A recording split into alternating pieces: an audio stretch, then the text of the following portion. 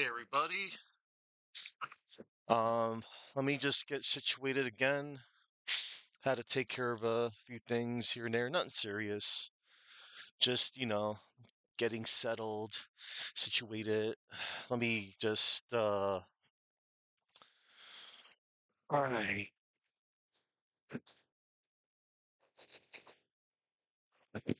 Oh, oh my gosh. All right. And now let me switch on over. Oh, wrong button. All right. And here we go. Hello to anybody that's out there. Let me switch over to my overlay and I'll catch you up to speed on what went down yesterday. So, we were cross-examining Sasha Buckler, who is the trainer of Orla, the Orca, and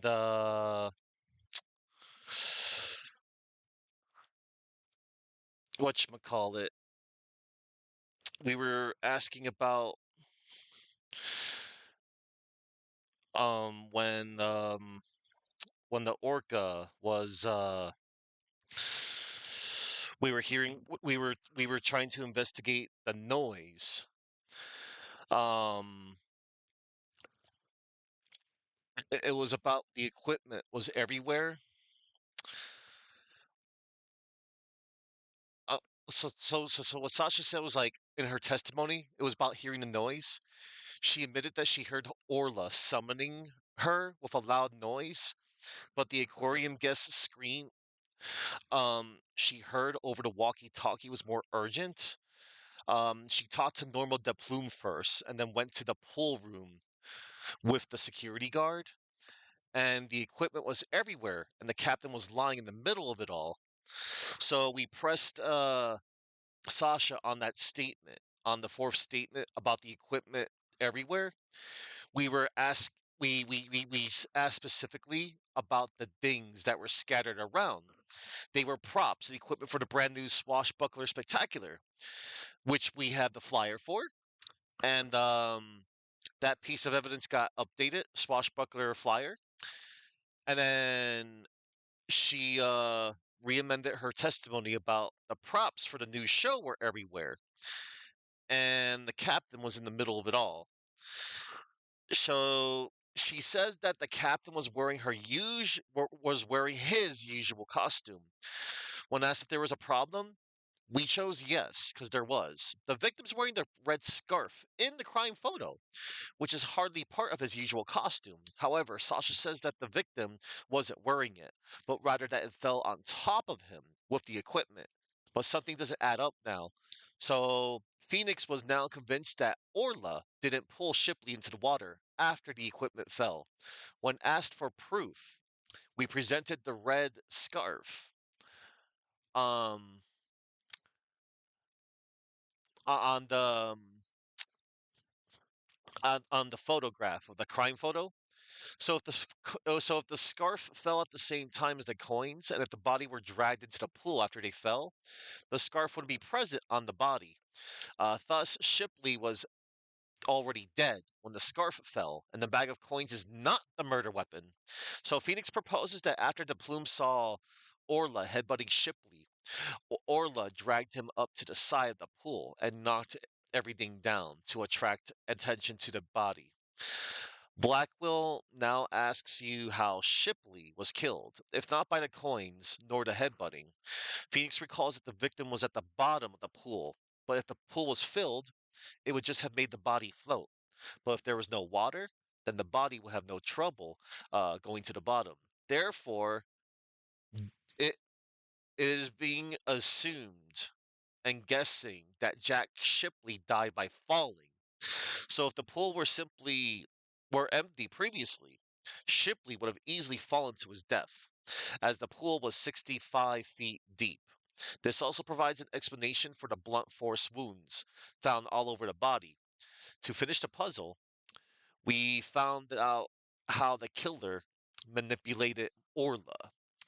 or finding out. So Phoenix asks Sasha about the tricks Orla can do, and she tells you about two top secret tricks.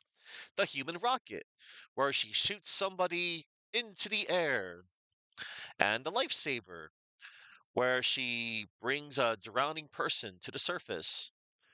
When asked which trick is relevant to the case, we chose the lifesaver trick. Orla must have performed the lifesaver trick on Shipley's corpse to bring it to the surface by the killer's command. So after Orla finishes a live demo of the trick, the judge asks Black Quill to investigate the bottom of the pool further. Just then, Fulbright bursts in with the updated autopsy report, and it states that the likely cause of death is a fall. So Shipley's autopsy report then got updated in the court record. This seems to confirm that this seems to confirm Phoenix's theory, but Blackwell strangely doesn't seem to have any objections. More investigation is necessary, but the judge is ready to render his verdict nonetheless. Aura Shipley is found not guilty. We acquitted the orca. Yay. The orca whale, you know, yay, not guilty. However, Black Quill thanks Phoenix for making the truth clear and orders Fulbright to arrest the prime suspect, Sasha Buckler. He claims that as the Orca's trainer, only she could effectively give in commands to Orla. Also, only the victim and Buckler had the security card to enter the pool room. Indeed, according to the security logs, only Buckler had entered the room the previous night, and nobody came in until the body was discovered. In addition, Buckler and the victim were seen arguing before the incident. As Buckler's taken away, Phoenix wonders if this is really the result he wanted.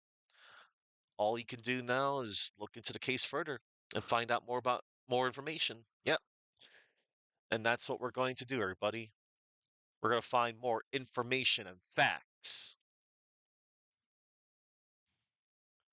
All right. So, yeah, caught you up to speed, I hope. All right. And here we go. I'm going to load it up. And, yeah. And then I'll have to figure out where I'm going to put Spirit of Justice in for next month. For I have other plans for the next few days, and the next few weeks, of course, of whatever that may entail. I am getting really close to my 600th game to finish on my stream.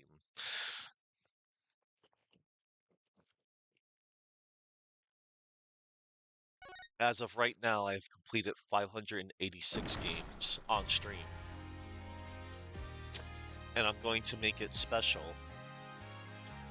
I will announce when I beat my 599th game what 600th game will be. Okay. Yep, I saw Metal Slug's 30th anniversary is a thing. I also saw the little trailer for it. Seems to be that there might be a reboot on the horizon. Good. Because I'm sure not many people, wanted whatever that spin-off was, despite the fact that it looked pretty good. That one tactical Metal Slug game, whatever. Metal Slug Tactics, I think it was called. Yeah. Yeah. Like, I know it seemed well. It's just hashtag not my Metal Slug, not what I wanted. I just want my run and gun. I want my Contra-esque shmup. But for those that enjoy tactic games, they like it. And heck, maybe Metal Slug fans actually also like that too. Metal Slug is a big series.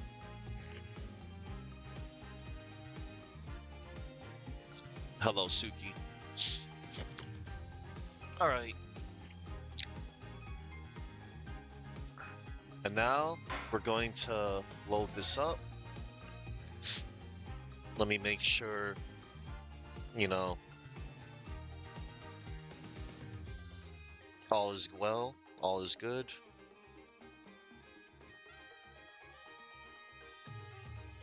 All right, here we go.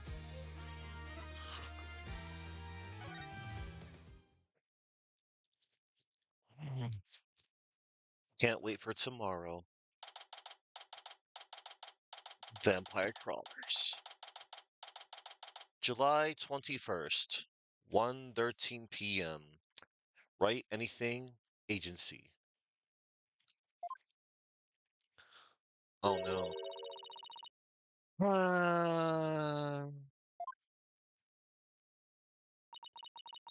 That was a big sigh, Athena. Did you lose the case? No, we won. The defendant was found not guilty. Huh? Then why are you so dejected?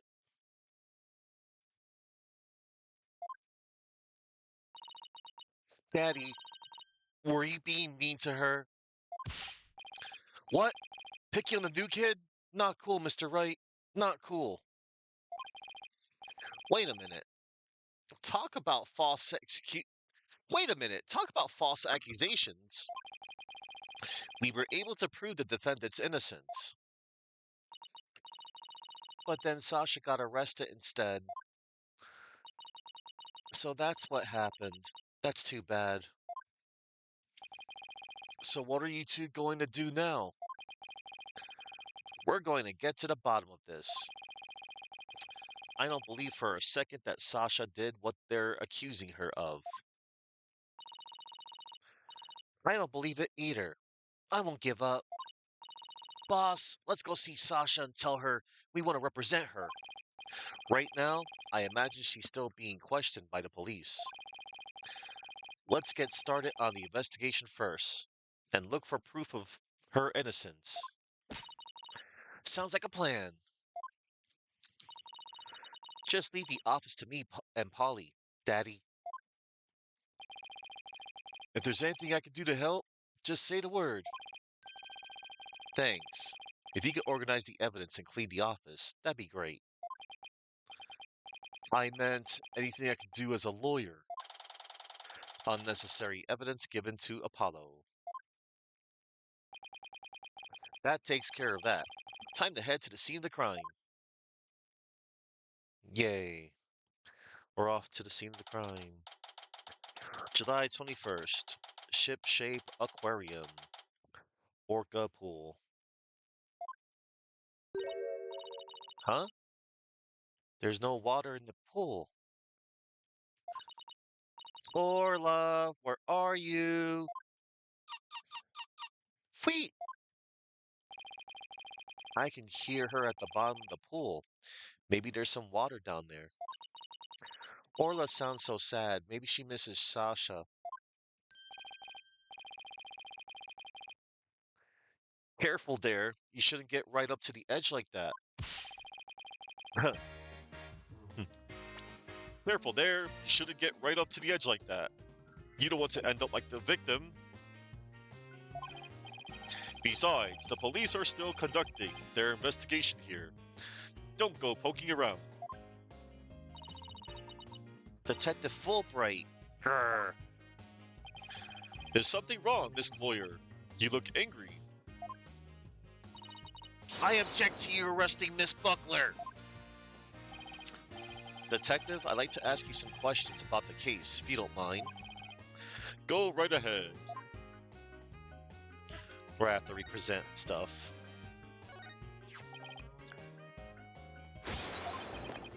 Oh.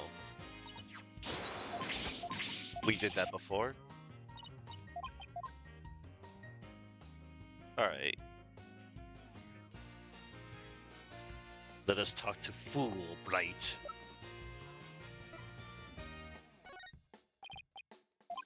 Alright.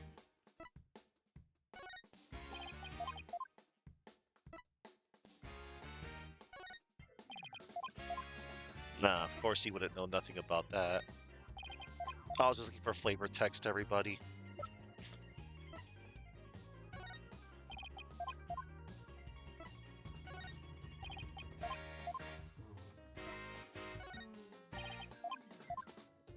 Alright. Right.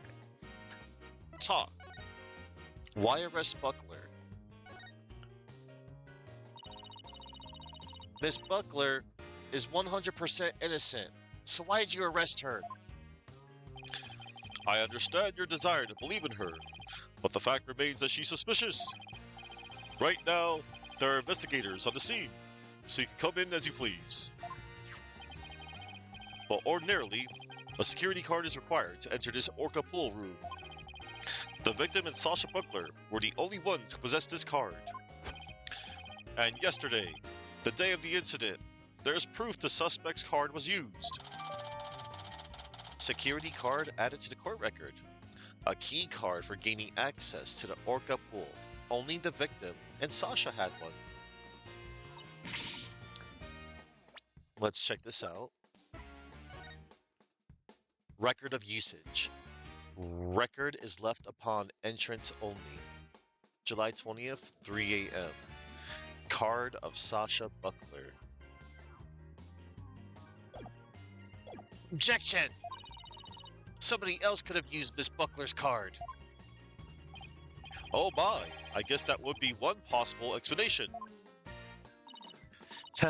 Didn't I sound just like a lawyer right there? Yeah. We'd kind of be in trouble if he didn't. Except the suspect confirmed she entered the room at the time the record states. She said she was here from 3 to 6 a.m. on July 20th. Apparently, she was giving the Orca pool room a good cleaning. Cleaning in the middle of the night? Yes, she said that a lot of the heavy-duty cleaning is done at night. The suspect also admits that she was fighting with the owner before his murder. What's more, nobody saw the victim again after he met with the suspect. Objection! There must be something I can object to in there somewhere. Save your objections for tomorrow's trial.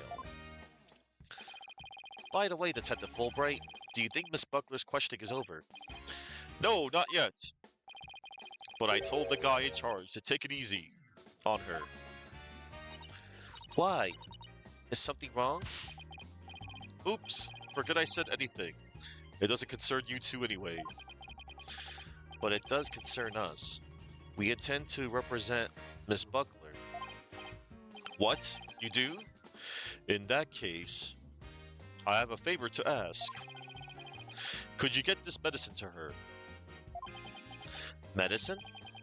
Looks like a prescription from Hickfield Clinic. I spent some time at that hospital myself. We confiscated it from her home when we were doing a search. I can't get away here, so if you could make sure she gets it, that would be great. Medicine, huh? Does Miss Buckler have some illness? I think that's the kind of question you'd better ask her. In justice we trust. Now I need to get back to the investigation. Prescription bag added to the court record. Seized from Sasha's residence. She apparently had this filled at the Hickfield Clinic. We could give it to her as soon as they let us talk to her. And we have to return her calendar to her as well. If we can't see Sasha investigate, we should question people at the aquarium. Alright. So we got prescription bag.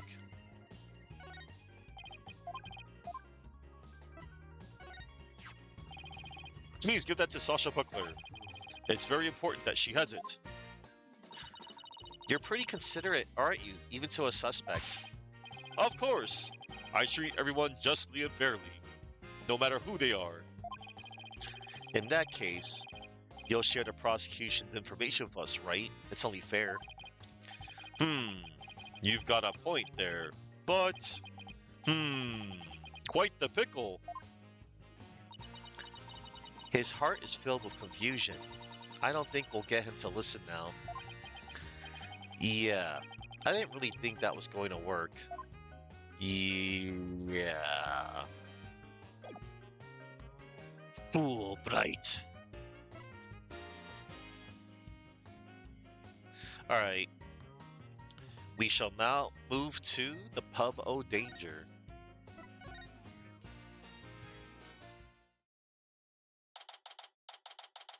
July 21st. Ship-Shape Aquarium. Pub O' Danger. Huh? That door is open. It was closed yesterday. Well, you know what we have to do, right? Of course, boss. We sneak in and check it out. Oh. Hey, you two! Who barges into a person's lab without permission? Eek! We're sorry. My apologies, sir. She insisted. Don't throw me under the bus, Mr. Wright.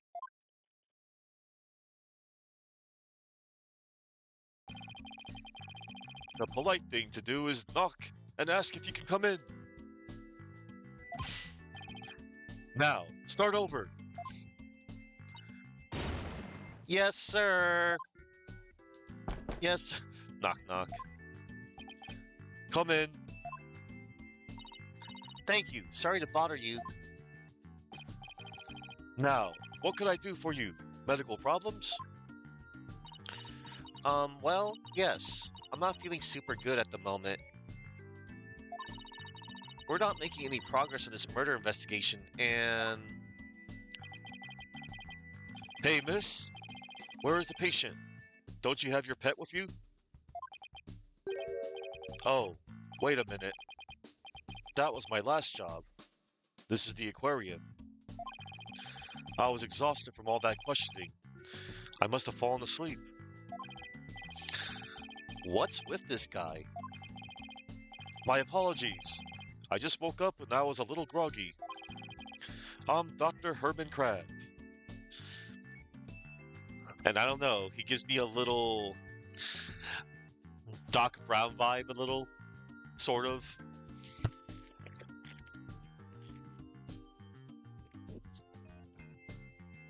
I like that penguin sleep mask is also like a plague doctor's mask too. I'm Dr. Herman Crab. Like Hermit Crab. I'm Ship-Shape Aquarium's resident veterinarian. Oh, you're the Dr. Crab Mr. Rhymes mentioned yesterday. And Rhymes also mentioned he hadn't seen Dr. Crab around. I wonder where he was. Son of a gun. This little thing doesn't let me get any sleep.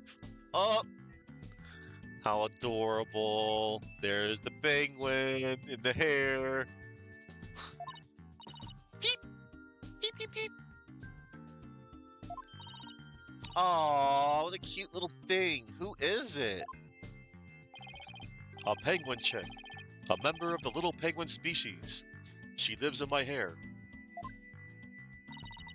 Oh, you're so lucky. I wish I had a pet to live in my hair. Athena, no pets allowed in my office. Oh, you're no fun.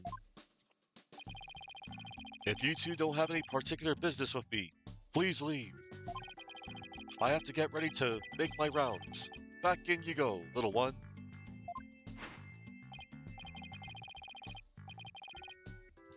Wait. We like to we like to ask you a few questions to save Miss Buckler. Hold on. Don't tell me you're the curious pair who defended Orla.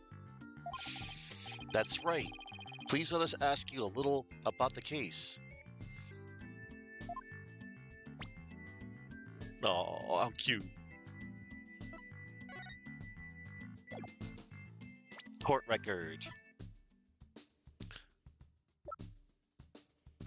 Herman Crab, Shapeship Aquarium's resident vet. A baby penguin lives in his hair. Aw, adorable.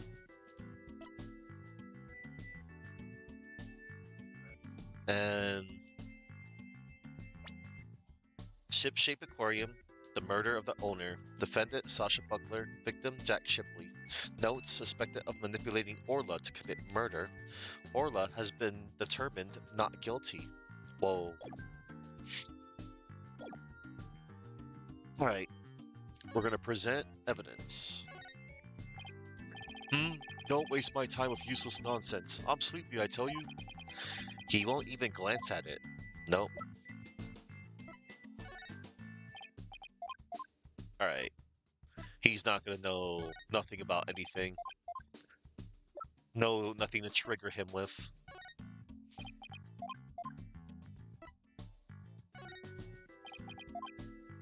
No flavor text I'm looking for.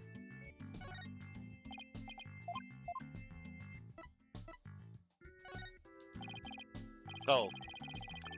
Son of a gun! How could you die before fulfilling your promise to me? Mr. Shipley promised you something? He promised he would make Ship-shaped Aquarium the greatest aquarium in the world. It was because of that promise that I agreed to become the resident vet here. So you were just a regular veterinarian before this? That's right. Big or small, there is no living creature I cannot treat. Would you like me to examine you? Whoa. What? You can treat people too? You're amazing, Dr. Crab. I was joking, of course. Oh, you walked right into that one. Grrr! You're awful, Dr. Crab. Okay, so that makes him amazingly awful? Yep.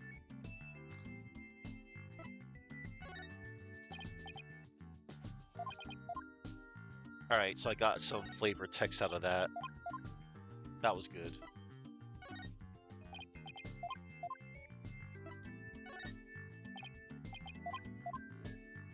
And a little bit more insight about, relationship.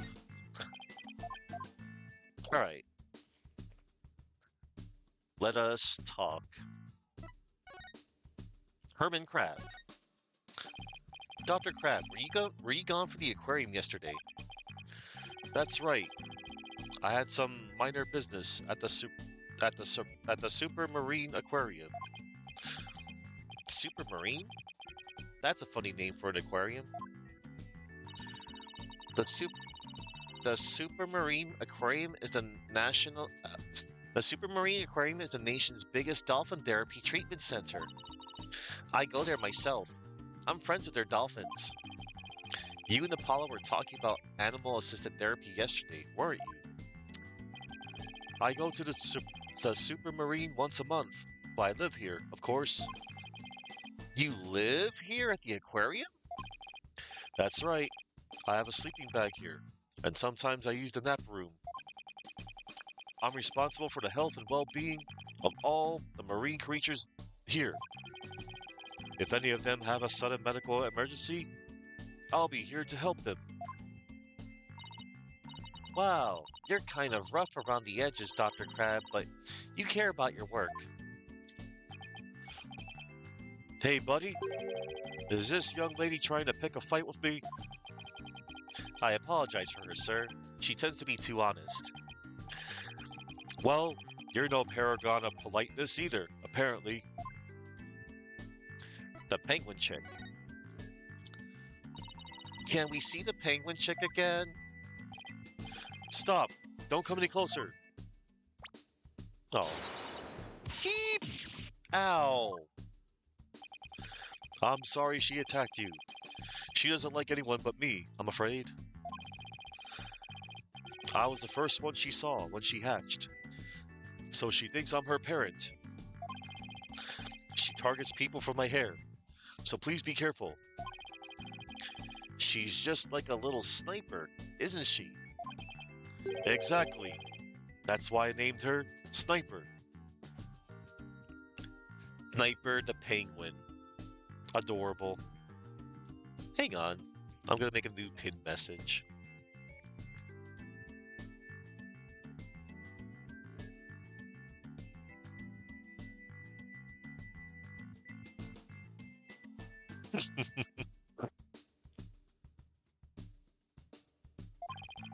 Her mother's name is Rifle. That's adorable. Sniper, Rifle. Put it together, you get Sniper Rifle.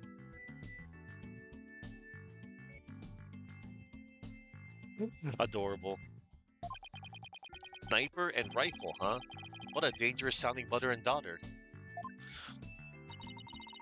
So this is Rifle's daughter, which means both mother and daughter now hate me. Little penguins are generally belligerent little creatures. It's hard to get them to warm up. But they're nocturnal, so you might be able to touch them during the day. You and Sniper get along well, don't you? Just like Sasha and Orla. But unlike Sniper and me, the two of them seem to truly understand one another. This one keeps me awake every night. Looks like I won't sleep until she leaves the nest.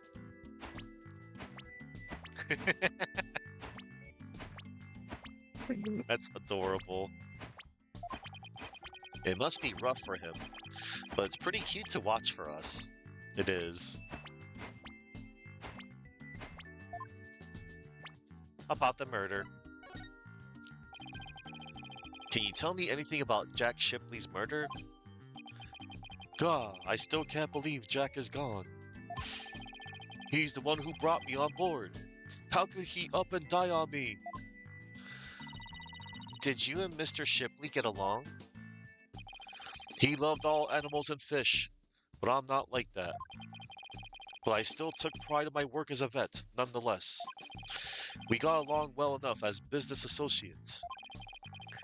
And it's thanks to him, my laboratory is what it is today.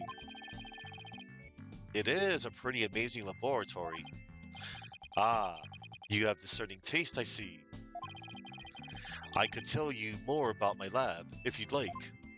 Yeah, Dr. Crab's lab. This place is just filled with electronics. What are those monitors for? Essentially, they're digital medical records for all the creatures here. I can also view the feed from the visitor's corridor security camera here. That way, I could see that silly mother penguin when she tries to escape.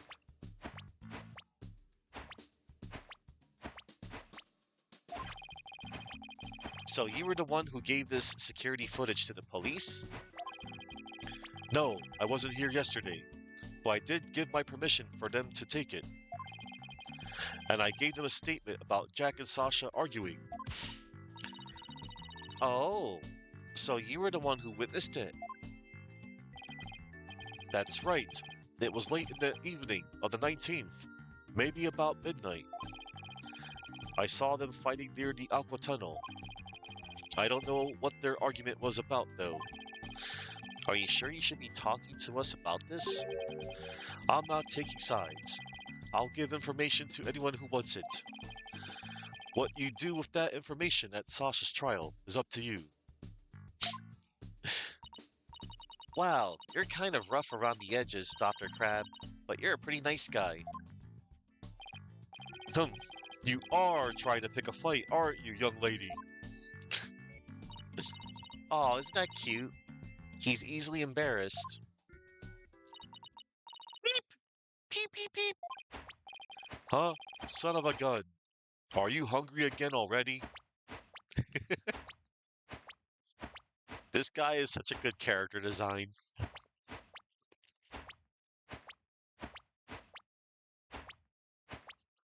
And he's a great character too. And that silly mother penguin's nowhere to be found again. Peep, peep, peep, peep. Ah, would you quit peeping in my ear? According to her walkie-talkie, Rifle is somewhere around the Aqua Tunnel. If you see her, could you bring her to me? I have to go examine some other creatures. No sweat, and this time I'll get her to like me too. Rifle has escaped again? What is she? The Houdini of the penguin world? Oh no. There's no guarantee we'll find her right away, but let's head for the Aqua Tunnel. Maybe I hope Rifle is not a freaking Grammari, because the Grammaris are jerks. Except for Trucy. And I guess Delassa, although I'm still indifferent about her. I liked Valiant, even though he sort of did wrong too. Zack is a jerk. Magnify's a jerk. July 21st. Ship-Shape Aquarium. Aqua Tunnel. Love this location. This location's freaking awesome. Like, again, hands down, one of my favorite screens, like locations in the series. So good. Oh, it's you two! The blue and yellow duo! I'm very angry about what you did this morning. Uh-oh. We ran into the sea lion before our penguin. I write the truth, and I will find the truth with my own eyes.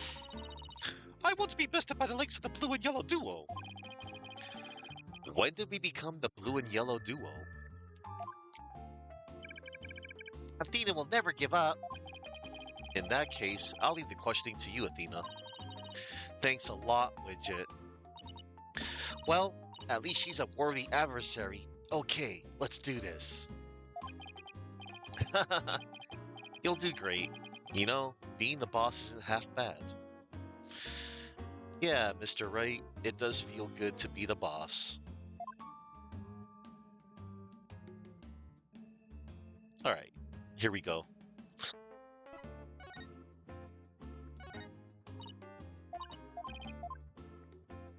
Let's show her her book that she wrote. If it's an autograph you want, I give them out to anyone, no matter who it is.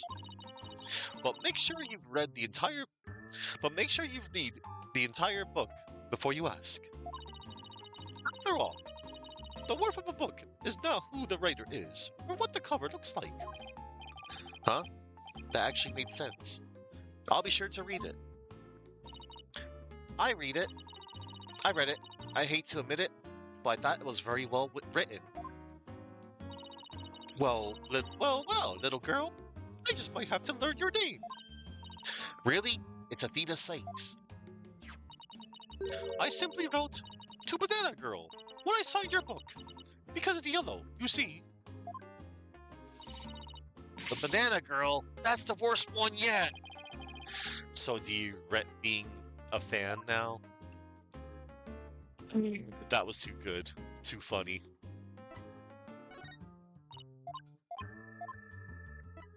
Alright, let's go talk to her.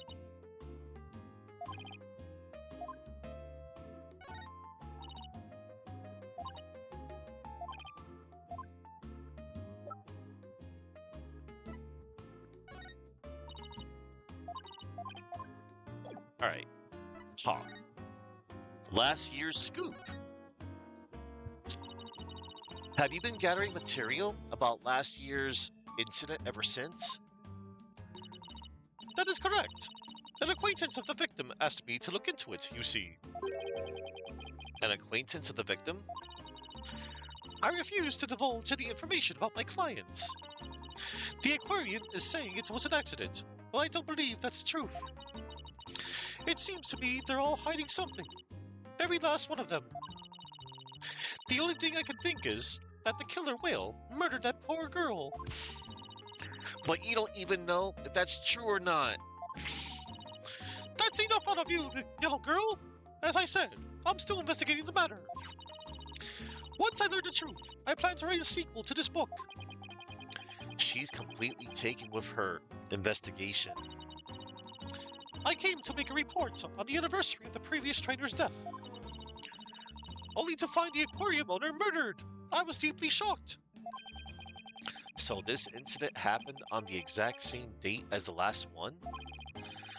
It can't be a coincidence. Anyway, we better ask Miss DePlume about today's trial.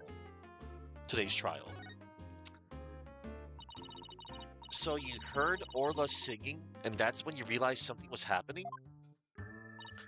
Correct! Oh, it's also golly. I still can't believe the culprit used me, Norma DePlume. In any case, I swear that killer whale song brings misfortune. First last year, now again. A fun song like that? How could it bring misfortune to anyone? You think that barbaric son is fun? I'll never understand the taste of children. I don't remember that swashbuckler spectacular song being all that barbaric. Well, if you don't remember it, I will gladly sing it for you.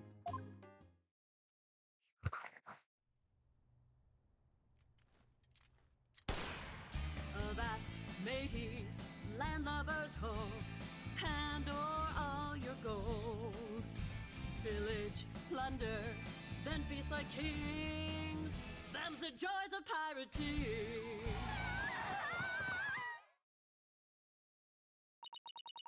Everybody, we got to see a glimpse of Pirate Phoenix. I like that cutscene. And Norma de Plume and Athena Sykes, they were both voiced by Wendy Lee, respectively.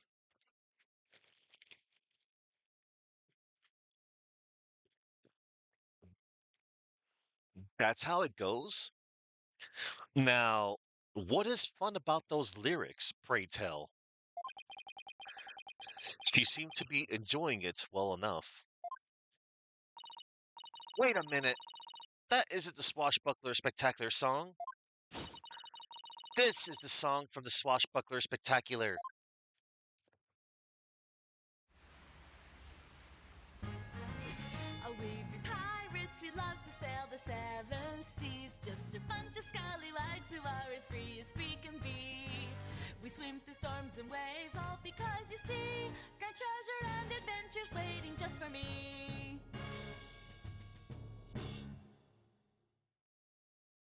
Phoenix is the best! That should have been an outfit, honestly. I swear, if they do make an Ace 37, and if they do DLC costumes, they need to give us Pirate Phoenix. I would totally wear that. And that was Wendy Lee again, singing. It's pretty cool.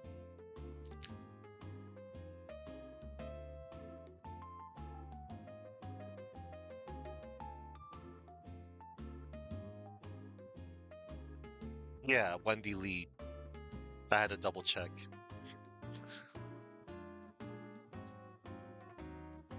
What was that? I've never heard that song before. What? It's a song they use in the Swashbuckler Spectacular. Oh, we be pirates. We love to sail the seven seas. Just a bunch of scallywags who are as free can be.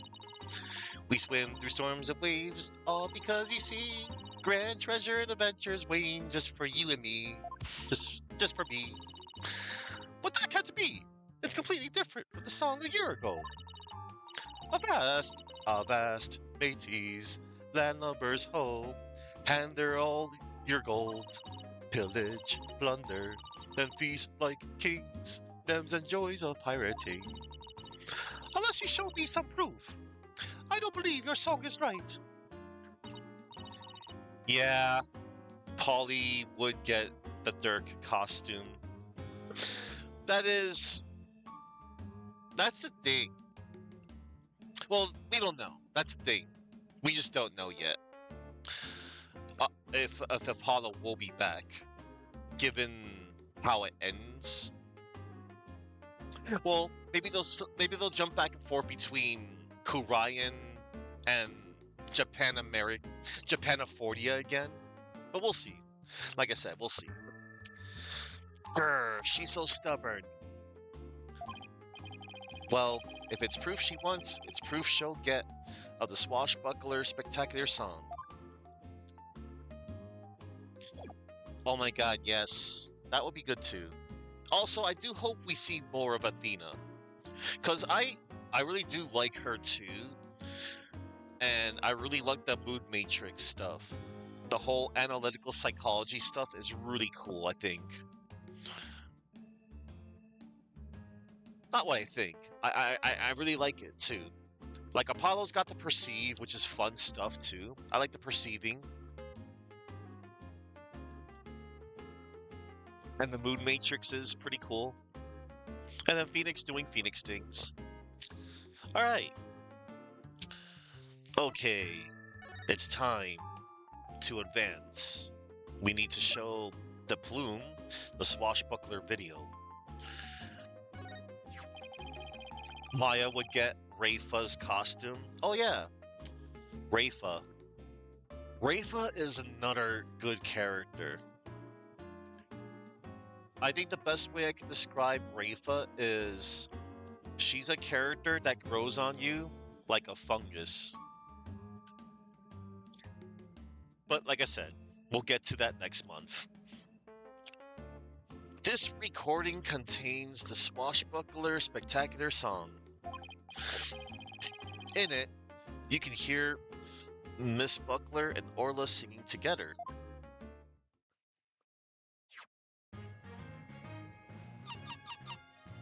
Feet, feet, feet, feet, feet, feet, feet, feet, feet, feet, feet, feet, feet, feet, feet. We swim through stores and waves, all because you see grand treasure and adventures waiting just for me.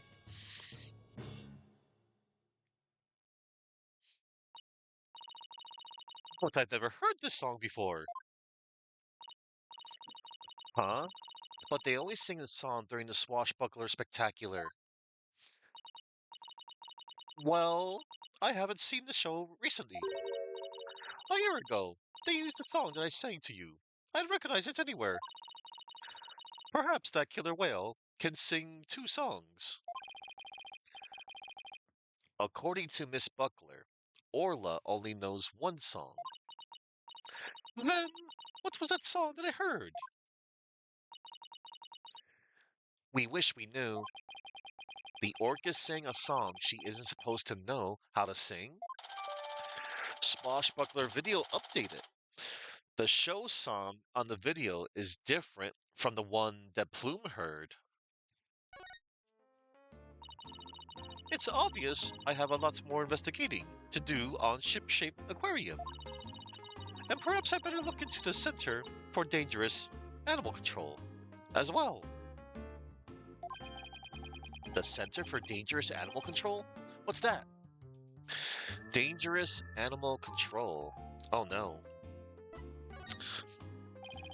Can you tell us about this Center for Dangerous Animal Control? Just as the name implies, it's an organization that monitors dangerous animals. The center demanded that the aquarium put the killer whale down a year ago. Put her down? But the aquarium owner refused their demand, saying it was an accidental death. But I hardly think a persistent organization like that would just give up and go away. I'm quite sure the power of money helped convince them. What makes you think that? Once a month, the owner and the vet disappear from this aquarium. And I came to find out that each time a large amount of money was being paid out. Oh, and you think the money was going to the Center for Dangerous Animal Control? I'm looking into it now. You'll have to wait until my book comes out to see. In any case, I can't catch that man out on anything. But that veterinarian is not to be trusted. Dr. Herman Crab. There's still so much we don't know about him. Well, I don't see Rifle here. What do you want to do next? I think we better stop by the office and discuss a plan of action. Alright. But before we do that, anime, everybody.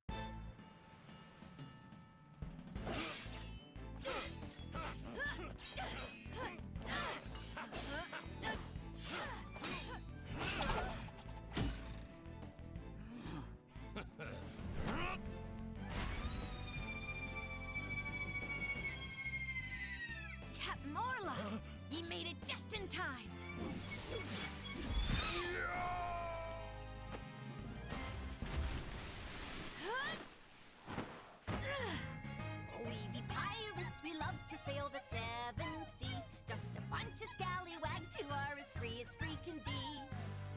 sailing through storms and waves, all because you see grand treasure and adventures waiting just for me.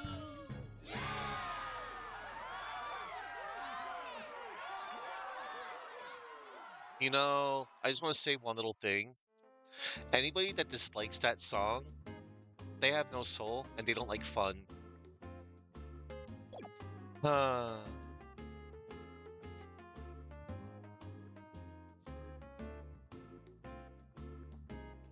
oh, the discussions that I stumble upon over the years sometimes. This case rocks. Alright. But anywho, let's go to the Wright Anything Agency. July 21st, Wright Anything Agency. Oh no, it's Trucy. 3, 2, 1. Ta-da! Wow! You pulled Mr. Nick's cell phone from your magic panties. That's amazing. That's all for Trucy's Magic Show. Come back and see me next time. Great job, Trucy. You never failed to impress. I have no idea how you did that either. We're back. Oh, Pearls, stopping by for a visit? Hello, Mr. Nick. Are you missing something? Thanks. From Al the old magic panties, huh? How is the investigation going, Mr. Wright? Hi, Apollo. I think I already showed him the whistle and the fish yesterday. Yeah. I just wanted to double check if I did this, which I did. And I know it auto saved yesterday. So that in the next game, when I talk to Apollo in one case, it's gonna trigger a silly achievement. Alright. Let's see.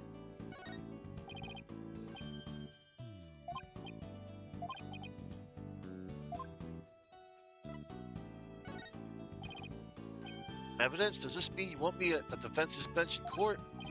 No, I just wanted to see what you think. Oh, darn. In that case, I don't think you want to hear what I think. Oh well. Alright. Let's talk to Apollo.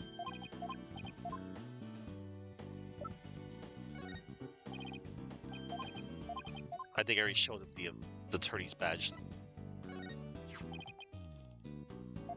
Yeah. Yeah, I showed it to him before.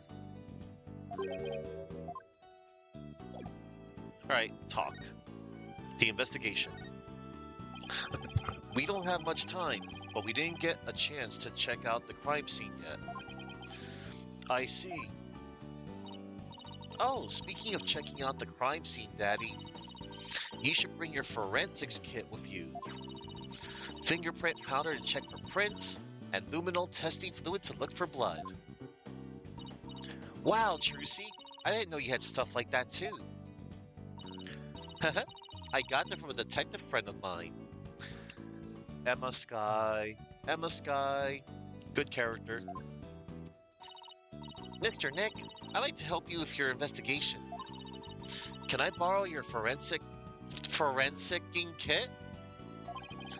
I feel bad making you work when you're supposed to be here having fun. I don't mind. I'd like to see Rifle again too. Aww. If you have anything for me to do, I'd like to help too. Yeah? Thanks. I'll be sure to ask you if anything comes up then. Well, I'll be right here, hanging around catering. Well, I'll be right here, hanging around watering Charlie, if you think of anything. I appreciate that, Apollo. I got some good kids here. Yay, Charlie. Alright, team. Let's do our best. I have faith we can save Sasha altogether. It sure feels nice to be part of a great group like this. I just want to say that I really love working here with all of you fabulous people. Thank you for bringing me aboard, boss. Same here, Athena. She's so earnest. She's making me blush. Okay, let's all run over to the aquarium. I hope I can be of some use with the forensicing kit.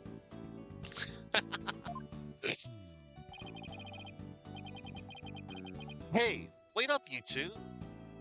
They left without me. Oh man, they are a great bunch of characters. I'd hang with them. July 21st, Ship Shape Aquarium, Orca Pool. In justice we trust. Good timing. We're done with the crime scene for now. And we're just about to examine the show stage. Marlon Rhymes helped with the cleaning, so we've got to go talk with him. I thought he'd be more tight-lipped than this, but hey. You're welcome to look around here, if you'd like. Thank you. I think we'll do just that. Oh, by the way, if you want to examine the bottom of the pool, I recommend using that hoist over by the ladder to get down there. That crane-like thing hanging from the ceiling, right? Got it. Just stand on the ladder platform, and the police guard will operate it for you. Thanks. Why couldn't the pool be less deep? Well, good luck to us both. In justice we trust. Yeah, in justice we trust. Now that Detective Fulbright's gone, we can do anything we want here. The guard is still here, so keep your voice down when you say stuff like that, Athena.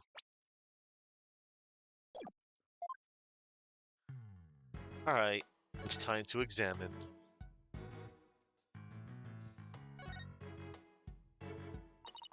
So Orla pulled this pirate flag and made this stuff fall down, huh?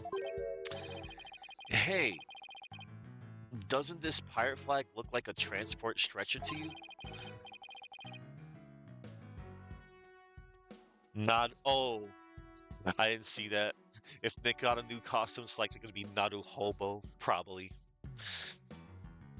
I would still like a Pirate Phoenix, though. And judging by the size, it's probably for Orla. Hey, you're right. There are holes for her flippers, too.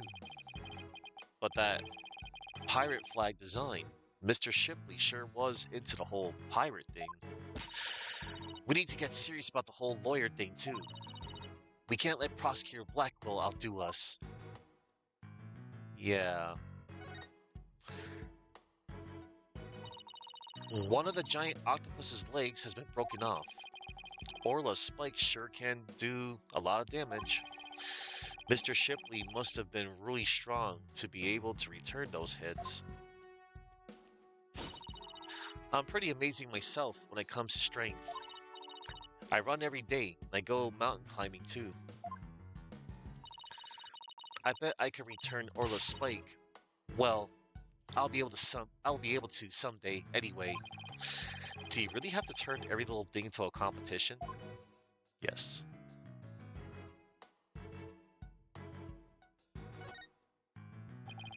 It looks like the water was drained for the police investigation. It seems kind of sad somehow without the water. When something that was there before is suddenly gone, it has a psychological effect. Like, for example, if all the magic props in the office were suddenly put away neatly, I don't think that's ever going to happen as long as Trucy continues to practice magic. Well, she might not always be interested in magic, you know. She's at the age when young women start to worry about their future. The same thing happened to me, and I ended up becoming a lawyer.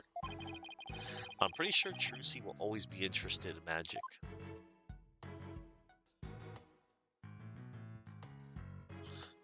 Yeah, it seems that way. Yesterday, I asked around about this Orca pool room, you know?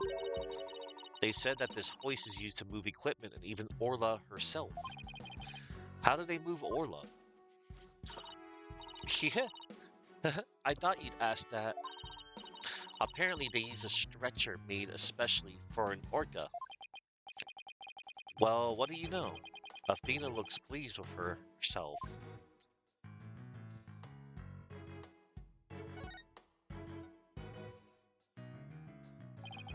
Let's use the hoist to go down to the bottom of the pool. There's Orla, and there's stuff and stuff to look for. Wow, that's pretty cool. Huh.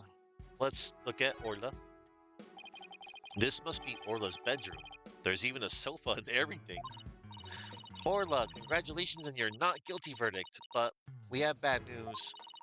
Now Sasha has been arrested instead. Aw, sweet.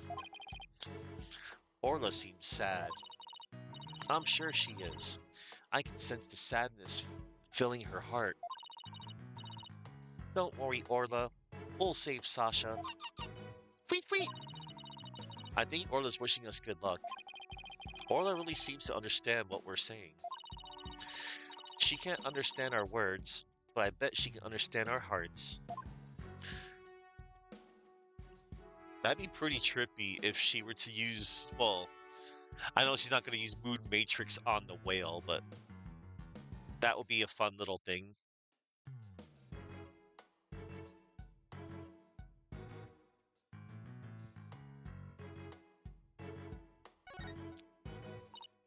Wow, look at all that treasure.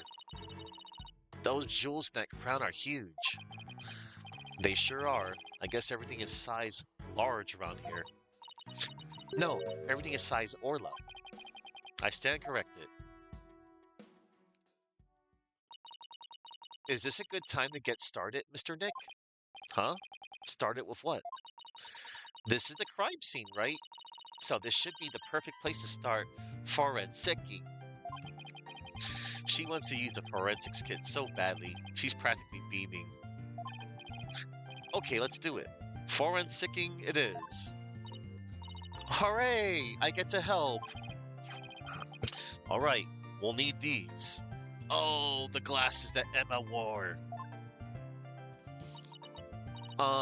What's in the glasses, Mr. Wright? It's not like they're a fashion statement. We need them to see if there's any blood.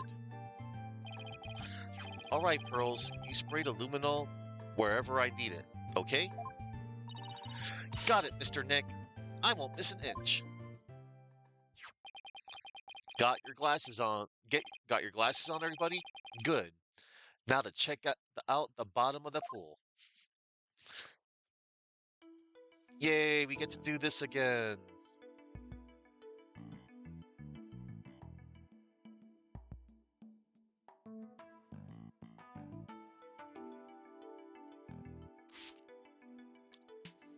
Oh, wow. Oh, no. I'm so sorry. I got some on Orla by mistake. Calm down, Pearly. It's okay. Look, there are luminol reactions on the Orla, too. The poor thing was bleeding yesterday. The luminol must be showing her injuries. But wait a minute. Mr. Plume said the blood disappeared when Orla put on the hat. Huh? So shouldn't her injuries be under her hat? If this blood isn't from Orla's injuries, then what could it be? Hmm. Most peculiar, everybody. Oh, nothing else but the skull. Look, I see something. If your deductions are correct, boss, I guess this luminol reaction means that the victim hit this skull-shaped rock when he fell to his death. I guess so. Skull rock added to the court record. There's a blood stain on the rock. The victim may have struck it when he fell to his death.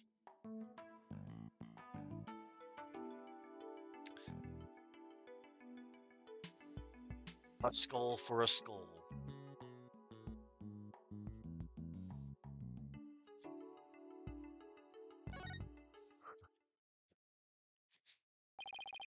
I guess that's about it for inside the pool.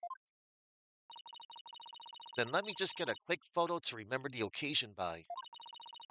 It's not every day we get to see the bottom of an aquarium pool.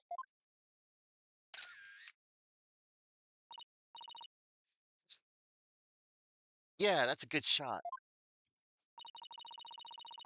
I'll mark what the luminol reactions were.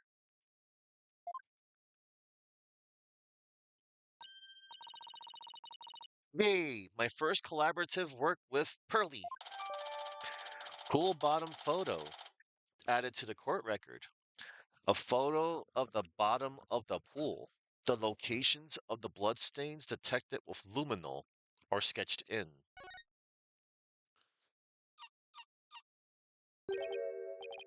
Huh?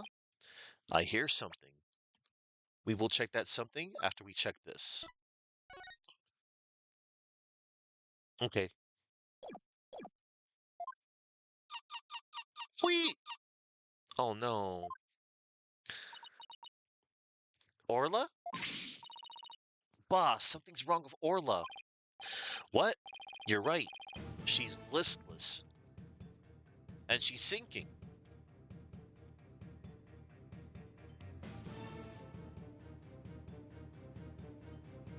Oh no. Lacking energy or enthusiasm. Oh no. Maybe it's because of that luminol I got in her. What do we do, Mr. Nick? We can't do anything for her ourselves. Let's get Dr. Crab. Good idea. I'll run and get him.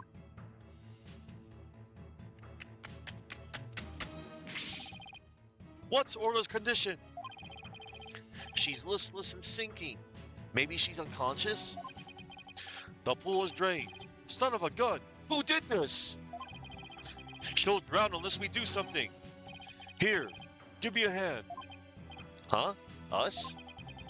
No, I meant to steal Samurai. Of course you! Just help me! What? Alright. What do you want us to do? There's no time to fill the pool to get her up to the top. Get the orca stretcher. It's a piece of blank. It's a piece of black cloth with a skull and crossbones on it. Looks like a pirate flag. When the stretcher is ready, press the hoist button. Okay, we're on it.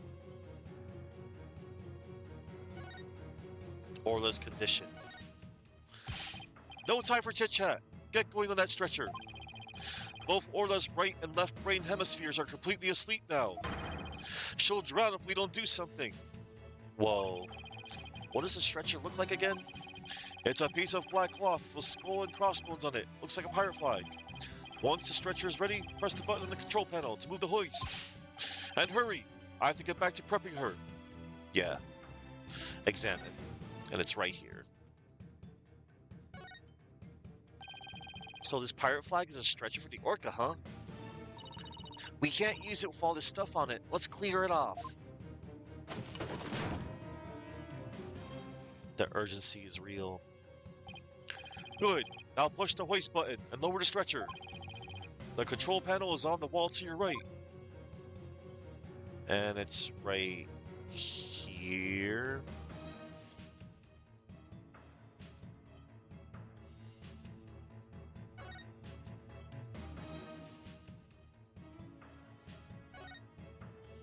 There it is. Ah, this must be the button to move the hoist.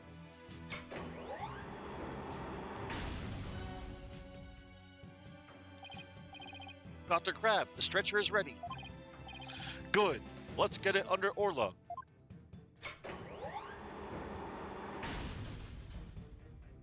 Oh.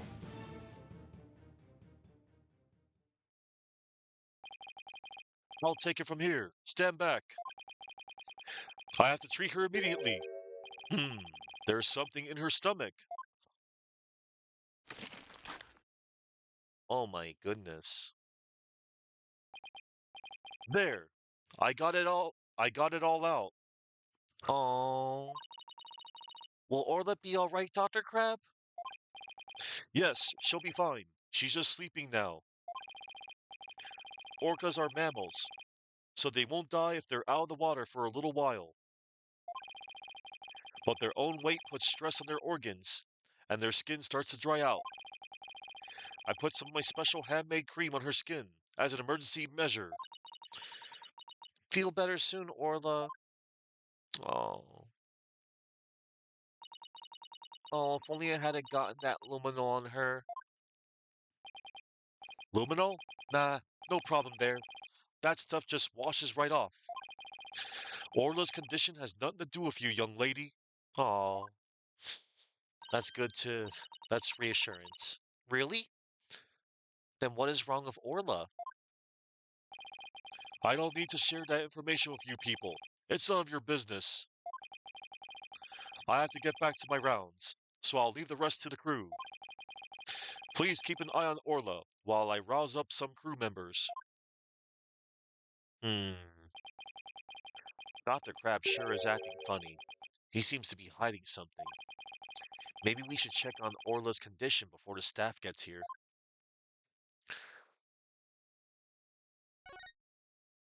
Oh. Only the victim and Sasha had security cards for this door, and Sasha was the only one who had entered the room up until the time of discovery. It won't be easy, but we can do this. Kein problem. Sasha was devastated by Mr. Shipley's death. That means the true culprit has to be somebody else. So chin up, boss. Onward and upward. As the boss, shouldn't I be the one giving her a pep talk? Yes.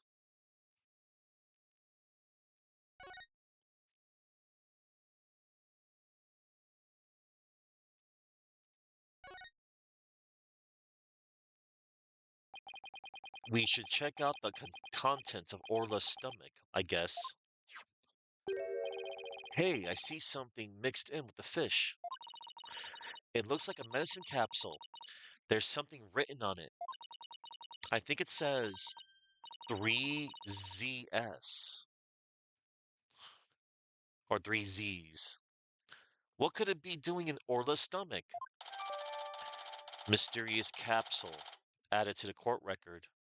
The strange capsule that was found in Orla's stomach. 3ZS is printed on it. 3Zs. I wonder what kind of medicine it is. Let's ask Dr. Crab. It might have something to do with Orla's condition. Maybe we better not ask. He must have noticed it himself, yet he didn't mention it. I think he's hiding something about Orla's condition. If we show him the capsule, he might try to take it away from us. Yeah, I guess he was acting pretty sketchy. Okay, let's look into it ourselves then. Good idea. When we get back to the office, we can ask for Apollo's help. Okay. I guess that wraps up our investigation here. Orla still isn't fully awake yet. Oh, here comes some staff. Looks like they're going to put Orla back into the pool. Maybe I should have examined Orla for flavor text. Ah, well. And I guess they're going to fill the pool back up. I bet that will take a while. Well, I guess we can leave Orla in the staff's capable hands now. Right. So where to now? Let's head to the show stage next. If we're lucky, the police will be done with the place. Alright. What to do? We're starting to get quite a bit of evidence. I still can't figure out who the culprit is, though.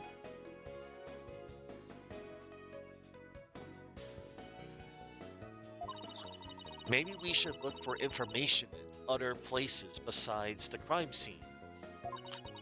Investigating is key, but questioning people is vital too. I know. Let's make it a competition to see which of us can find the best evidence. The loser buys the winner a glass of OJ. Alright, fine. Whatever. Uh... Any ideas?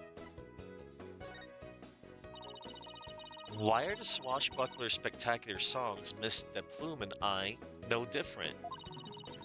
I get the feeling it has something to do with this case. Why would there be two songs? It must mean something. I hate it when I don't know the answer. I'm going to go for a little run to let off steam. Athena, wait. Better not. You might forget what made you want to let off steam in the first place.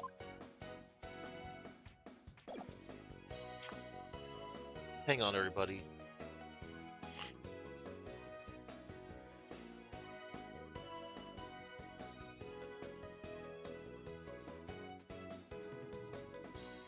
Who are you?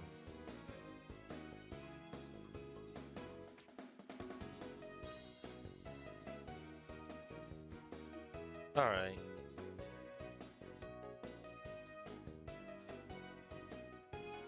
Just clearing notifications.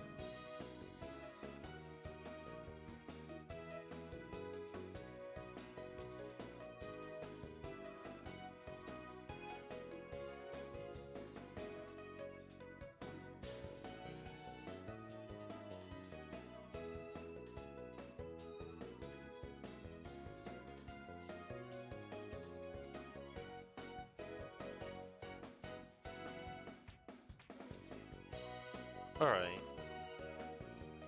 Just checking.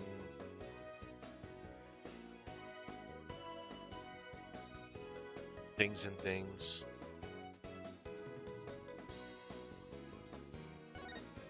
Alright.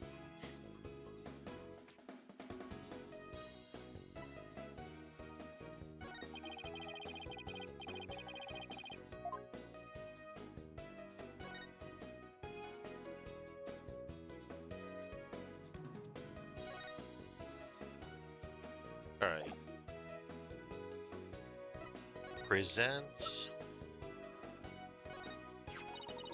That's the capsule from Orla's stomach, isn't it? It says 3 Z's on it. I wonder what this drug does.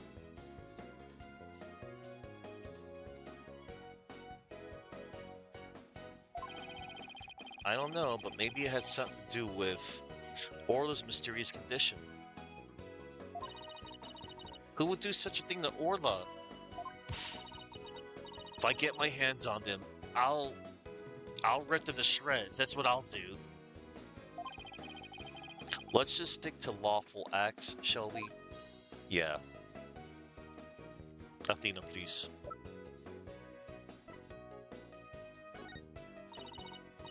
Oh, I get it. Your current state of mind is gather all the information we can get.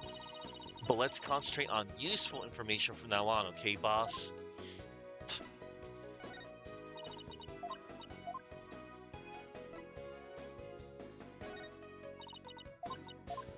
Alright.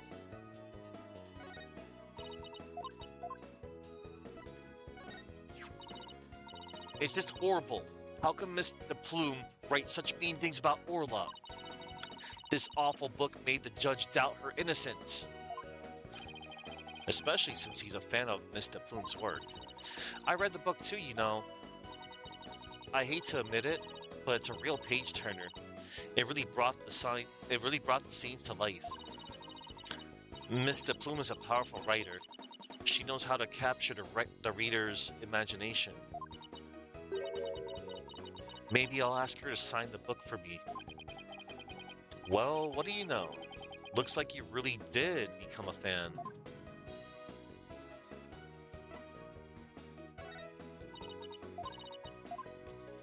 Alright. Oh, the Swashbuckler Spectacular is so exciting. I could watch it 100 times. The fierce fighting, the graceful moves. Oh, Orla and Sasha are so cool. If you love the show so much, why don't you try auditioning to be in it? Hey, I know. The whole office could be in it together. We could be the Anything Pirate Band, you know, from the name of the agency. Sounds like a pretty pathetic pirate band to me. What are you talking about? It sounds cutthroat. It means we do anything to get our hands on treasure. Anything, no matter how brutal. Yikes. We're a brutal pirate band? Yes. Yes, we are, Phoenix.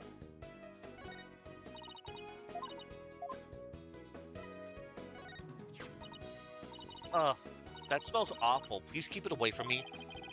But you're the one who wanted it. Why do I have to carry it? Orla sure eats a lot, doesn't she? I used to eat a lot when I was a kid. Took lots of naps too. And you still take lots of naps, especially on the office sofa. What? You knew about that? It's this new thing I'm trying out. Sleep learning. Yeah, that's the ticket. Not buying it. Man, I love this. I'm glad I found that flavor text. I didn't ask you if you could blow it. It's such a weird whistle anyway. It doesn't even make a proper whistle sound. Most people can't hear it, but I think I can hear it a little bit. It's like a message that only Orla's heart can receive. Oh, it's so sweet. It's the same idea as a dog whistle, so I wonder if dogs can hear it too. Grr, now you ruined it. You don't know anything about girls, do you? Nope. To Phoenix and to the other gender, they are a mystery. Anyway. Alright, let's get out of here. We're gonna go to the show stage now. Oh wow. July 21st, Ship Shape Aquarium show stage.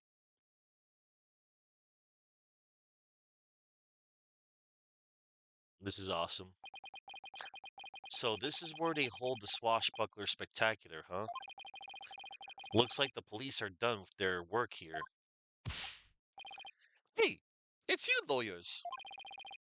How could you let Sasha get arrested? Didn't I ask you to take care of her? We're sorry we couldn't prevent her from getting arrested. But as her lawyers, we'll do everything we can for her. Sorry I got upset. If there's anything I can do to help Sasha, just say the word. Marlon, you can trust in Mr. Nick. I'm going to do what I can too, with this forensicing kit. I'm going to cover this whole area of forensicing. Matter, girl, small fry. You could have free reign of this place. I want to check this place out, but I better talk to Mr. Rhymes too. Alright.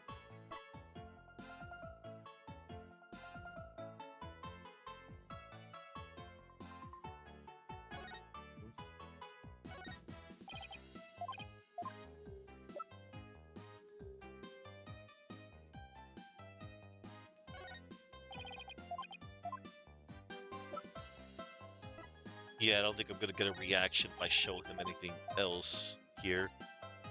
Probably.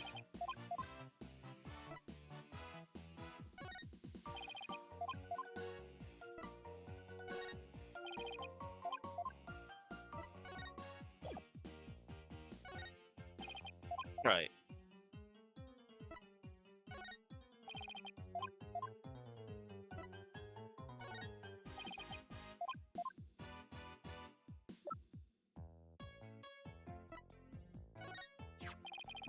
That's Sasha's calendar. Sorry I didn't tell you sooner. Okay. Well, I guess you were worried about Miss Buckler. It's understandable. I don't know why she was supposed to meet with the captain. But I know she definitely didn't kill him. She'd never do anything like that. We know that, and we're going to prove it in court. If you mess up, I'm going to write a rap diss on YouTube. And even before it comes out on CD, I'm going to play it all over the place. What does dissing mean? Oh no. To diss somebody means to insult them or put them down. It's short for disrespect. Ouch, that's harsh.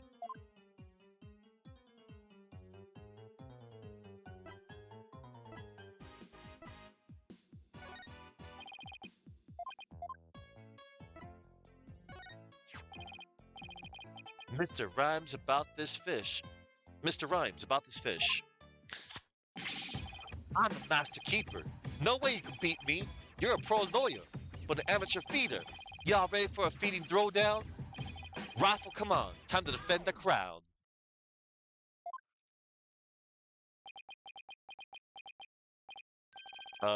It doesn't look like Rifle's coming. I guess not, huh? Sorry about all that throwdown stuff then. I just want to show ya the inner secrets of animal feeding. There are inner secrets? You know, stuff like how to debone a fish. Great care goes to each animal's food. Then, of course, there's the way of tossing the food to him. It's different for each one. I see. Sorry to have bothered you with mundane questions from the uninitiated. Alright.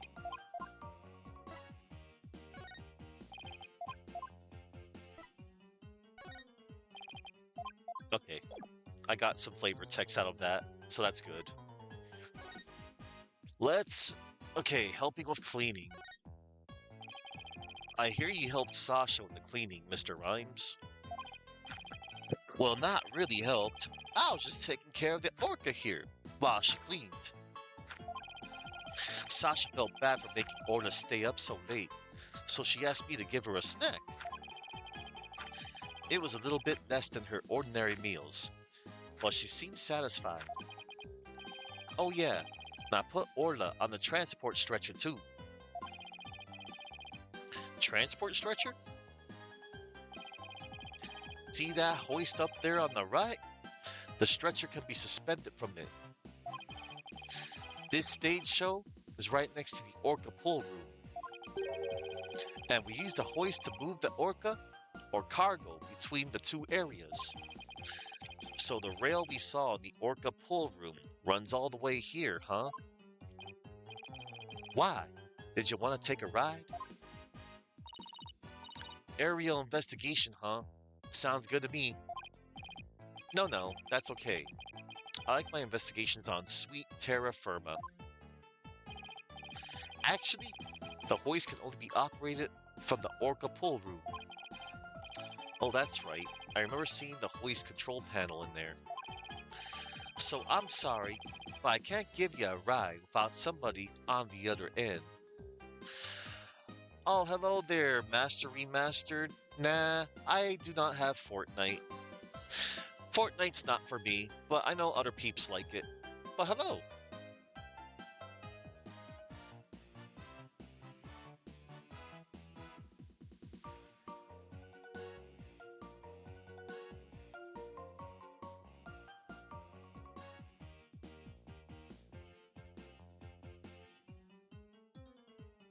It's all good. Good to see you. So, I'm sorry, but I can't give you a ride without somebody on the other end. No need to be sorry. Whew. Dodge that bullet. About the murder. If it wasn't Miss Buckler or Orla, who else could have killed Mr. Shipley? Well, I know Sasha is innocent, but I'm not so sure about the orca. What? But we proved her innocence in court this morning. But a few days ago, that orca attacked Sasha right here in the show pool.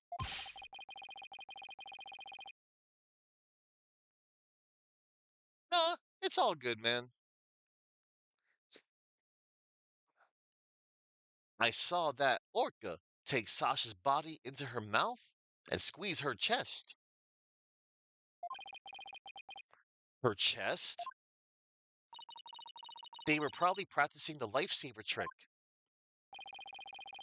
But Sasha was being crushed so bad, she couldn't even blow the whistle. I wanted to help her right away, but look, I hate to admit it, but I froze. I'm a weak man. I can't protect anyone. I doubt there are many people who would pit themselves against an orca. Everybody tried to talk her out of it, but she wouldn't give up on practicing. When we said Orla could kill her, she said she trusted Orla. Yeah, while everybody else seems to think Orla is a killer. How can you trust a creature that can't speak? You can't even know what it's thinking. But with orcas and dolphins, you could have communication of the heart. Alright, let us examine.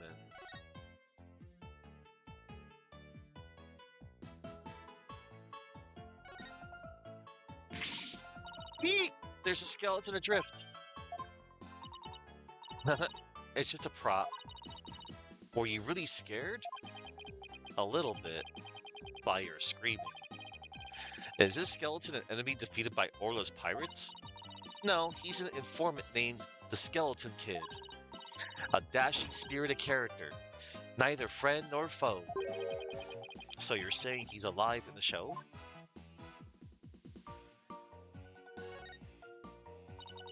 Look at this pool, it's huge. So this is where they do the swashbuckler spectacular.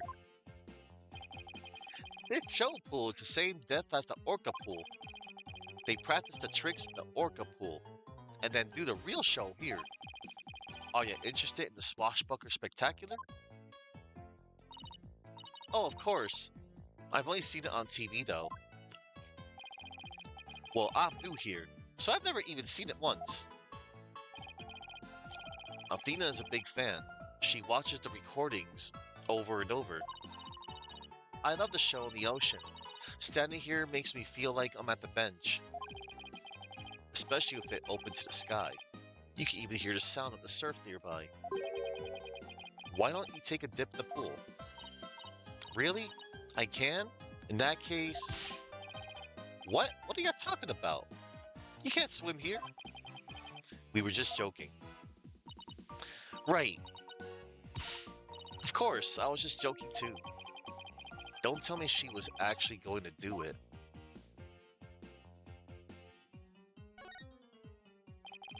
This galleon was in the swashbuckler spectacular too, wasn't it? Look at that cute figurehead. It looks just like Orla. It is cute, but it looks like it's also a cannon. The enemy lets their guard down and then blam! Very piratey, don't you think? I thought Orla and Sasha were supposed to be the good guys. We should do the same thing in court. Lure him in and then blam! Present evidence. I don't think the judge would appreciate any blamming in this court.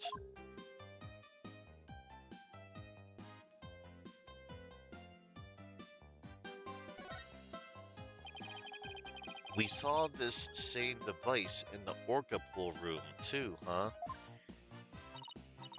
Yeah, we used it to lift Orla when she was on the stretcher. In the show, Sasha makes her grand entrance by hanging from this thing. Oh, we should think of a cool grand entrance for us too. I've always wanted to burst into the middle of somebody else's trial, a loud bang.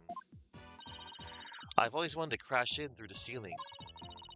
I bet that would really knock the socks off the judge in the gallery. Just what exactly was this girl learning while she was in Europe? Alright. Let's check the most important thing here. This colorful sign. Did Miss Butler make it? Wow! How did you know? Yeah, that sign is for the new show. Before she went to the clean, she painted it and left it to dry. She told me to keep an eye on it while I was taking care of the orca.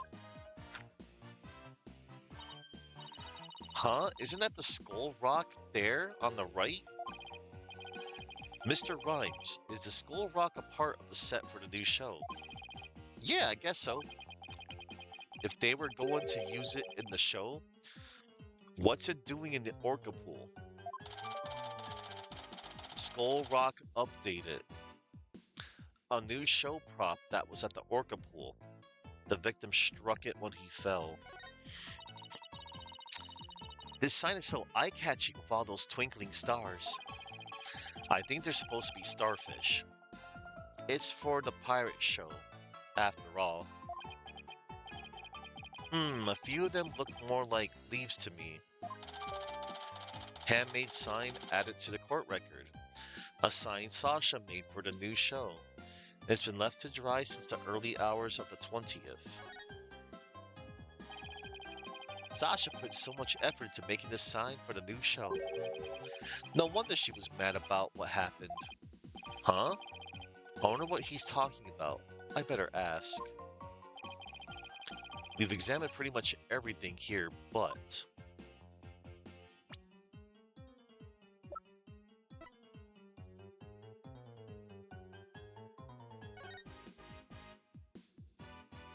That is a nice sign. Alright. Now we're gonna talk to Rhymes again in a moment.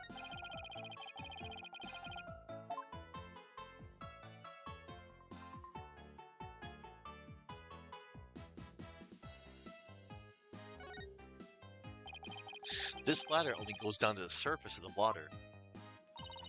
Well, it's not like a public pool. Everybody who gets into this pool knows how to swim. Just like in the courtroom. It's sink or swim in there. A newbie could really get hurt.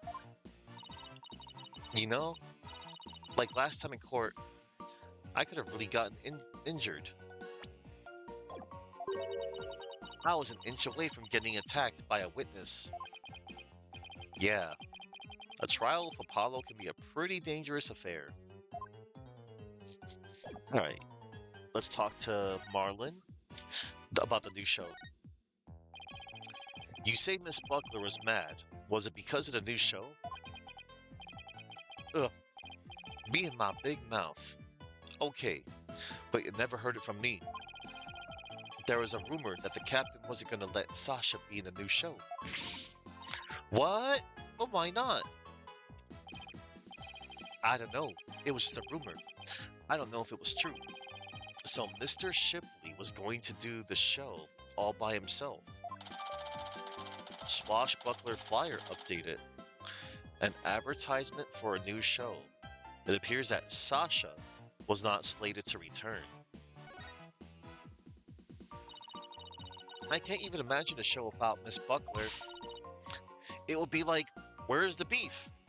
Where's the beef? Is she trying to say it would be like bones without any meat on them? Yeah. That's like, if I recall correctly, that's a reference to the old Wendy's commercial. Where's the beef? Sasha wanted to go back to the old Swashbuckler Spectacular. But now that the captain's gone, who knows what's going to happen with the show? Mr. Nick, I found some peculiar fingerprints. Pearls, I almost forgot she's been forensicing for me all this time. Oh, who's that? Oh, snap.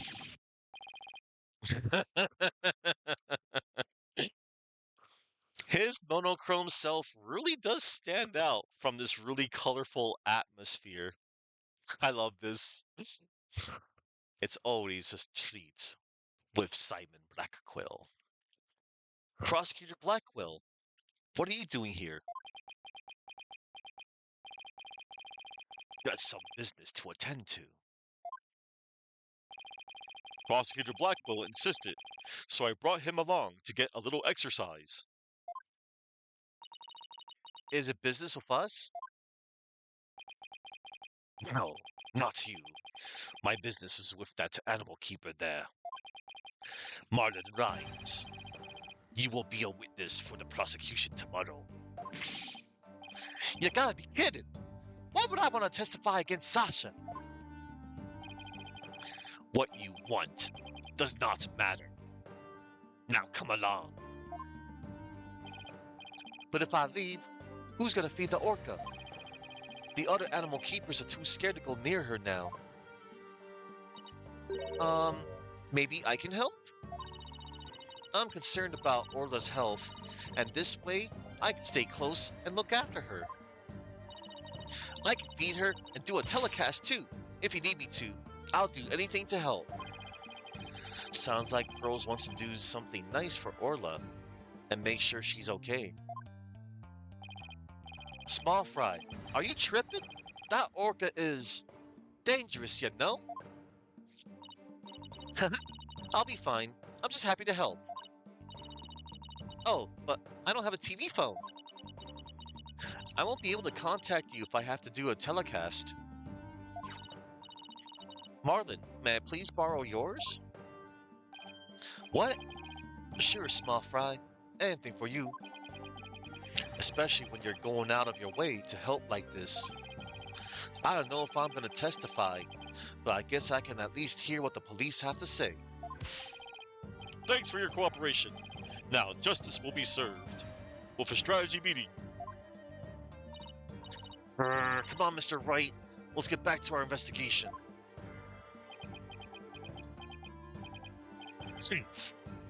How sad. The police have already investigated all there is to investigate. Your efforts are a waste of time. Nothing we do to try and save our client is a waste of time. Prosecutor Blackwell, today, the Orca. Tomorrow, Sasha Buckler. You intend to save them both?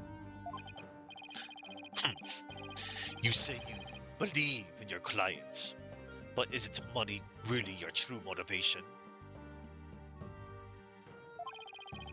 Why not admit you're only doing this for your own benefit? I can understand that much more readily than your empty, righteous talk.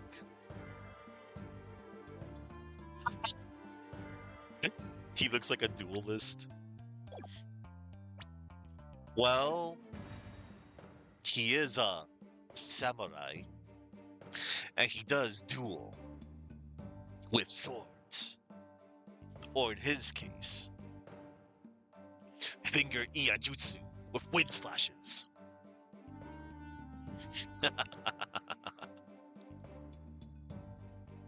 Damn, I love this guy though. This guy's awesome. I like that look of his right there. Our own benefit? That's not why we're doing it. Now, Athena, try not to let him get to you. All right, we should be off, Prosecutor Blackwell. In justice we trust. Brr. I've never been so insulted. Be right back. I need some water to wash away the anger. Uh-oh. She hit Prosecutor Blackwell with that water. He doesn't seem to care, though.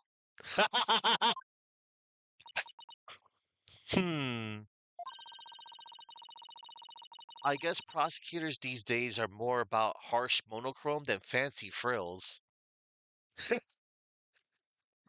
Frills. That's a reference to the ascot that both Edgeworth and Franziska von Karma wears on their outfits. Oh, wait. What about those peculiar fingerprints you said you found? Pearls? I'll tell you all about them. Yes, please. Tell us all about these peculiar prints, Pearl. But before we do that, hang on. Is there any flavor text I can get out of her? Okay.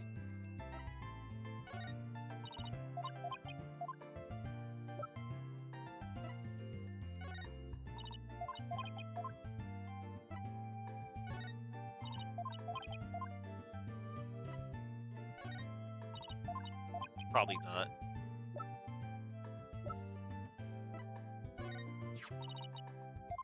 Yeah. Okay, I did that yesterday.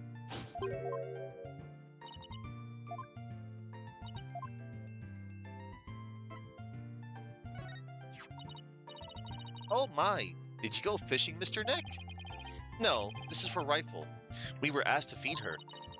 Oh, that sounds like fun. Do you think she would take food from me? Oh, I'm sure she would. From you. So what you're really trying to say is that rifle wouldn't take food from me, right? No, that's not what I meant. That is what I meant, though. Grr, I won't be bested. Pearly, it's on. What? What's on? Oh, she doesn't know the meaning of that. Now, Athena, let's be adults about this. You've got poor Pearls here all confused. Yeah, chill, Athena. Down, Athena. Down.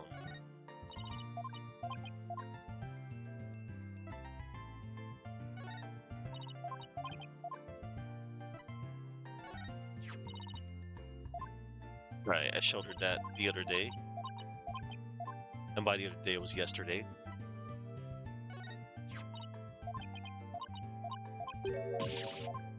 Alright, let us talk.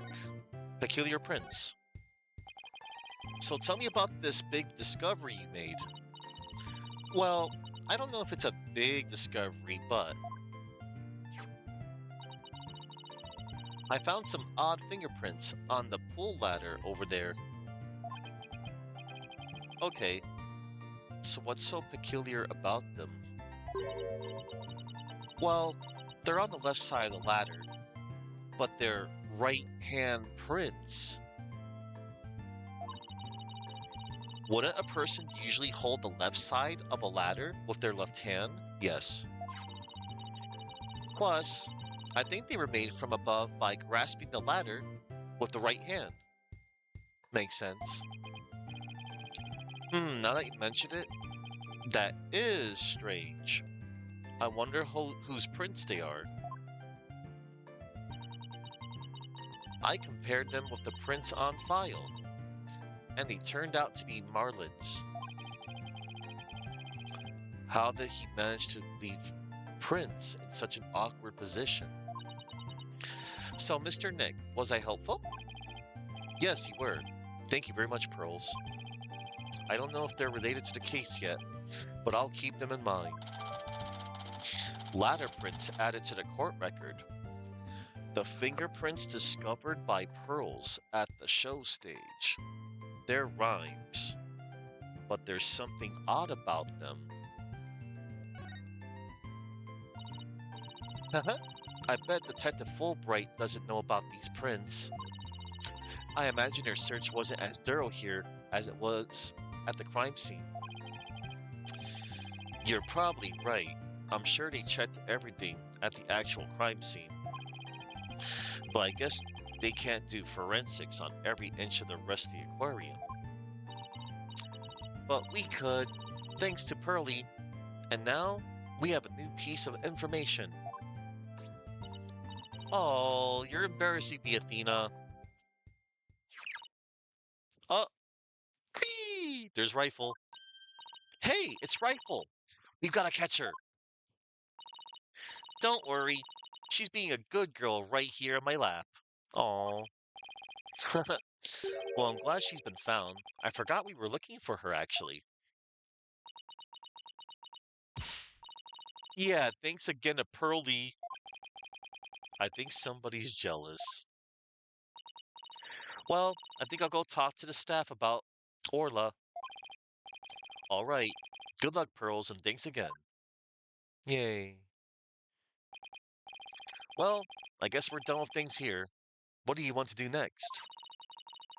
How about if we have Apollo check out our mystery evidence? Oh, that's right. We haven't done that yet. Good idea. Let's stop by the office.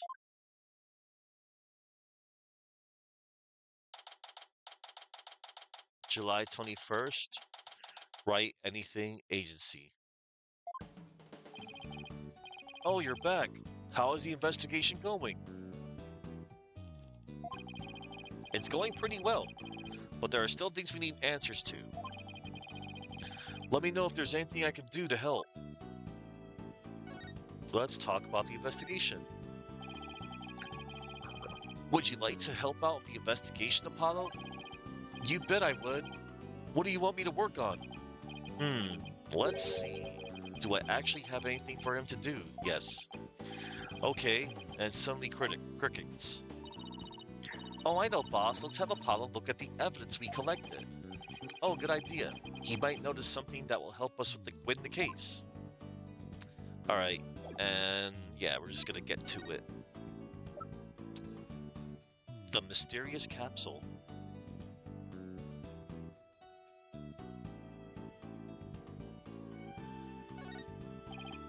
Apollo, there's something I'd like your help with. You have work for me? What is it? Could you have this capsule checked out?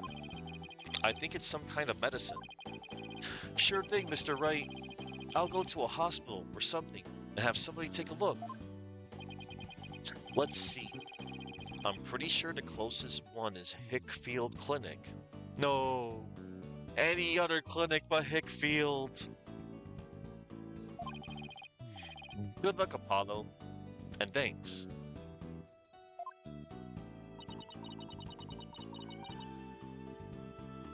Cute emote.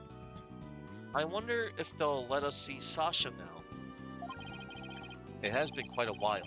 Let's stop by the detention center and see. We have something to deliver to her, too.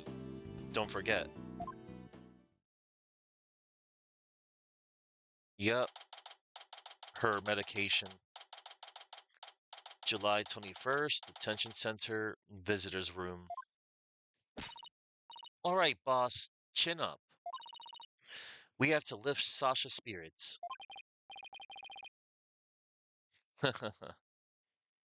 I like your enthusiasm.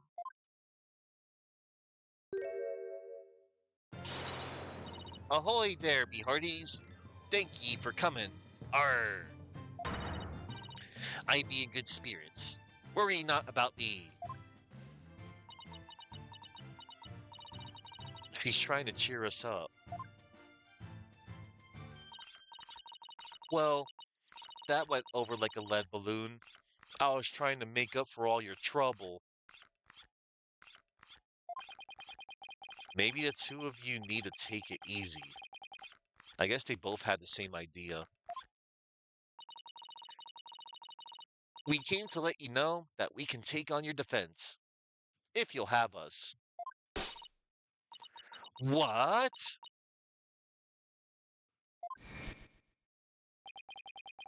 Is something wrong? Why is she hiding from us?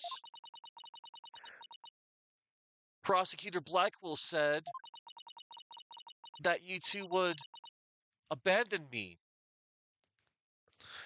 Aw, that's messed up. He's trying to he was using his psychological manipulation on her. Ah, Chibi Final Fight, Mighty Final Fight Cody. That was a good one. And Rocky, Rocky, Pocky and Rocky, Kiki Kai Kai. That's a good one too. I only played the first one. Never played the second one, or Pocky and Rocky and Becky, or Reshrined. That you two would abandon me, but here you are, to my rescue. That's why I'm so happy. It sounds like she's crying back there. Of course he wouldn't abandon you. Sasha, don't cry. Maybe the two of you need to take it easy. Great, now I've got crying in stereo.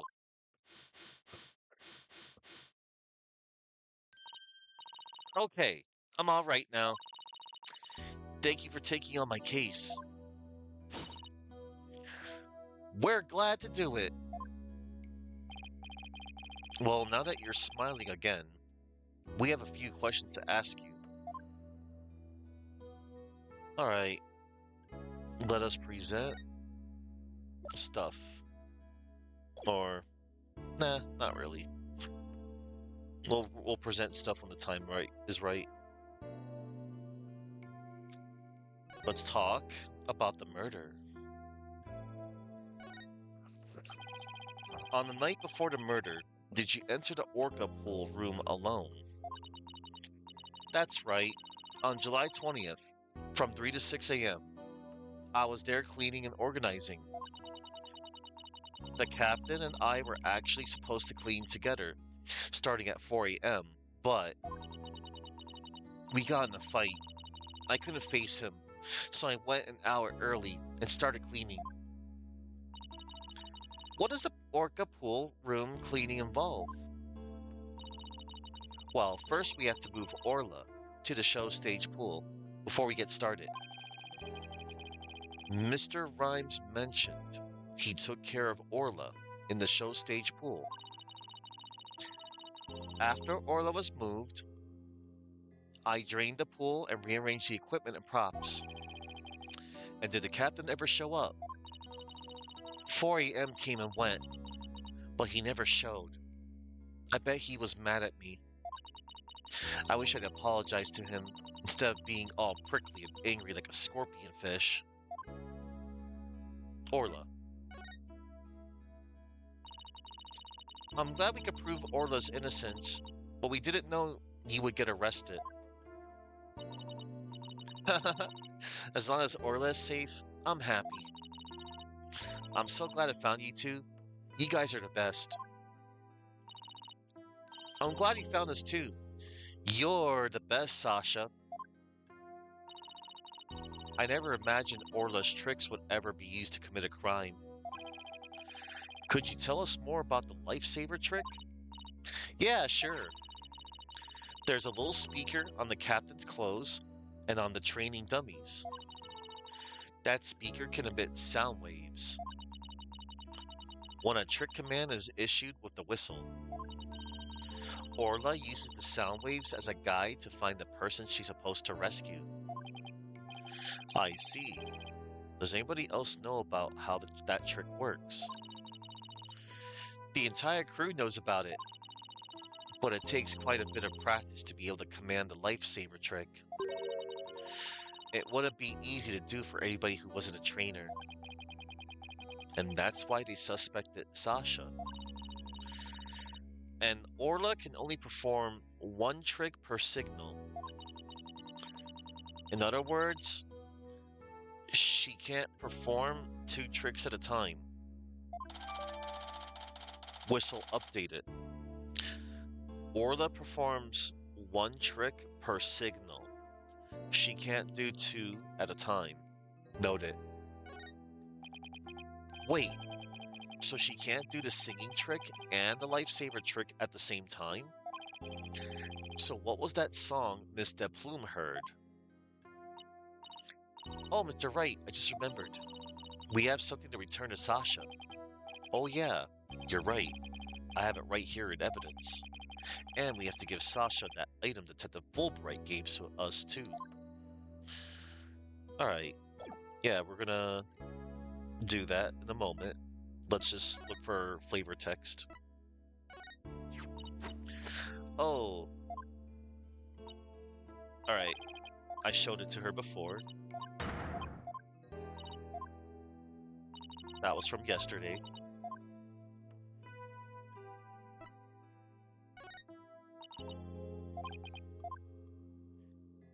Alright. One moment, everybody. I need to close my door. Okay.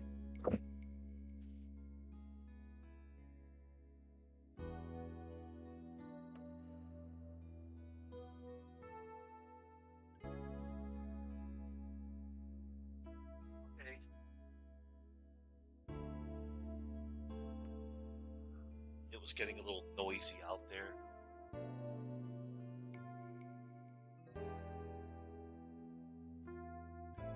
Oh.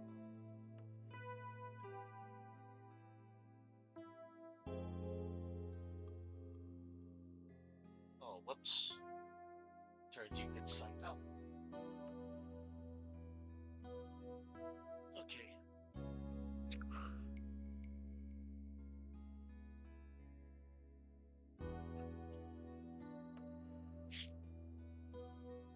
Thank you for your patience, everyone. I'll move things along.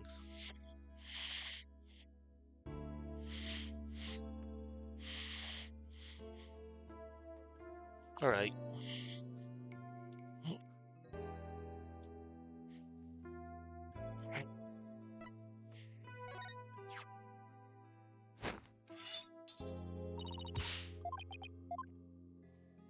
Oh yeah, that flavor text.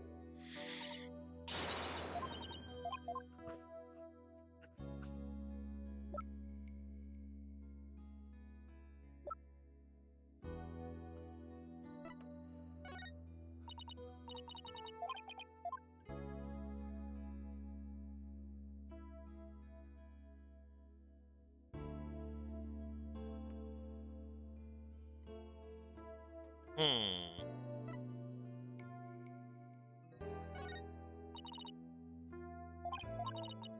Right. Okay. We're gonna show her the calendar now and the prescription medicine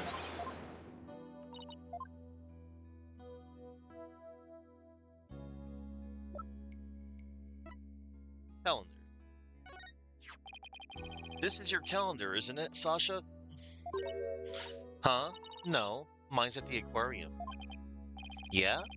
Mr. Wright said he found this one in the nap room. Huh? I didn't think anybody else at the aquarium used that calendar like that. The owner of this calendar had a meeting scheduled with the victim. This mysterious person might be the killer. We better find the calendar's owner.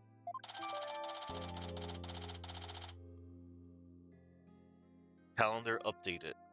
It turns out this doesn't belong to Sasha.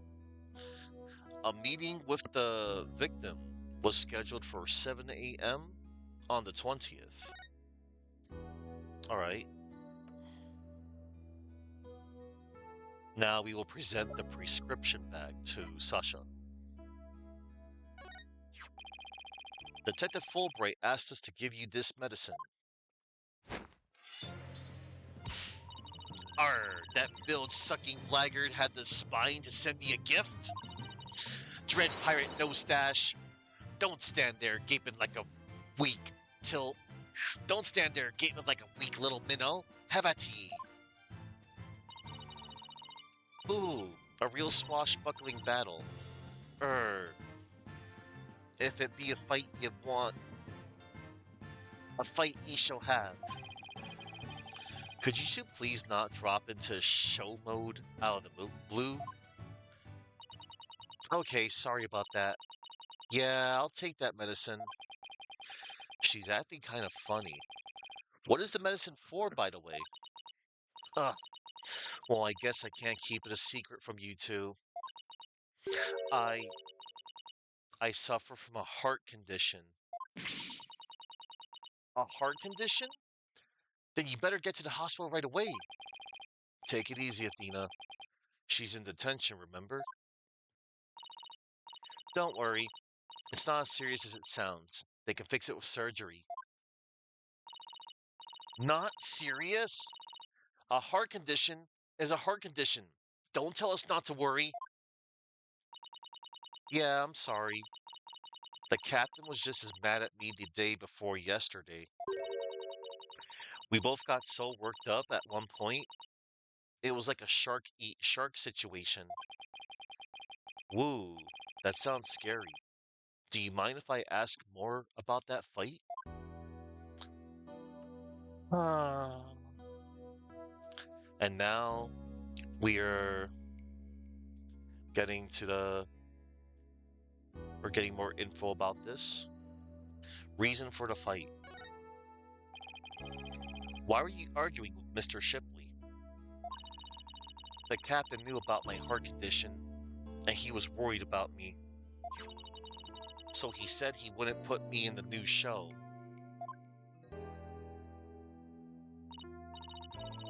See, I'm not in the new flyer. Oh, you're right. It's just Orla and the new adversary, Red Stash. I was so upset, frustrated. I was still crying when I went to do the cleaning. And I cried for quite a while before I drained the pool too. But then, you know what? Orla did a trick to try and cheer me up. He acted out the scene where she defeats the giant octopus by spiking a ball at it. She spiked that ball so hard, she even ended up breaking off of one of the octopus's legs. Hello, Auxiliary. Good to see you. Hope you are well. Right now, I'm doing the special episode. It's a this was originally a DLC case long ago. It's included for free in the collection for Dual Destinies. Nah, it's cool, man. We are all tired. She spiked the ball so hard, she even ended up breaking off one of the octopus's legs. What a dramatic way to cheer up a friend. So that's why we argued, because he wasn't going to put me in the new show. But I was determined to be in the show yesterday. It was July 20th, you see, the anniversary of the death of the trainer before me, Azura Summers, the person Norma de Plume wrote about in her book. I wanted to explain to the audience that was an accident, not murder. That's why I wanted, that's why I needed to be in that show so bad. So during the cleaning, I moved the skull rock to the orca pool. What? But why? It was a key prop. I figured the new show couldn't go on without it. I thought they'd be forced to switch back to the old show. Wow, that was pretty extreme. Skull rock updated in the court record. Moved from the show pool during cleaning time. The victim struck it when he fell to his death. So Sasha moved the skull rock to the orca pool at the time of the cleaning. Yes, Athena was cleared of all charges in the final case I did. We nailed the true culprit.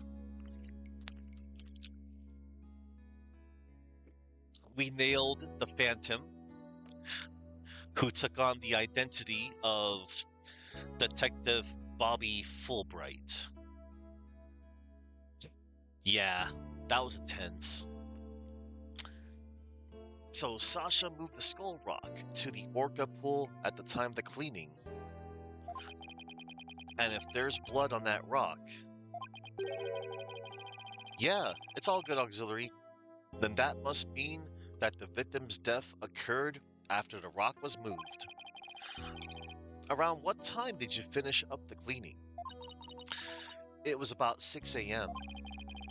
So that places suspicion on whoever met with the victim after 6 a.m.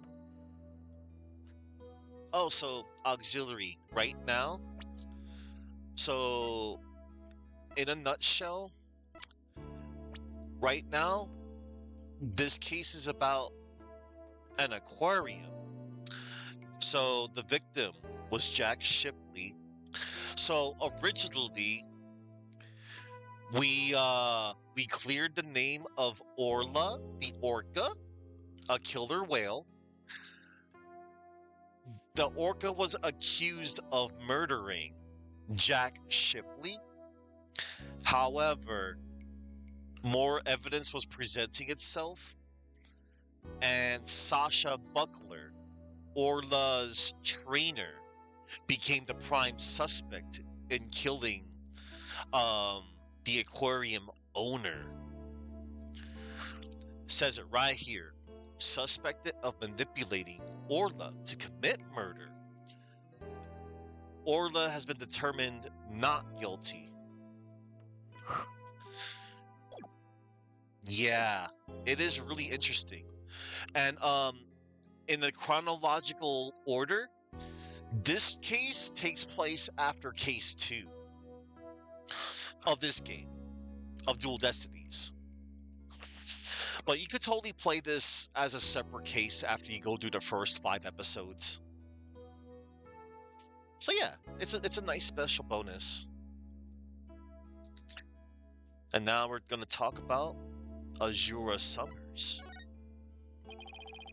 So Azura Summers was a trainer before you?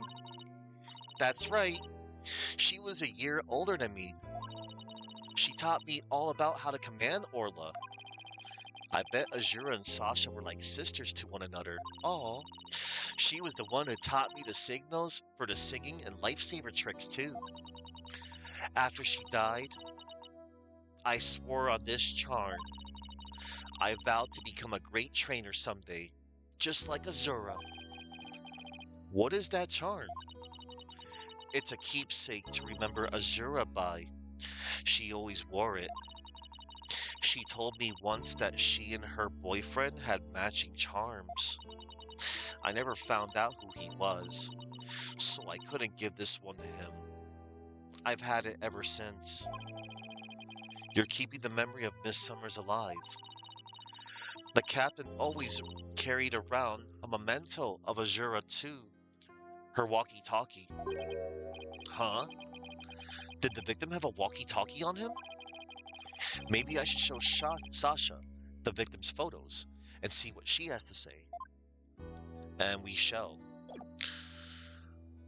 Oh man. Oh, let me check the court record.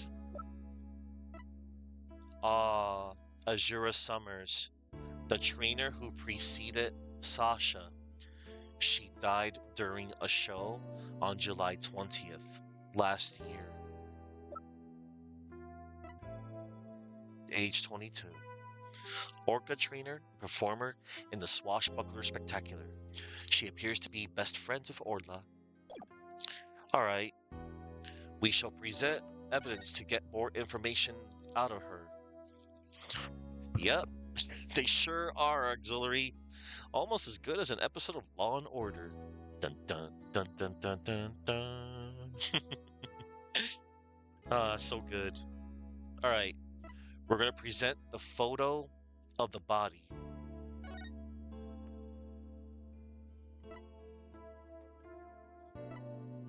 So yeah, this is how we first found the victim. And according to the autopsy report, he died from a brain contusion. And then this photo here, he has a strange bruise on his right hand. And a few bite marks from the orca right there. For when the orca saved the victim. Oh, so Auxiliary. Let me show you something in the evidence. Oh shucks, I don't have the diagram with me. So the pool's about around 65 feet tall.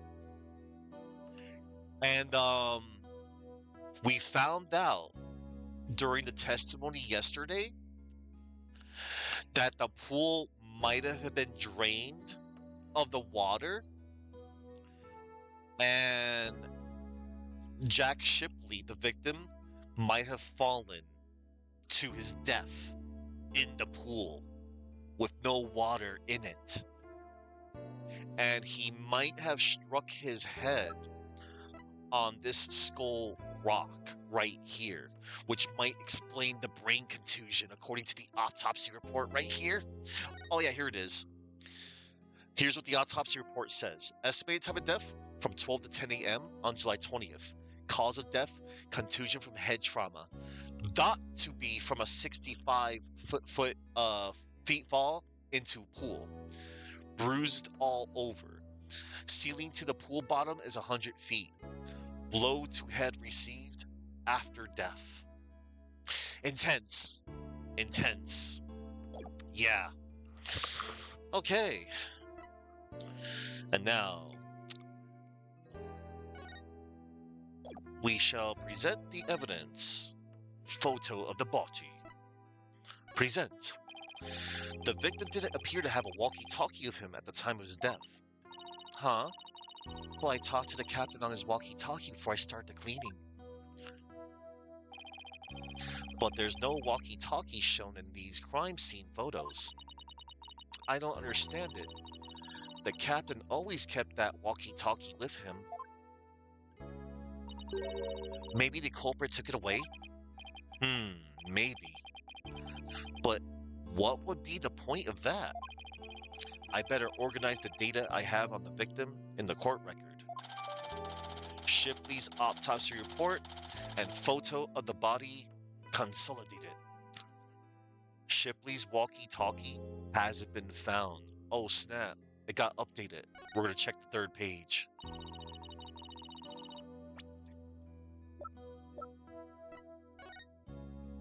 Okay, we saw the first page and the photos have been added.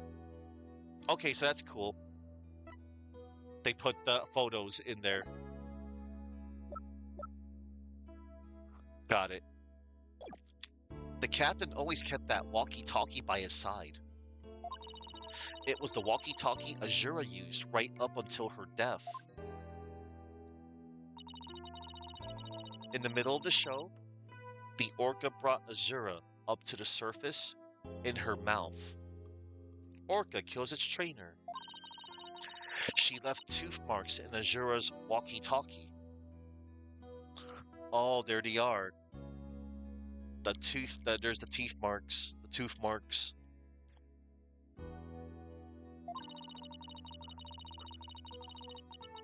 Oh yeah, and the walkie-talkie in question, it's in the shape of a sword. It's kind of cute. Issued to all aquarium staff for communication. It can apparently also be used to broadcast inside the aquarium. The captain said he always kept that walkie-talkie with him, so he'd never forget. So the walkie-talkie was really important to the victim? But now the captain is dead too. I'm the only one left who can protect Orla from the ship's doctor. Protect Orla from the ship's doctor? I wonder what Sasha means. Oh, we're finding out more about the doctor here. Dr. Herman Crab, this Doc Brown looking dude. Ship-shape aquarium's resident vet. A baby penguin lives in his hair. The ship's doctor? What did you mean by protect Orla from the ship's doctor? You know, Herman Crab. Like Hermit Crab. Ever since the accident a year ago, he's been completely different. When Azura died, he said he was going to euthanize the orca. Before that, he always used to say that euthanizing animals was a despicable act. A veterinarian would never say that. At least a veterinarian that cares. Euthanized an orca? That's horrible. They all thought that Azura's death was the orca's fault. Nobody believed in her but me. The ship's doctor always keeps poison to euthanize the orca with on hand. What the? And if Orla had been pronounced guilty in yesterday's trial, he would have used it. He was going to put her down right away? That ship's doctor was close with both the captain and Azura, you know. I think he hates Orla. I guess we better look into Dr. Crab a little more. Boss, let's go see Dr. Crab. I was just thinking the same thing. We have a lot of questions to ask him. All right. We are now going back to Pubble Danger because his lab is to the left here. July 21st, Ship-Shape Aquarium, Pubble Danger. Oh, it's Pearls. And Rifle. What are you doing here? Rifle came in here, so I followed her. Oh, that's right. We were supposed to deliver Rifle to him. I completely forgot. Oh, Rifle. Ah, what are you doing? Stop that. You silly mother penguin! What if you injured my spectacular genius brain? Dr. Crab? Are you alright? Huh? Oh, it's you people. I see you brought Rifle for me. Uh, Rifle is really laying into you. Well, she hates me because she thinks I took her baby away from her. Beep, cree, cree, cree. Gee, Rifle looks so happy. Is she actually playing with Sniper? Aww. Sniper and Rifle. Sniper, Rifle reunited. Ah! Stop all this cacophony! A biological parent and the caregiver parent, locked in a struggle over the child. Do you think you could hold this silly mother penguin down for me? All right, I will try.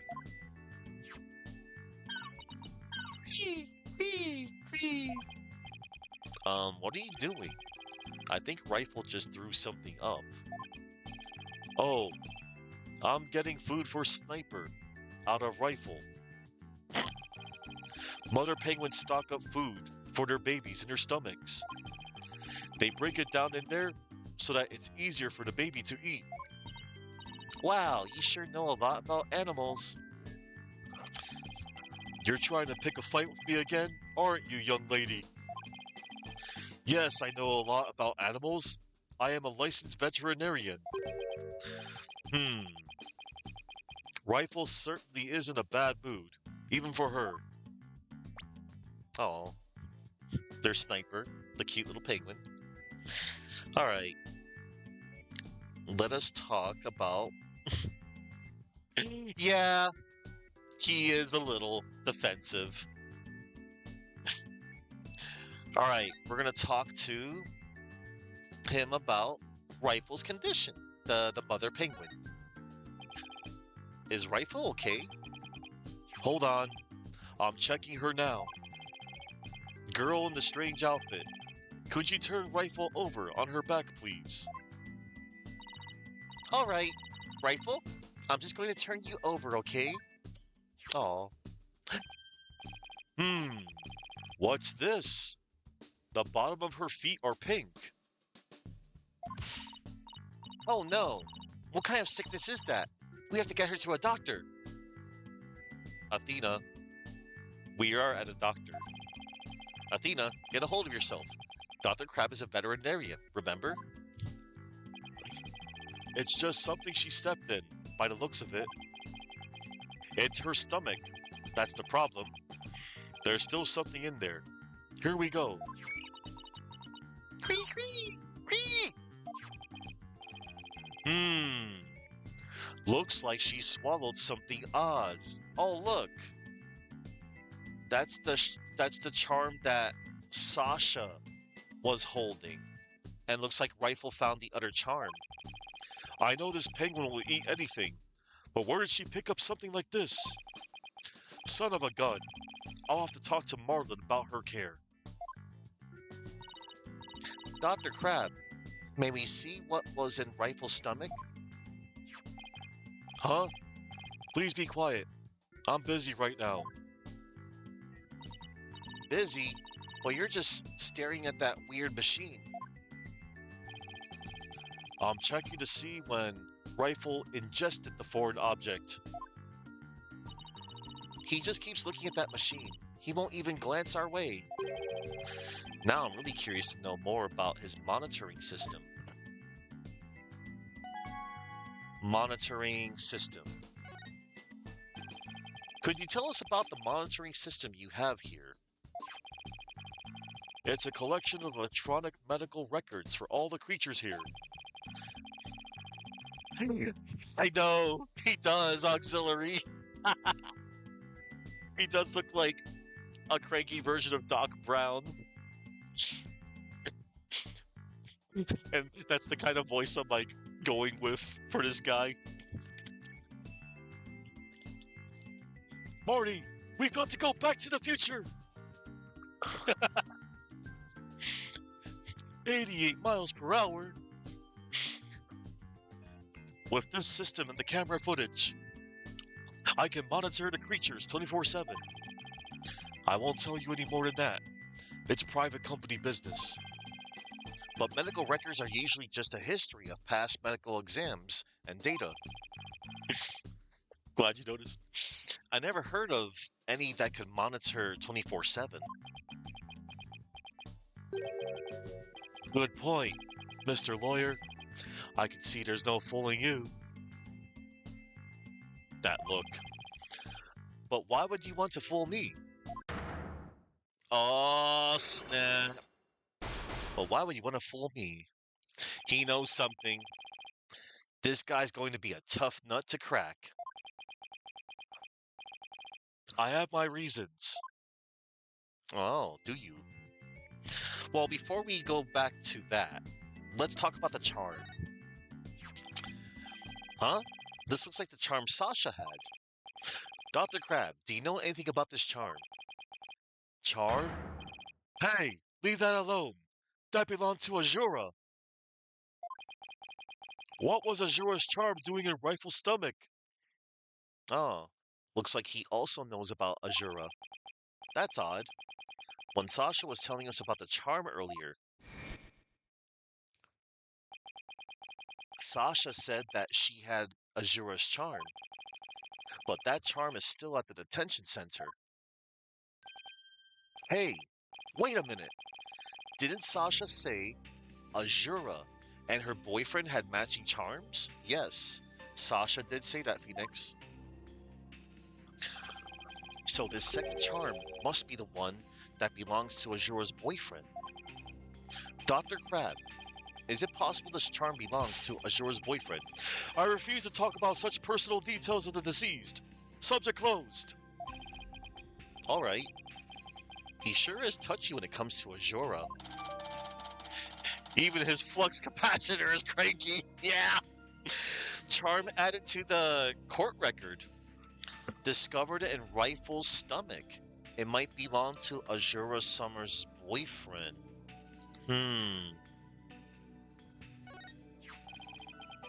Azura Summers. Yesterday was the anniversary of her death, wasn't it?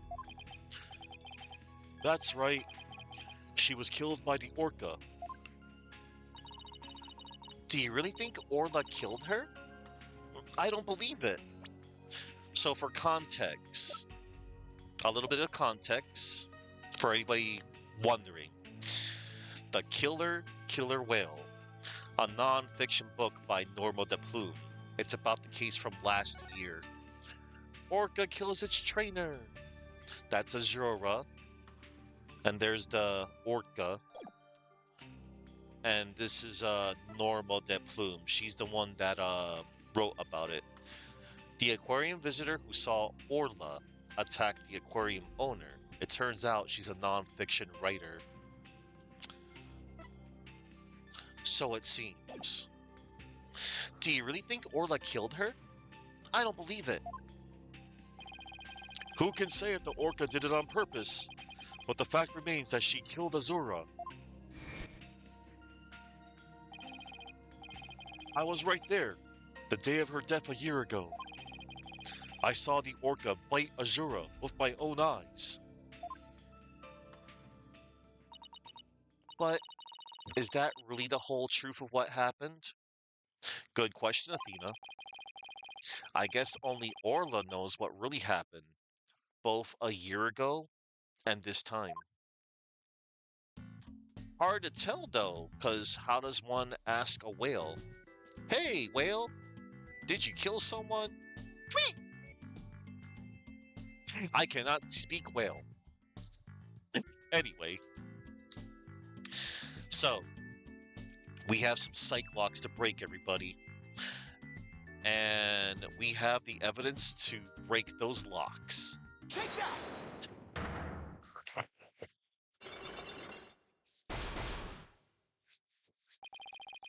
Monitoring system. I want you to tell me about the monitoring system here. You don't let up either, do you, Mr. Lawyer? They're just electronic medical records and feeds from security cameras. With these, I can monitor all the animals 24/7. And I say that's not true. I have proof that you can't monitor the animals 24/7 with this system. The security footage. Video showing the orca pool. The footage starts at the aquarium's 10 a.m. opening time. Check this out. So in the footage here, Orla headbutted the skull rock, and a lot of blood was coming from, it appears to be Orla's head, and there's Norma who witnessed it from yesterday's case. And then Orla here found the victim in the pool. And Orla, we found out that Orla was saving, Jack's life. But we also found out from information that the tank was empty and he may have fallen to his death. Security footage. Take that! The security camera doesn't begin recording until 10 a.m. Boom. If that's the case, how can you possibly monitor the animals 24/7? Yeah, how? Okay, you got me. I guess that was a pretty weak explanation. You're right. I guess I can't monitor the animals 24/7. But if I see anything unusual on the camera feeds, I could spring to action right away. And if I can examine an animal, I can usually tell exactly what is going on with them. Wow, he's really confident in his abilities. Well, I still say you can't do that 24/7. But I'm here at the aquarium most of the time, and I can go anywhere, anytime to examine an animal. Anywhere? I say that's not true either. I have proof that there's a place you can't go. The security card. And that this is a key card for gaining access to the orca pool. Only the victim and Sasha had one. People that work at the aquarium are issued these security cards. And according to this log here, this record is left upon entrance only. July 20th, 3 a.m. Card of Sasha Buckler. Take that! The only people who have access to the orca pool room are the owner and Sasha. So how can you say you monitor all the animals? Okay, that was funny. Son of a gun. So you knew about the security guard, did you?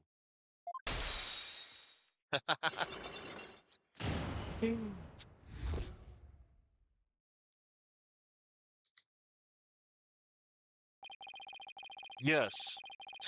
Tighter security was imposed on the orca a year ago as a precaution. Due to Sasha's objections, I wasn't allowed to have a card. I guess she was trying to protect Orla from him. So you're monitoring the animals with a system that's private company business. But I have to insist you tell me about this monitoring system. Now you're trying to pick a fight with me. Very well. I suppose it's only fitting that the spoils go to the victor. I'll tell you about Shipshape Aquarium's ecological data organization system. Alright. Herman Crab's gonna tell us about the monitoring system now. So what does that machine you were using do? It's a system of ecological data organization developed in Europe. I call it the torpedo. What do you think? Pretty impressive name, isn't it? Torpedo, as in man the battle stations and all that. No, no, it's the name I gave to this data organization system. Torpedo. It stands for Tele-Observation Real-Time Pertinent Data Organizer.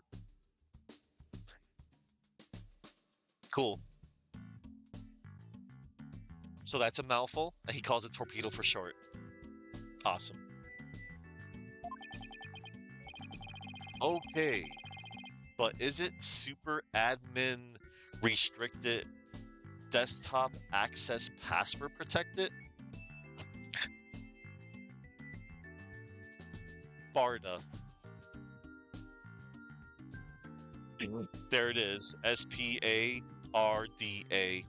And that was a little reference to Trials and Tribulations Case 3 with the conversation with Lisa Basil. The torpedo collects data through sensors placed on or near the subjects. Temperature, heartbeat, vocalizations, etc.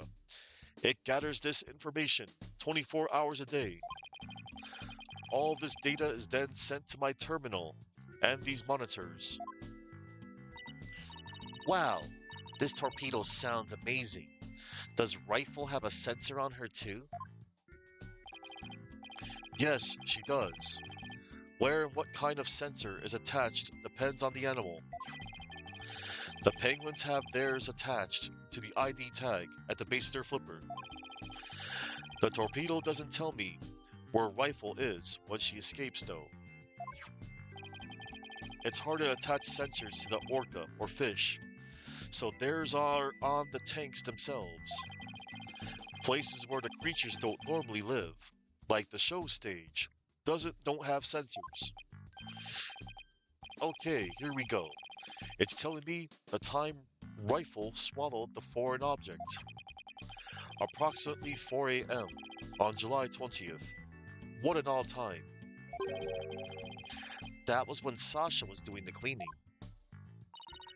Maybe that's why she wouldn't take my fish because she was full from the night before.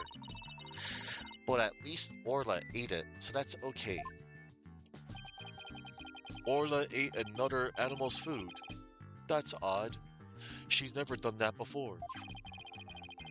And then she had that episode too. I'd better take a look at her data.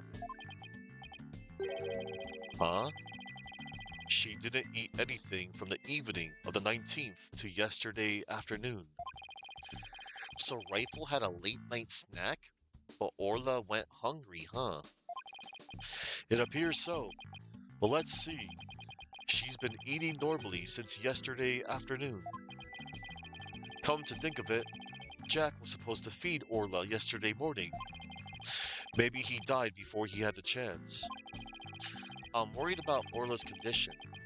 I better remember this torpedo data. Torpedo data added to the court record. Torpedo data shows that Rifle ate around 4 a.m. on July 20th. But that Orla didn't eat anything. Okay. So the penguin ate, but the orca did not. I still wonder why he wouldn't tell me about the torpedo. Why hide the torpedo? Yes, why? Dr. Crab, why did you want to hide the existence of the torpedo system? Well, it's a safe system that has been approved for use in other countries. But it hasn't been legally approved in this country yet. That's why I always carry this terminal around with me. It's not something I want the police poking their nose into. You mean you're breaking the law? Breaking the law, breaking the law.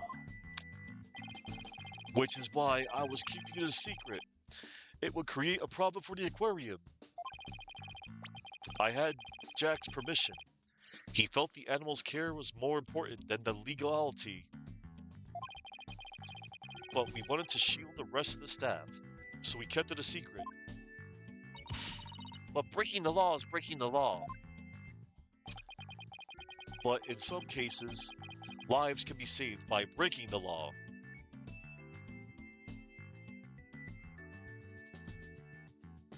No comment.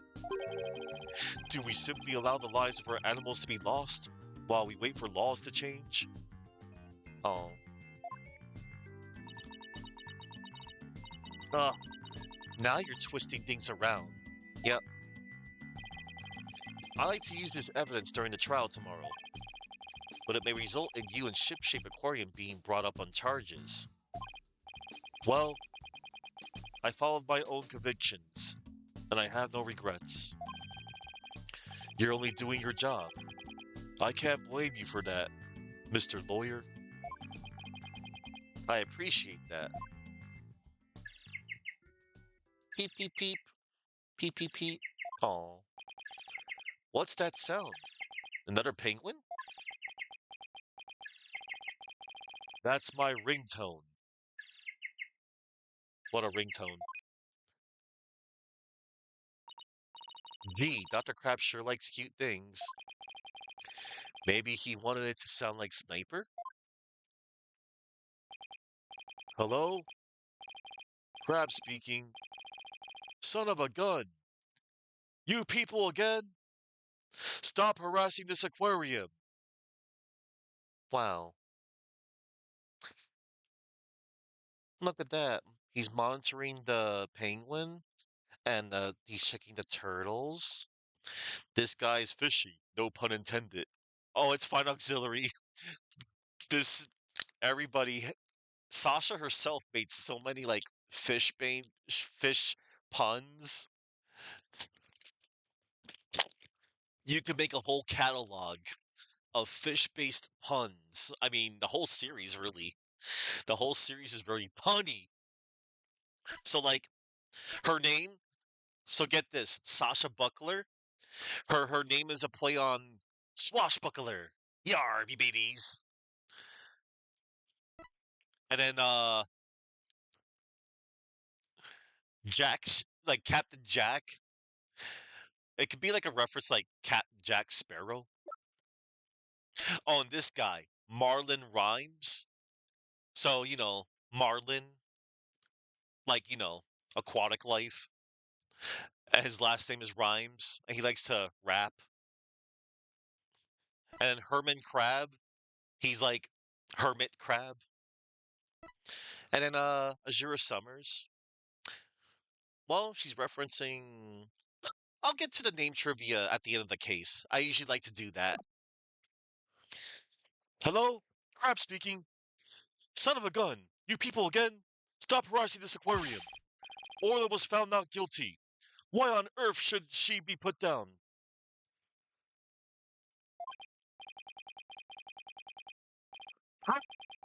Come here on the 26th and explain? Fine. Just let me write it down in my... Son of a gun! Where did my calendar go? Oh, his calendar? Could he be talking about that calendar? I realized that. If it comes to that, I'll use that drug to euthanize her. Mr. Wright, he said euthanize her. We better ask him more about this. And should I try presenting that calendar to him too? We shall. So, this was the calendar that doesn't belong. It turns out that this doesn't belong to Sasha. A meeting with the victim was scheduled for 7 a.m. on the 20th. So we thought that the calendar originally belonged to Marlon Rhymes. And then when when the calendars got switched, we thought it belonged to Sasha. Then we found out that this calendar does not belong to Sasha. So this might have belonged to this guy here. July 20th. Meet the captain at the Orca Pool at 7 a.m. All right, we're gonna show the calendar to this dude. Present calendar. Dr. Crab, isn't this your calendar? Yes, it's mine. What are you doing with it? Mr. Rhymes found it in the nap room. Oh, I must have forgotten it there when I tried to get some rest.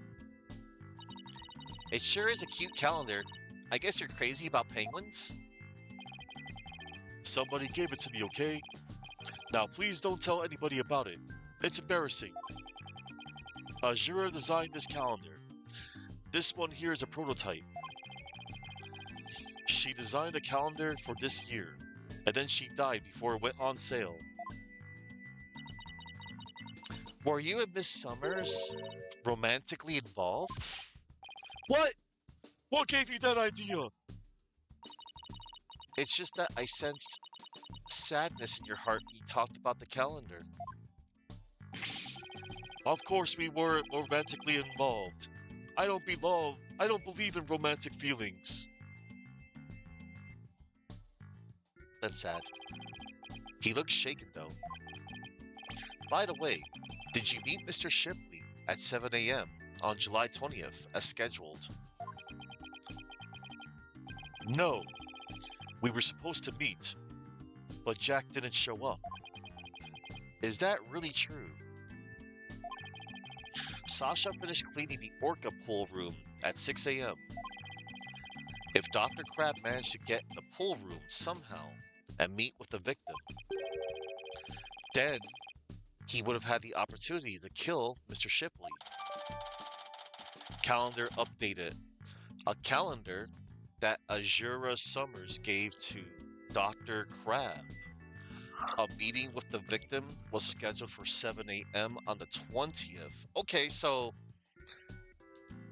this was a calendar from a year ago, back when Azura Summers was still alive. She had died last year.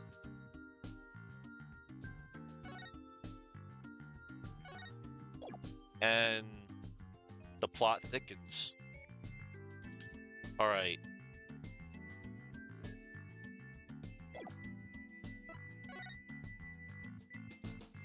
Euthanasia. Who was that phone call from? Son of a gun, you heard that? Who didn't hear that? It was the Center for Dangerous Animal Control, calling with a demand.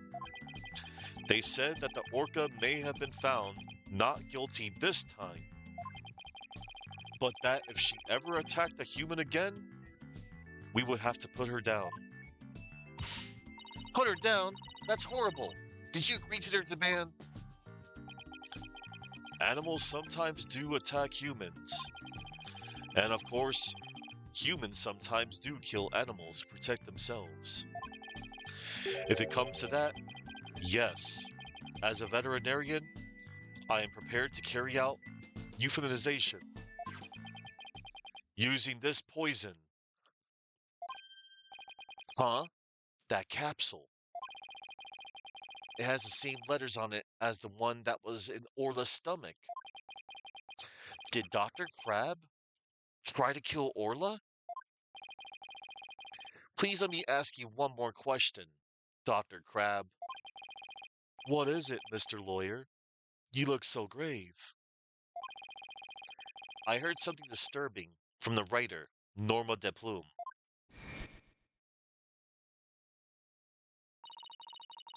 The censor demanded that the aquarium put the killer whale down a year ago. Put her down?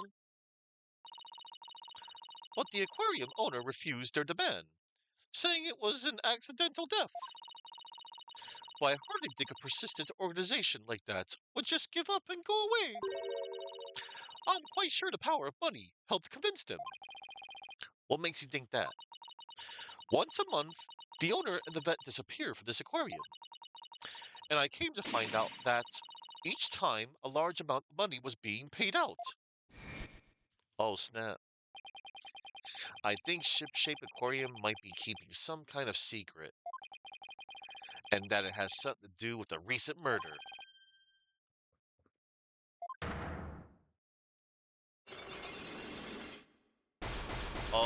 Oh, snap.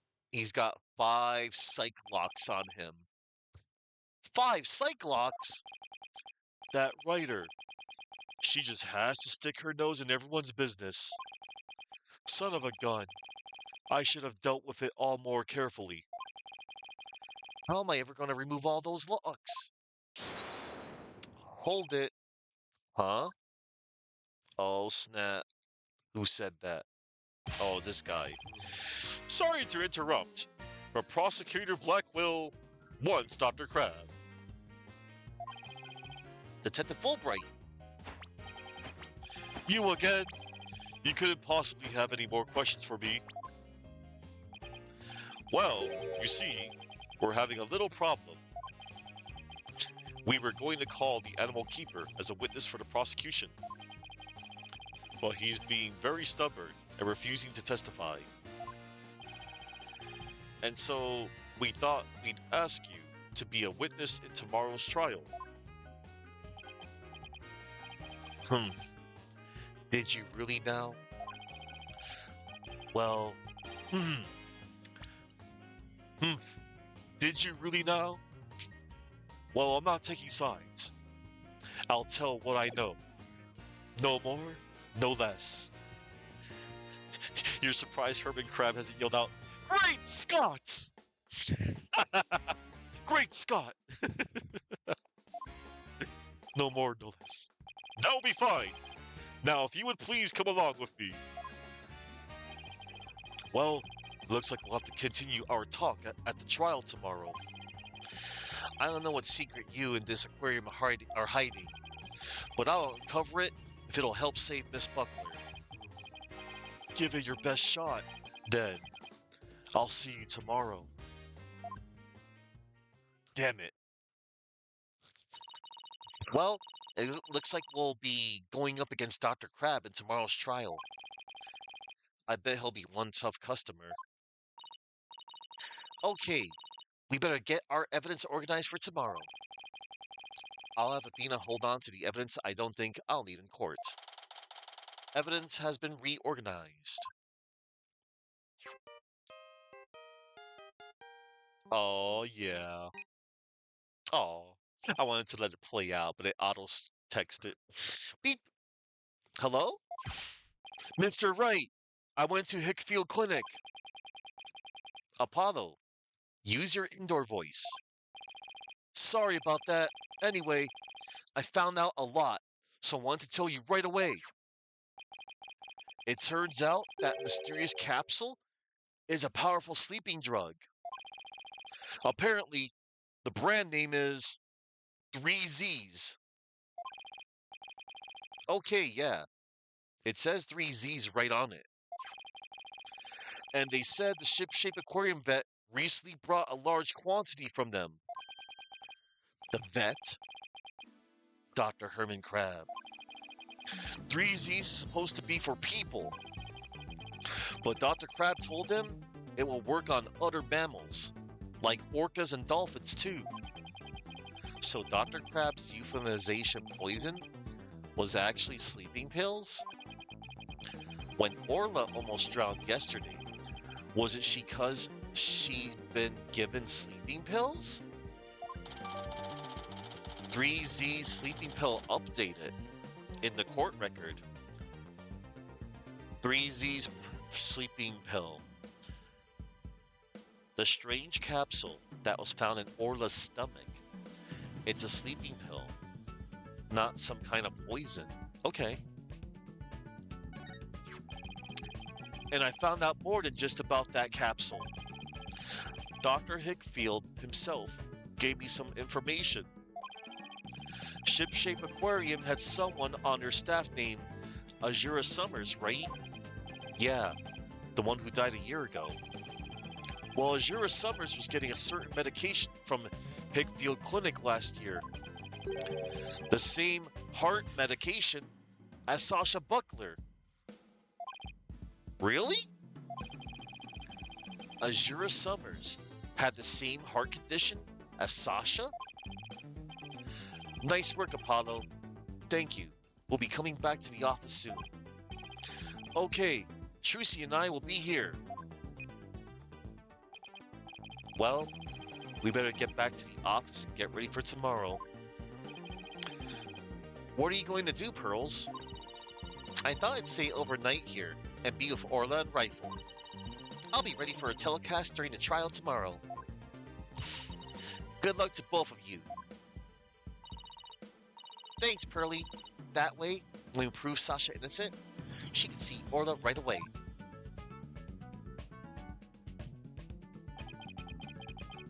I love to see Sasha and Orla back together again, both free and clear. But before that can happen, I have to prove Sasha's innocence. And we will. Through hell or high water, everybody, we are doing this. We are going back to court. Heck yeah. The fun part of the game. Court. I mean, investigation's fun too, again. But yeah, court is where it's at. July 22nd, 9:17 a.m. District Court Defendant Lobby number 3. What? The ship's doctor and Azura were romantically involved?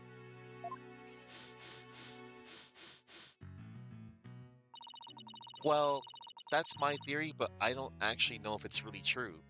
It's not. Herman Krabs said he had no feelings for her.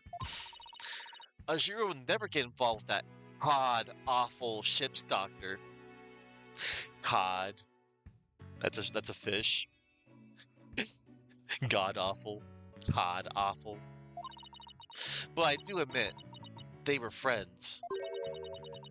But would Azura send Dr. Crab videos? I wonder. Videos? What do you mean? Azura used to send her boyfriend videos of herself teaching the orca tricks. I used to help Azura take the videos on her TV phone. This is an interesting bit of information. The TV phone updated in the court record. Summers' boyfriend has videos of her using a whistle to make the orca do tricks. So TV phones can shoot videos too, huh? My dumb phone sure can't. These TV phones are amazing. They can even record sounds you and I can't hear. All the equipment we use at Ship-Shape Aquarium is high-tech. The ship's doctor sends away for all kinds of electronics. So all the high-tech stuff is Dr. Crab's doing, huh? Anyway, I still highly trout Azura's boyfriend was the ship's doctor. Highly trout instead of highly doubt. But Dr. Crab found a charm yesterday, and he was really shaken by it. Charm? Hey, leave that alone.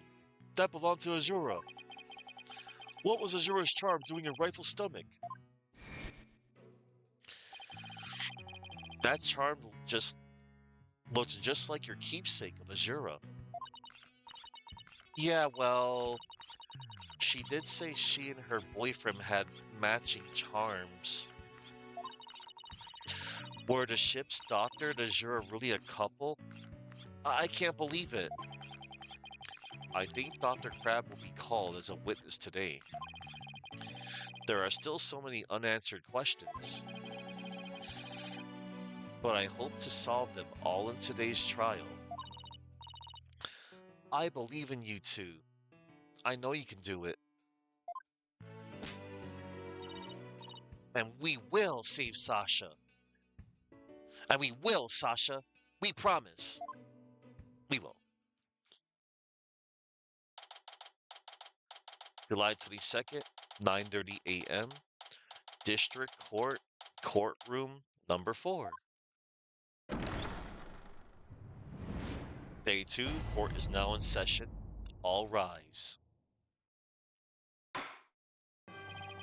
Court is now in session for the trial of Sasha Buckler. The defense is ready.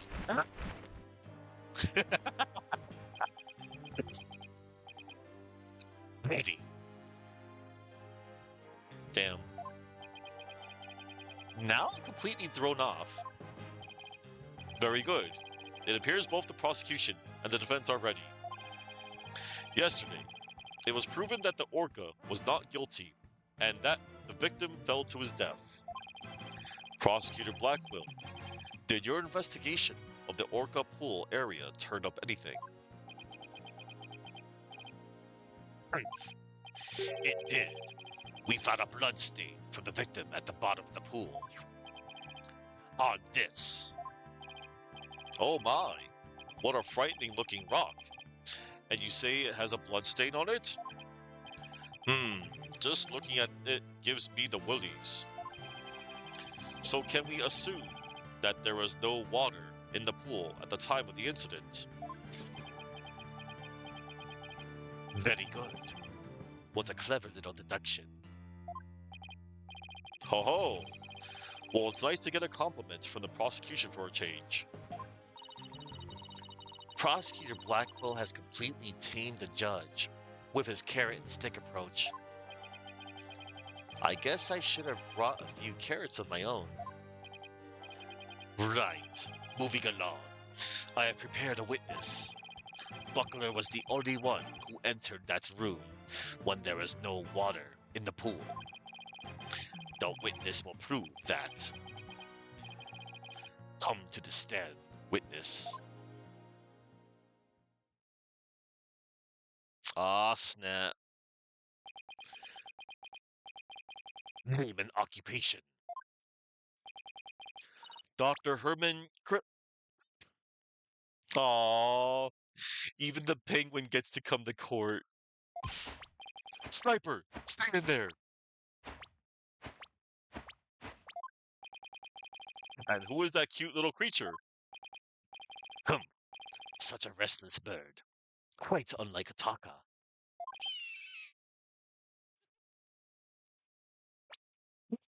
Oh.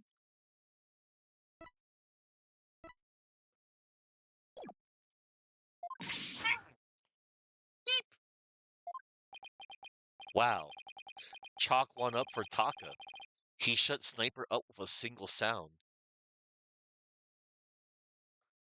Damn. Son of a gun. Dr. Herman Crab, Ship-Shape Aquarium's veterinarian. And could you tell us the name of your cute little friend there as well? Your Honor, please focus on the case. But it's important to learn all we can about the witness. This is Sniper. Peep, peep, peep. Peep, peep, peep, peep.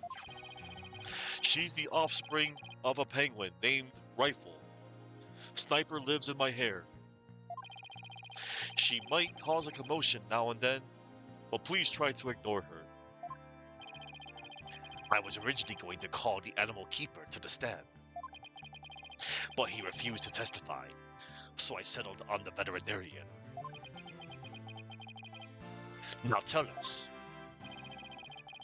why was the defendant in the orca pool room when the water was drained? Oh boy.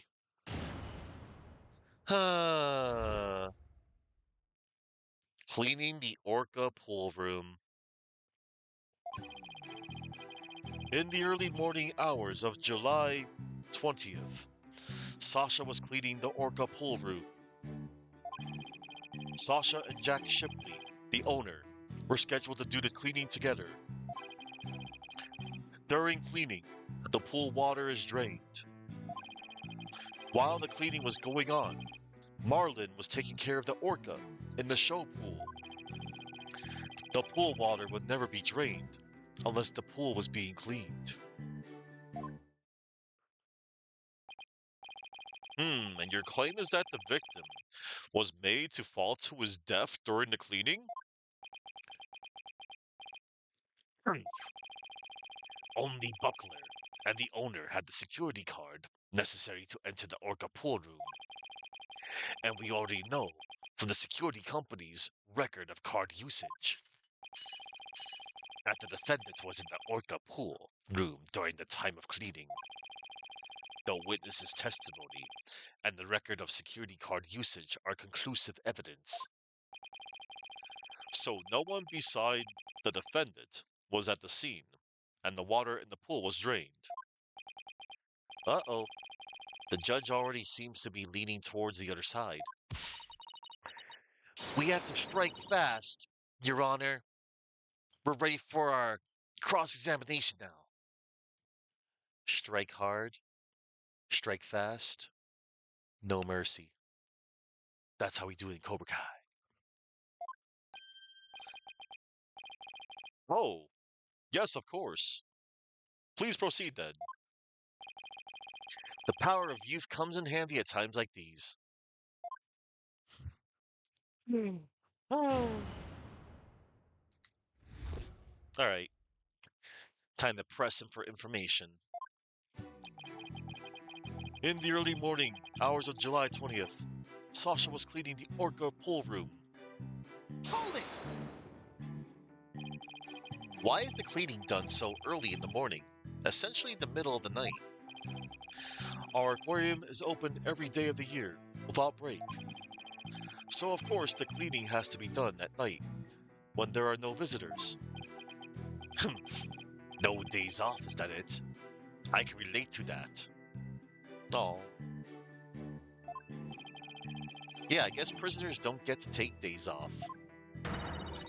Things sure are different around our office, huh, boss? You don't have to rub it in quite so enthusiastically. So, was the defendant cleaning alone? No. Sasha and Jack Shipley, the owner, were scheduled to do the cleaning together. Hold it! But Miss Buckler said that Mr. Shipley never showed up to help the cleaning. I don't know anything about that. All I know is what was on the schedule. Maybe they changed plans. They probably felt awkward with each other after their fight. In any case, there's no proof the victim entered the Orca pool room during the cleaning. Objection! If you don't stop your yammering, I will pull your tongue out and barbecue it. Oh my god. Gah! Do you have to be so violent? Yes, Proof or none, the victim must have entered the pool room during cleaning. Witness, tell him why. Jack must have entered the Orca pool room. The reason I think so is because the record of card usage shows that Sasha entered the Orca pool room. Hold it! Don't you mean to say that the record shows both of their cards being used? No, only Sasha's.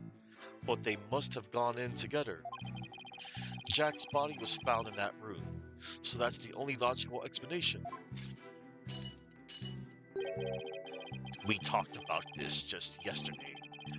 What purpose does that brain of yours serve? Jack, You're even more bird-brained than Rifle. Objection! witness. I will not allow birds to be belittled in my presence. Limit your disparaging comments to the defense alone.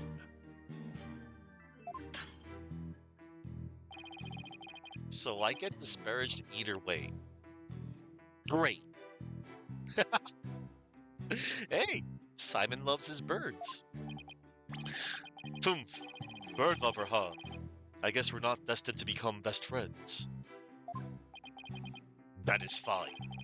All I need is for you to talk about the state of the scene during cleaning. All right, fine. Oh, I don't know. I think the two of them were made for each other. During cleaning, the pool water is drained. Hold it! So the cleaning is done with the pool drained of water? That's right. They used a hoist there to lower themselves to the bottom of the pool. They can do regular cleaning with water in the pool, but this was an intensive session. I never cleaned my own lab, however. Don't you think it might be due then? I guess I can't talk though. Well, Sasha and Marlin come in and clean it for me on occasion. But I'm too busy myself. I have animals to look after, like this one, for example. Such an adorable little creature. It lends cheek to this bleak courtroom. Your reaction to Taka was very different, as I recall. Oh, Taka is a fine bird too, of course. Please continue, Dr. Crab. Quickly, now. As I was saying, Sasha was cleaning the orca pool room.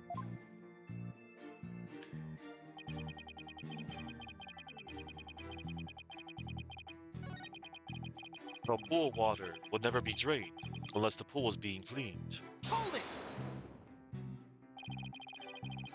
There's no possibility it will be drained at any time other than during cleaning? None. Ah, shot down with a single word. Why are you so certain? Think about it. If the pool water were drained, what would happen to the orca? The poor thing. Whose side are you on, Athena? Exactly, young lady. Without water, Orla would be all right for a short period of time. But anything longer than that would pose serious risks. She could even die. So the fact that Orla is alive and well is proof the water wasn't drained on her? That's right. The orca pool and the show stage pool are next door to each other. A hoist runs between the two to move the orca and the equipment back and forth. When intensive cleaning is done, the orca is moved to the show stage pool first. So the water is only drained while the pool is being cleaned. Please add that information to your testimony.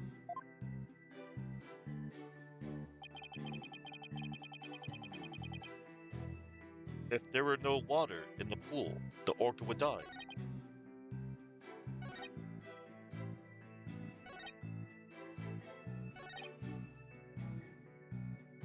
While the cleaning was going on, Marlin was taking care of the orca in the show pool. Hold it! So Orla was moved all the way over to the show pool? Why is that? Well, it wouldn't do to get her covered in cleanser, would it? Of course she was moved. You don't take a bath while you're cleaning the tub, do you? Excellent point. I usually clean the tub after I take a bath myself. I was assigned to clean the shower stalls yesterday. They were cleaner than an old bathhouse by the time I was done. I guess Prosecutor Blackquill is the fastidious type. I polished it so well, I bet the inmates are slipping and sliding all over it right about now.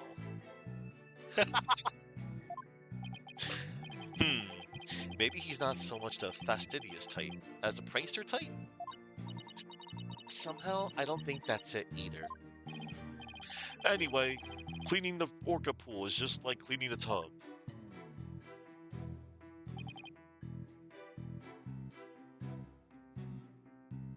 Hold it! Alright. I just wanted to double check that.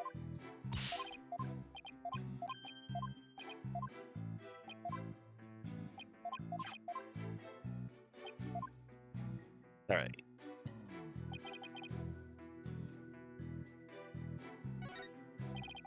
Somehow we have to show that the water could have been drained at some other time.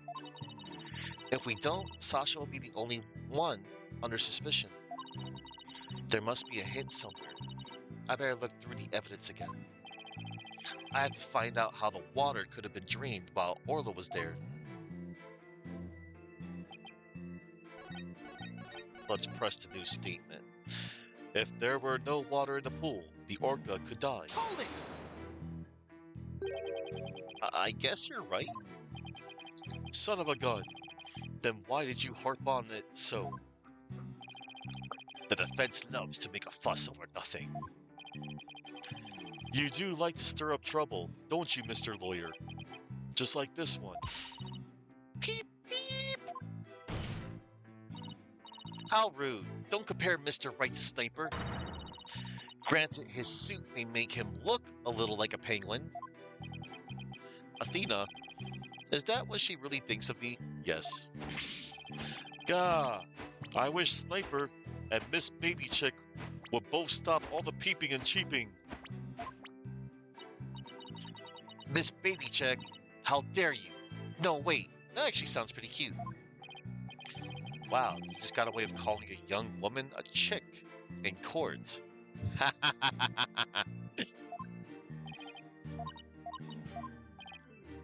That was cute. Alright, so, on the statement of here, If there were no water in the pool, the orca could die. oh really? Oh really? Mr. Herman Crab.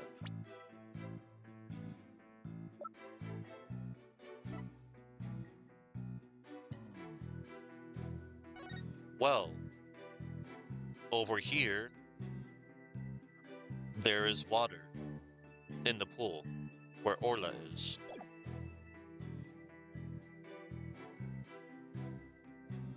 Objection! If the water in the pool is drained, you say the orca could die. But is that necessarily true? What are you talking about? There is a way to let the water out without harming the orca, isn't there? Your Honor, please allow me to submit this photograph.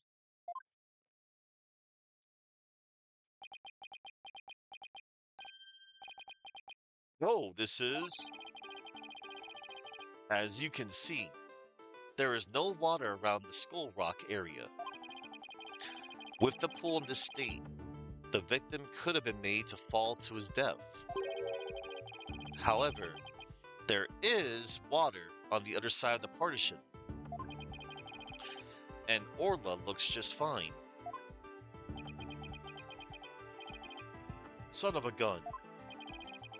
In other words, if the partition is set up at the bottom of the pool, the water can be drained without doing Orla any harm. Are you implying the water could have been drained at a time other than during cleaning? Yes, there is that possibility. Dr. Crab is shaking. Looks like he has something to hide. Could it have something to do with the calendar note about meeting with the victim? It might. I'll submit it to the judge. Your Honor, please take a look at this calendar. Ah, you waved that around in court yesterday. No need to drag out your souvenir today.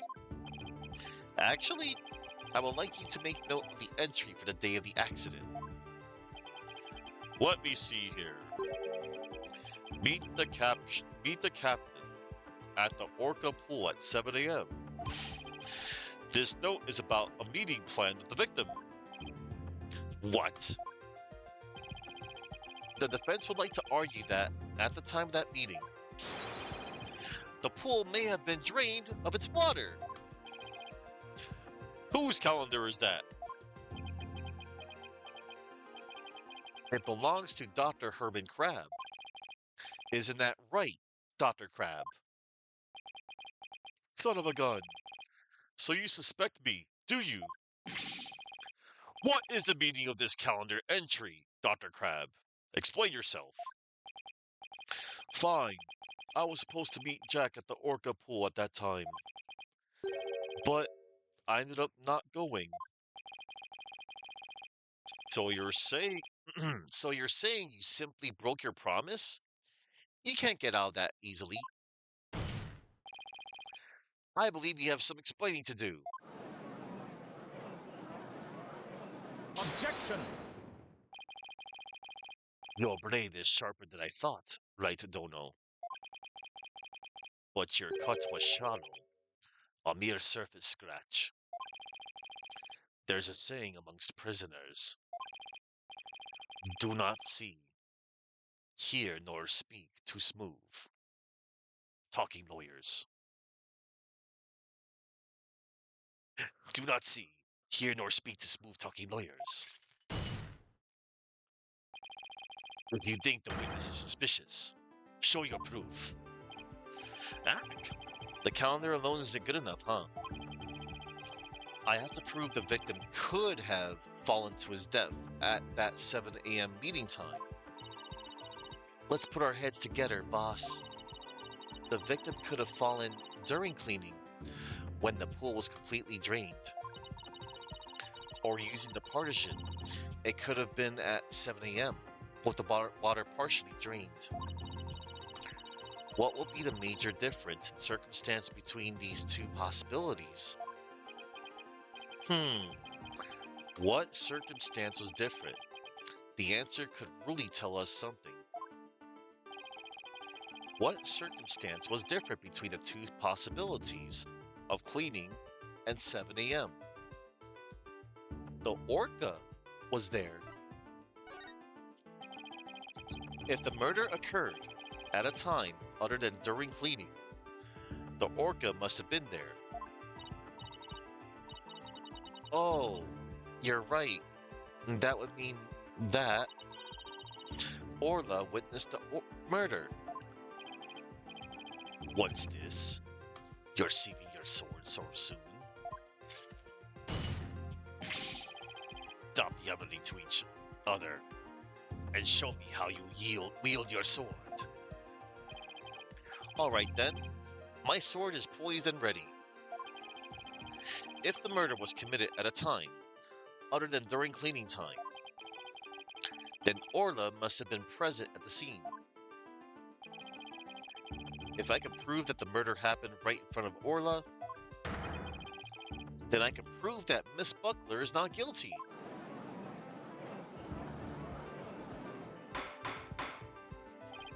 Order in the court. Mr. Wright, are you implying that the orca was a witness to the crime? That is exactly what I'm implying. And how do you intend to prove the orca witnessed the murder? What are you going to do? Put the orca on the stand and cross-examine her? We did that yesterday. Well, not really.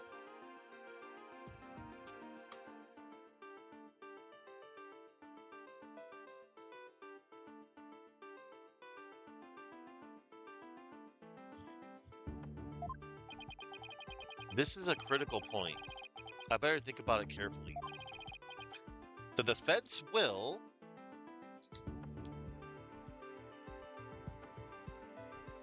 We're going to present evidence.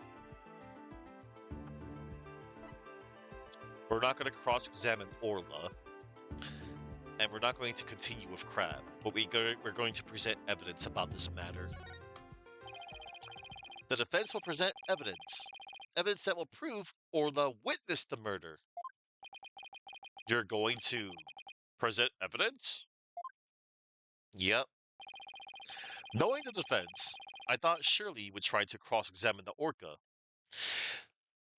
Judge, do not judge me for cross-examining the parrot and the robot and the assassin that communicated to us from a two-way radio, walkie-talkie, whatever, radio transmitter. We could, but we're not going to cross-examine the orca. I must say, I'm a little disappointed. Gee, sorry to get your hopes up, Your Honor. Very well. Let's see this evidence then. What evidence shows that the murder took place right in front of the orca? Well, it's simple, Your Honor. It's the pool bottom photo. Take that! This photo indicates where we discovered luminol reactions yesterday. By accident, we got some of the luminol testing fluid on Orla.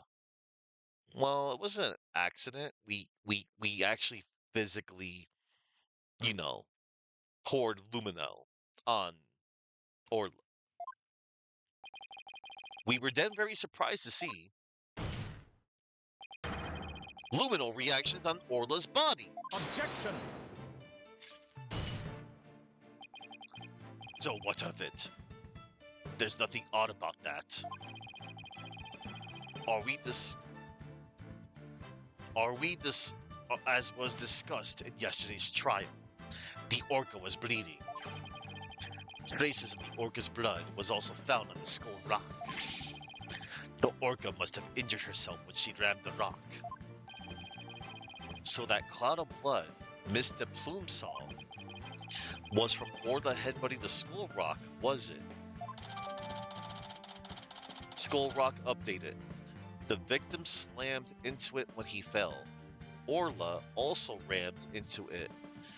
It had been moved from the show pool. Those luminol reactions you saw on the orca are most likely than her headbutting. Objection! But what's odd is the position of those bloodstains. Please take a good look at the photograph. Yesterday, Mr. Plume said the blood disappeared when Orla put on the hat. Hello, Chuckman. Thank you very much for the raid. Let me give you a shout out real quick. Thank you. I hope Stardew Valley has been treating you well.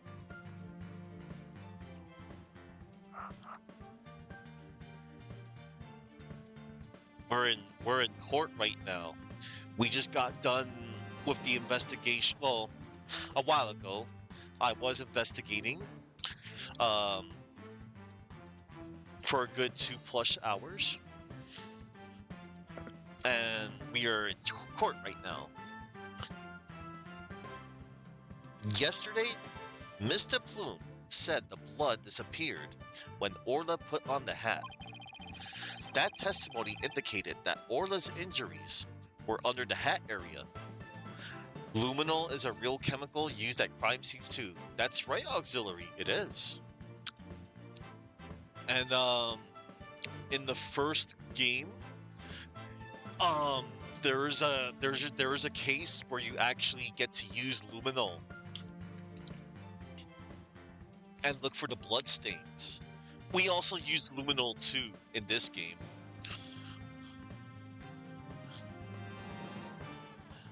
My testimony indicated that Orla's injuries were under the hat area. However, these luminol reactions are in 2 entirely separate areas from her injuries. These bloodstains can't be Orla's own blood from when she was headbutting. Then where did the blood come from? It's my firm belief that it's the victim's blood.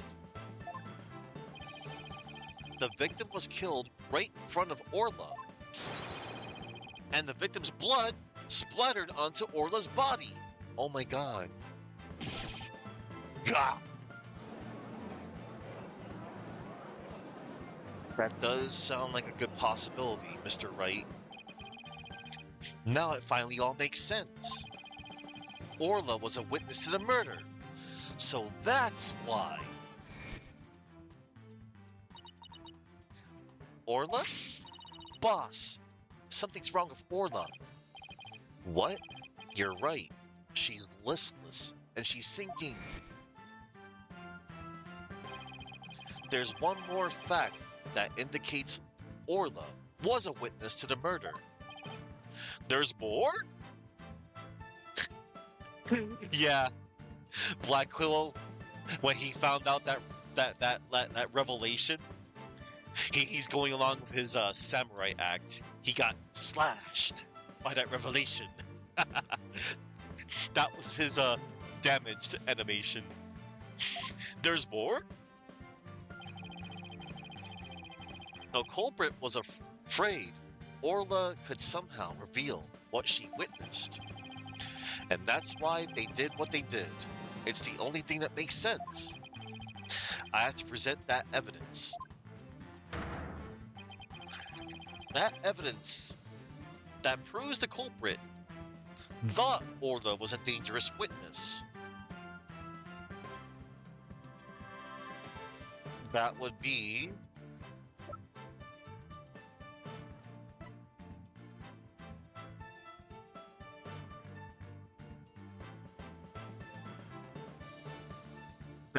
the sleeping pill, the 3Z sleeping pill, the strange object that was found in Orla's stomach. It's a sleeping pill, not some kind of poison. Take that! The defense would like to submit this evidence. What's this? It looks like some sort of medicine. It's a sleeping drug, Your Honor, a very powerful one. This sleeping drug was discovered in Orla's stomach yesterday. The culprit tried to drown Orla by putting her into a deep sleep. Try to drown the orca? But why? Wright don't know. Are you trying to tell this court that the perpetrator tried to kill the orca off to prevent a witness from talking? Do you really expect to defeat me with that feeble attack? My sword has been drawn. I'm not about to sheathe my evidence now. Orcas have an enormous potential for intelligence. The possibility that Orla could somehow manage to reveal the truth can't be denied. The culprit believed in this possibility, and that's why they tried to kill her. Dr. Herman Crab, you purchased a sleeping drug, didn't you? What? Does this mean the veterinarian tried to do away with the orca? Who but a veterinarian would better know how to disguise an orca's death? He could even prevent the police from examining Orla's body. Why, are you actually accusing me of trying to murder the orca?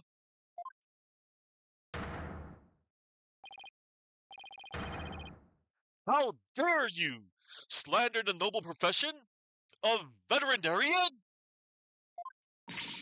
Eek! Eh? My goodness, one could cut the tension in this courtroom with a knife. Yes, I am into purchasing that sleeping drug. However, it was subsequently stolen from my lab. That's such a flimsy excuse. It's the truth. What else can I say? Any one of the crew members could have entered my lab. I guess that weakens my evidence quite a bit. Besides, think about it for a minute. Who was it that treated Orla after she swallowed the drug? It was I. But as I recall, it took you quite a while to give that treatment. You didn't even come on your own. We had to go get you. Son of a gun. You just remember all sorts of little details, don't you, Mr. Lawyer? The orca pool and the lab are far apart. It's little wonder he didn't know Orla's condition. Objection! Didn't know. That's highly doubtful. As far apart as they were, Dr. Crab still had a way to know all about Orla's condition. The defense would like to submit evidence that the witness knew about Orla's condition.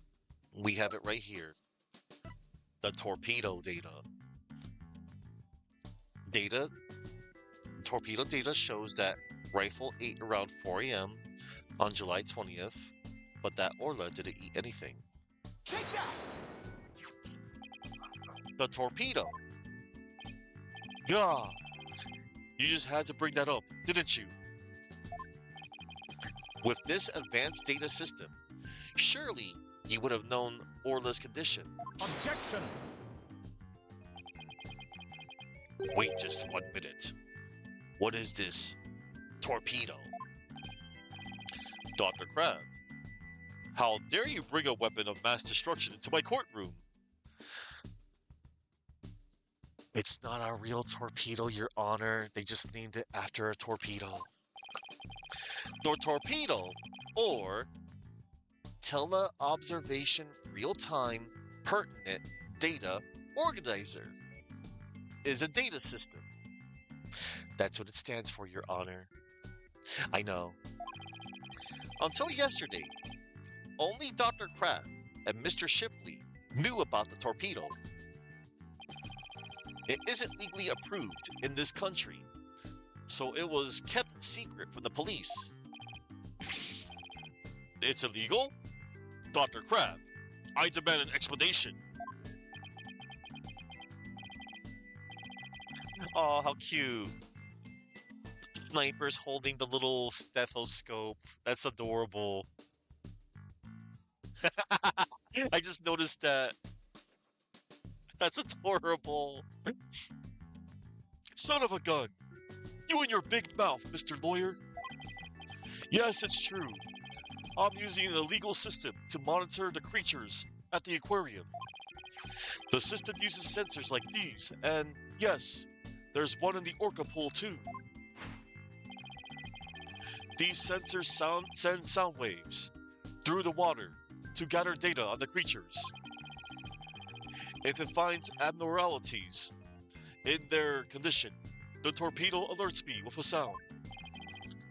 Oh my goodness, how very high tech. But if it's illegal, I will not turn a blind eye. This matter will be appropriately dealt with at a separate time. Now then, Mr. Wright, please continue. Hello, Deus. You got to a good part of the game. We're at a good part to a game to this case. With the with the torpedo, I'm sure Dr. Crab noticed the danger Orla was in, but he made no attempt to come to her aid on his own. And the reason for that is that Dr. Crab wanted Orla dead. The torpedo didn't give me a warning message. That's why I didn't know there was anything wrong with Orla. The sensor in the orca pool wasn't working during the police's investigation. Objection! Can you prove that statement? Objection!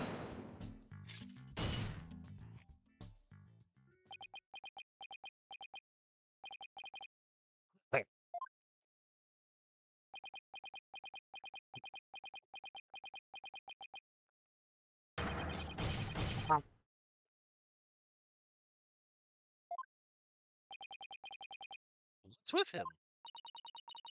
I guess this is also high tech for Prosecutor Blackwell. That's making him a little funny. Funny? Yes. I find this all very funny. Witness. Those sensors send sound waves through the water, correct?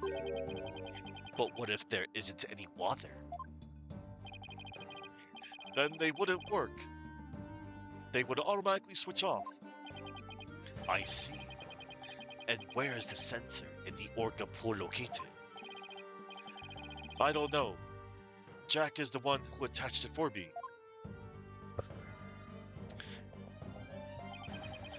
You don't know? Then I will tell you. The police found a sensor, just like the one you just showed us. They found it attached to the table at the bottom of the pool. Table? Do you mean the table in this photograph? That's right. Don't you get it yet, right, Dono? The table is on the Skull Rock side of the partisan. It's affixed to the bottom of the pool and can't be moved. Oh, and so if the water was drained from the Skull Rock side of the pool, precisely, without water, the torpedo sensor would not work. Witness, when did that sensor automatically switch off? Hang on, I'll look it up. The only times lately were during cleaning 2 days ago and the investigation yesterday. Of course, I knew the pool would be drained while they cleaned it, but I had no idea they drained it for the investigation. No one let me know. That's why I didn't know about Orla's condition yesterday. So Dr. Crab really did want to save Orla? Did you hear that, right, Dono? Yes, the water can be drained without harm to the orca if the partisan is used. But if the water is drained from the Skull Rock side, the sensor turns itself off. If the sensor was always on except for during the cleaning and the investigation, it means there must have been water in the pool at all other times. It was never drained. In other words, no one but the defendants could have committed the crime. Huh? Ah. Oh no.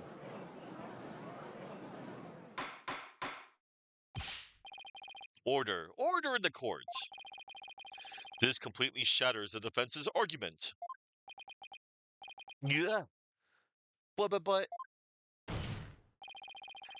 fact still remains that Orla was nearly killed with Dr. Crab's sleeping drug. Objection!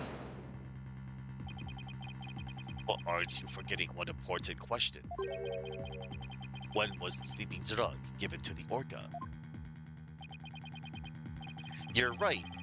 That hasn't been discussed yet, has it? The orca pool is the scene of the murder. The police were there all day yesterday. The only way to give the drug to the orca undetected is to put it in her food. Yesterday, someone gave the orca food during the trial. Someone did. I'm afraid I don't remember that. You don't remember? You're not that old yet, are you? It was the defendant, Sasha Buckler. Ah. So that is the orca that stands accused, is it? Wait. Aw, she's waving her flipper at us. Maybe she's cheering us on? Orla, wish Phoenix and Athena luck. Wait! Aw, she ate a fish there. So your argument is that Miss Buckler is the one who gave the orca the drug? The prosecution's argument hasn't changed. Buckler made the victim fall to his death, and then manipulated the orca to pit it on her. Still not satisfied, she further planned to kill the orca with the sleeping drug. I didn't hear any reports of Dr. Crab feeding Orla. Maybe he didn't have a hand in Orla's attempted murder after all. But is there anybody else who could have fed Orla besides Sasha? If it's true, the defendant is the one who fed the sleeping drug to the orca, then that places even more suspicion on her than ever. Objection!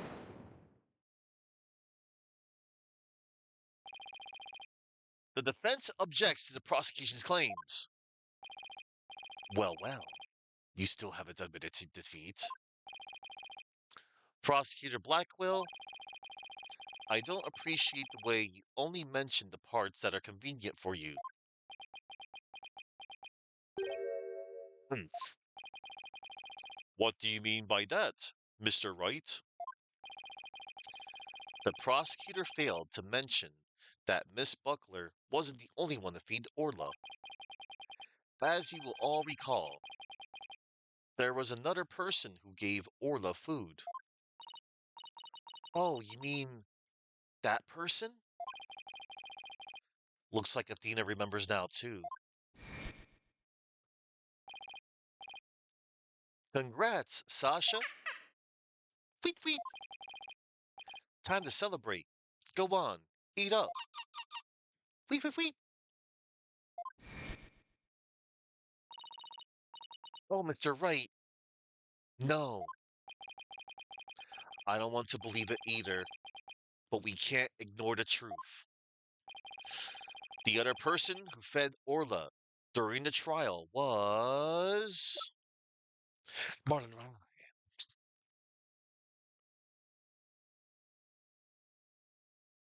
Take that! Please recall when Orla was found not guilty yesterday. Marlon Rhymes gave the orca a large quantity of food. If the sleeping drug was mixed in with that food, it could be given to the orca without arousing police suspicion. Now that you mention it, I do remember that flip-flopper feeding the orca. Hip hopper. Objection! So you remembered, did you? I see the time for a true sword fight has come. I call Martin Rhymes to the stand.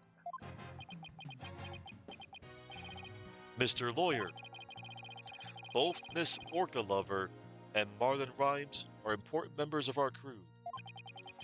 I don't want to suspect either of them, but I'm ready to accept whatever truth you find. Here, take this. That charm.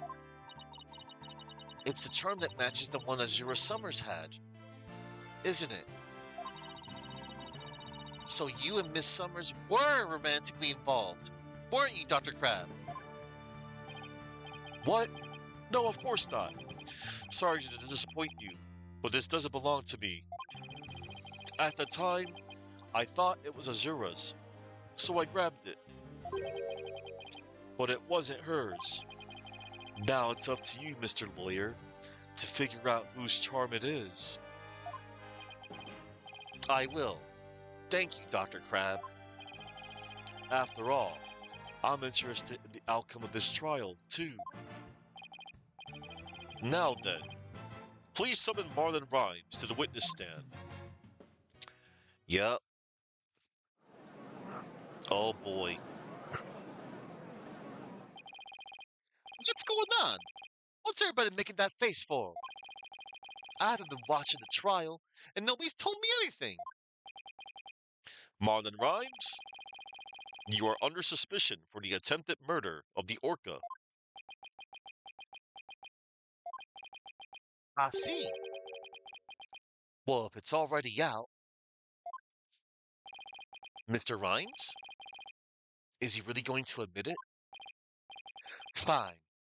I'll tell the truth. Oh boy. The truth. The truth. Sasha is lying to protect that orca.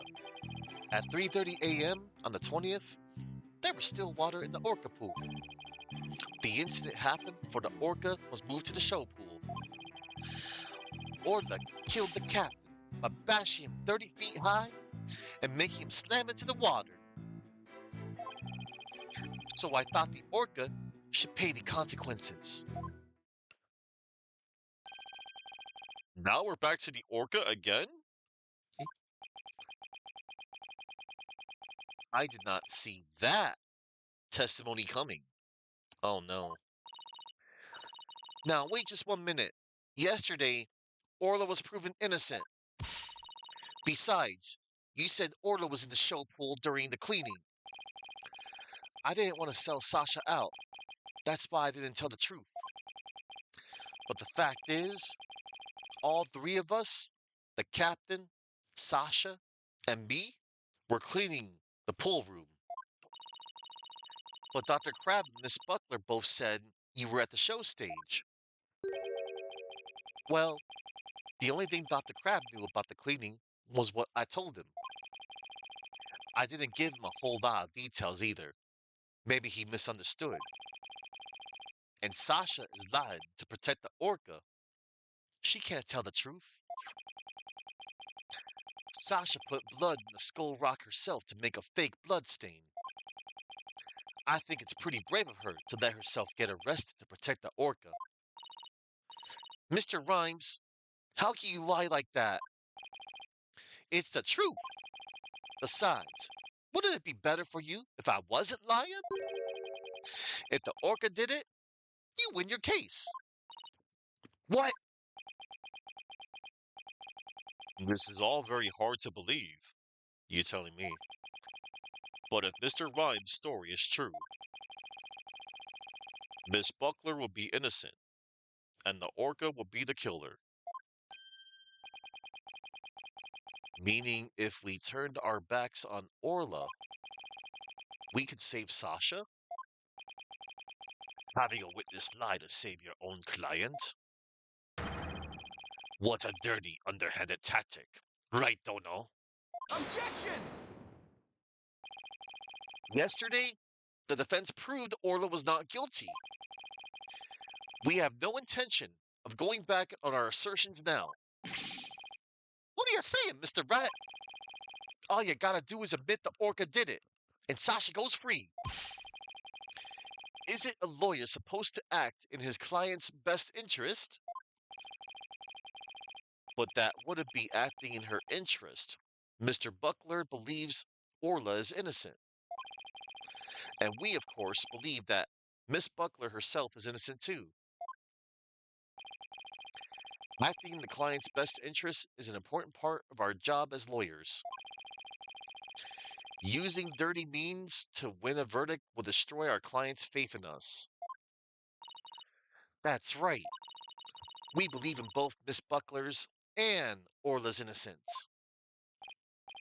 Huh? I just don't understand how you can treat a human and an orca equally. Sasha or the orca? You can only save one of them. I don't know about that. I think I can save them both. All you have to do is disprove your testimony. Oh, yeah? Then go ahead and try. I will do just that. If I can't tear down his testimony, I won't be able to save both of them. I have to find a weak spot and start tearing.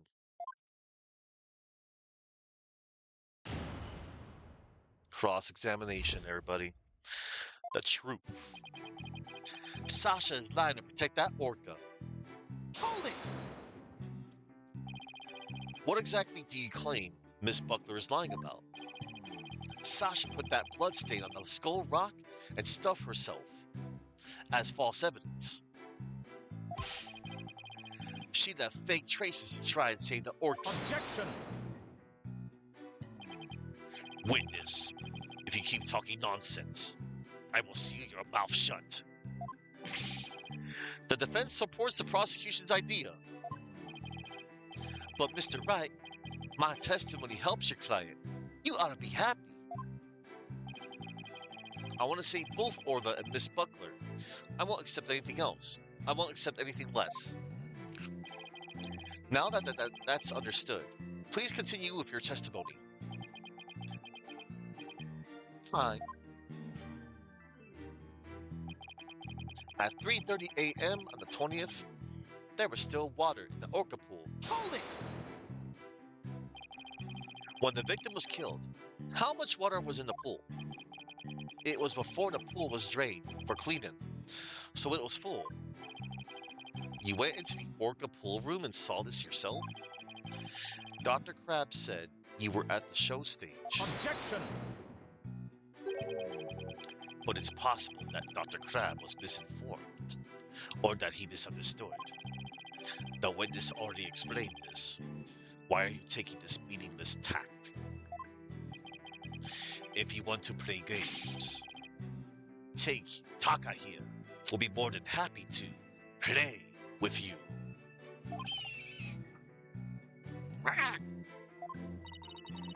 We better be careful how we press the witness. Taka's watching us like a hawk. Athena, Taka is a hawk. And Taka's name in Japanese is hawk. Witness, continue.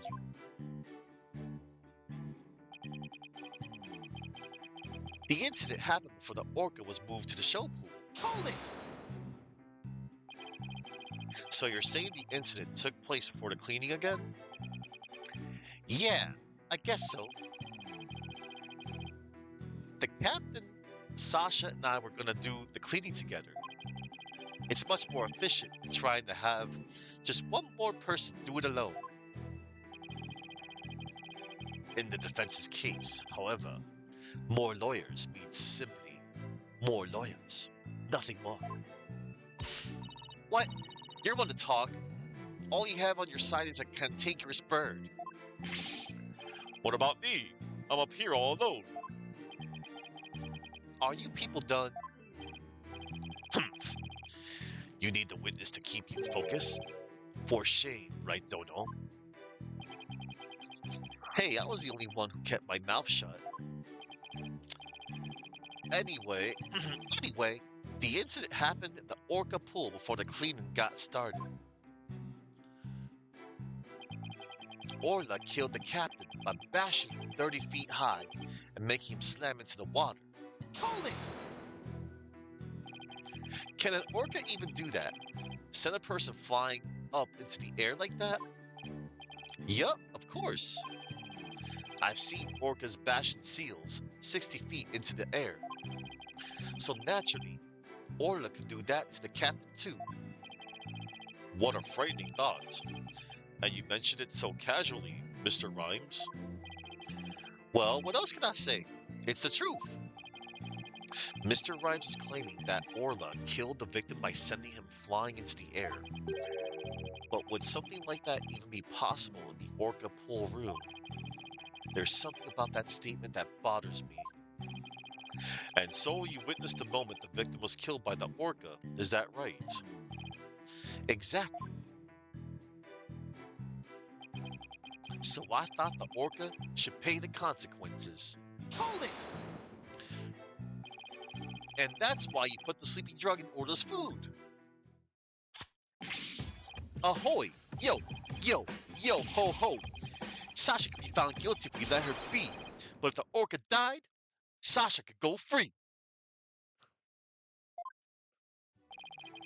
I thought if the orca was already dead, Sasha might tell the truth and free herself.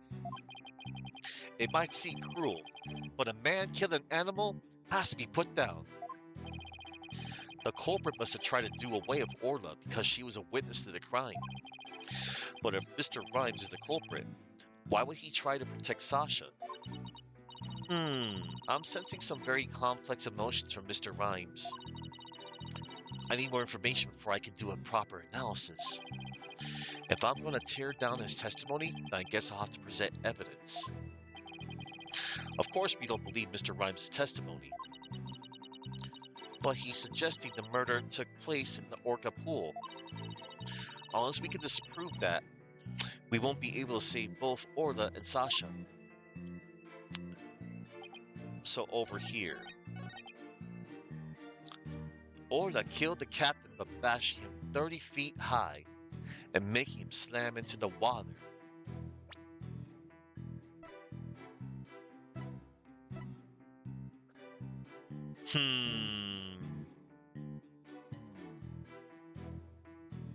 Bashing him 30 feet high, huh?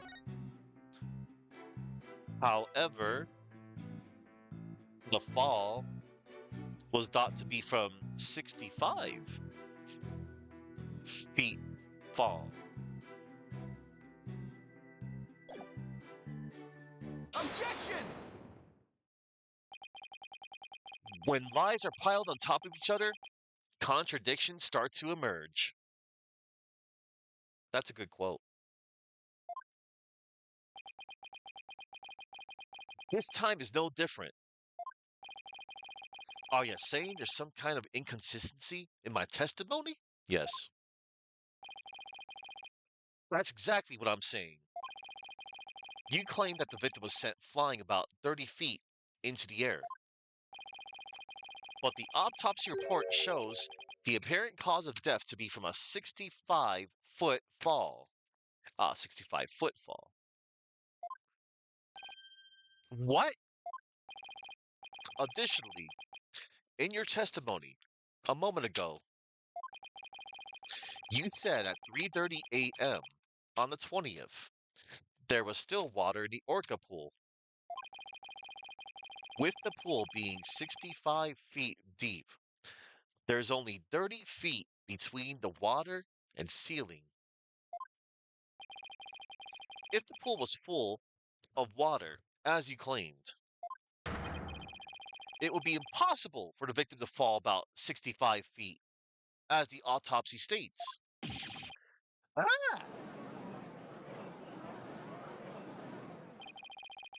Mr. Rhymes claimed he was in the Orca pool room, so he could make these statements. But the truth must be, he was at the show stage, just as Dr. Crab and Sasha testified.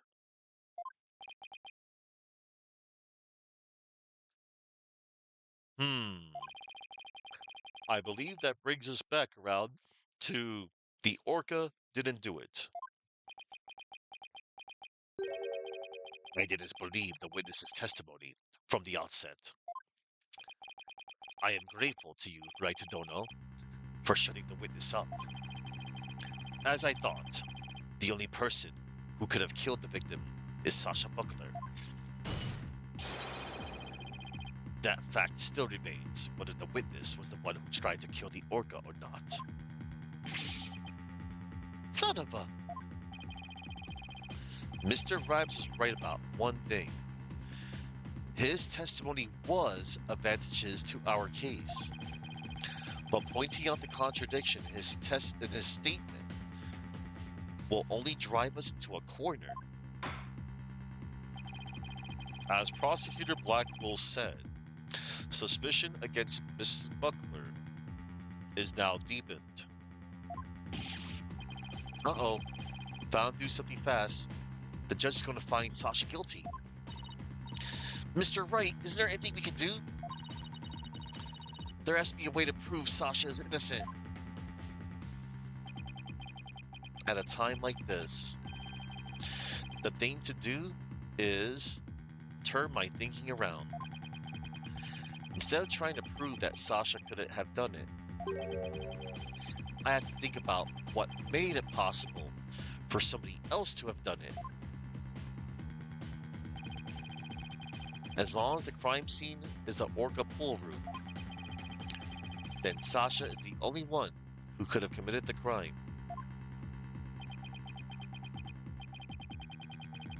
No need for pity, your baldness. Just finish him off with a swift verdict. It appears the defense has no objections. Very well, I will give my verdict. Hold it! Yo, Your Honor, please hold off on that verdict. But you were so quiet, Mr. Wright. Do you have something to say now? The defense has a counter-argument. You do?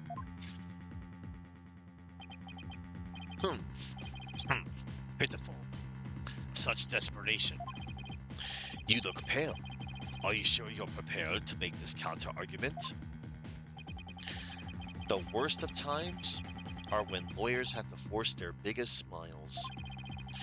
I'll never forget those words, no matter how many years go by. Even though it's probably just a bluff, I'll give it to them with a smile. What if the scene of the crime was somewhere else? The scene of the crime? Somewhere else? What? You're finding faults with the police investigation now? As I understand it, the prosecution's argument is as follows. There it is. The scene of the crime was the Orca pool room.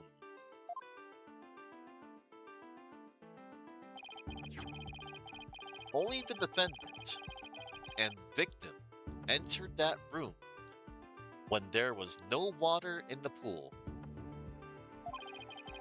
Therefore, only the defendant could have committed the crime. That is correct. But if the scene of the crime was not the Orca pool room, then somebody other than the defendant could have committed the crime.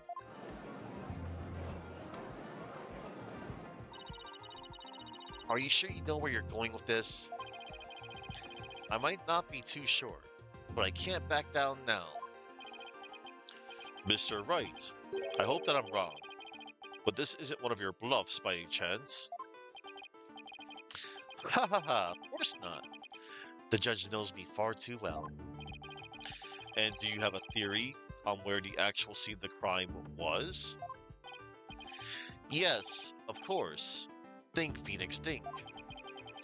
Think of a place other than the Orca pool room where one could fall to one's death. Then by all means, please share your theory with the court. Where was the real scene of the murder? It was the show pool. Where was the real murder scene was at the show pool. Take that! The show stage pool might have been drained of water at some point as well. And if so, it will be just as possible to fall to one's death there as the Orca pool. Right, Dono. What you're doing is a disgrace to your profession. I sincerely hope you have some basis for what you're suggesting. Of course I do. I will as soon as I think of something. The victim's body was found in the Orca pool. How do you explain that? Objection! How about if, after the victim was killed in the show stage pool, his body was moved to the Orca pool? How about if? What kind of presentation of your argument is that? You had better have a reasonable explanation of how the body was moved. There's no turning back now. I have to think of a way the body could have been moved. Was there something at the scene that could have been used to move the body? What could have been used to move the body? Why, this right here. The crane in the top left corner. Take that! The hoist runs between the Orca pool room and the show stage. The stretcher can be hung from the hoist to move things like Orla or the Skull Rock. The stretcher could also have been used to move the dead body. Yes. If the stretcher can move the Orca or the Skull Rock, it seems likely it could have also moved a dead body as well. Wow, somehow that worked. I just might be able to pull this off. If the show pool was the scene of the crime, somebody else could have done it. Objection!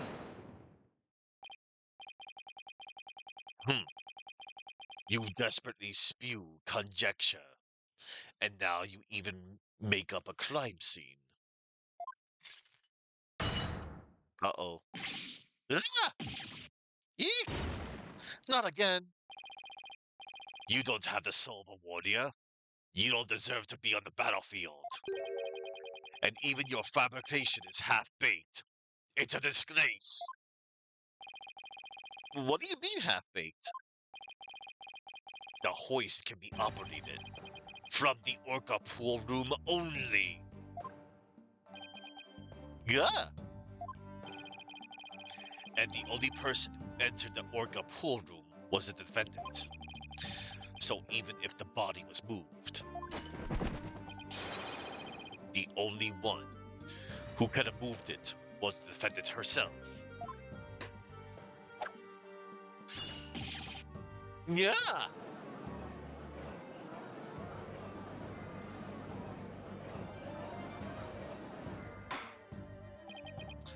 Order. So it comes back to the defendant, no matter which pool it was.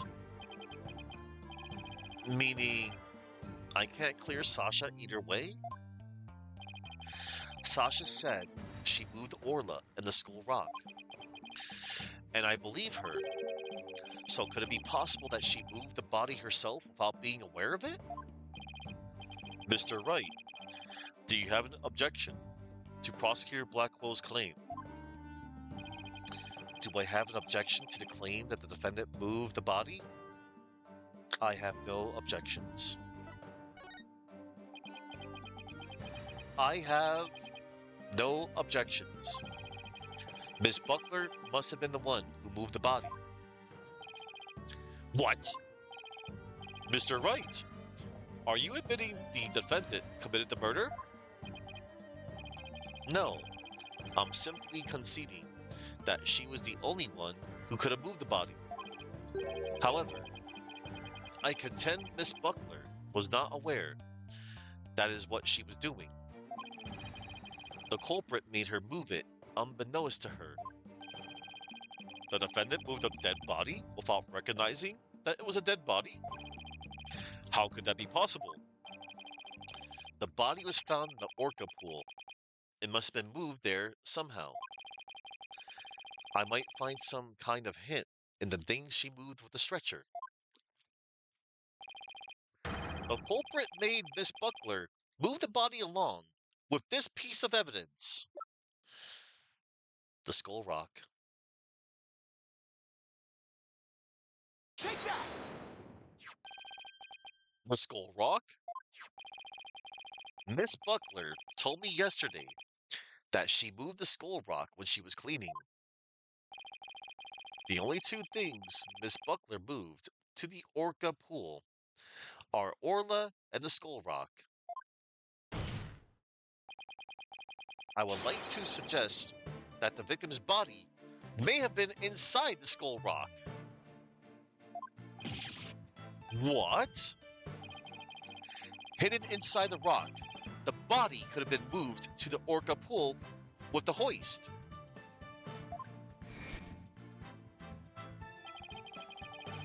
At the show stage, Marlon Rhymes loaded up the Skull Rock with the body inside.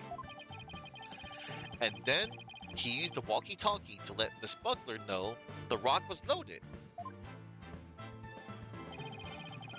Miss Buckler operated the hoist from the Orca pool room and moved the stretcher. She moved the rock without knowing the body was inside. Do you really think there's enough space inside the Skull Rock to place a body? The swashbuckler flyer indicates it could be possible. Please focus on the question at the bottom left. Oh, it says, who will obtain the gold coins hidden in the Skull Rock? In that case, I suppose the rock is most likely hollow. What's more, if the body was inside the Skull Rock, it explains the remaining unanswered questions, such as,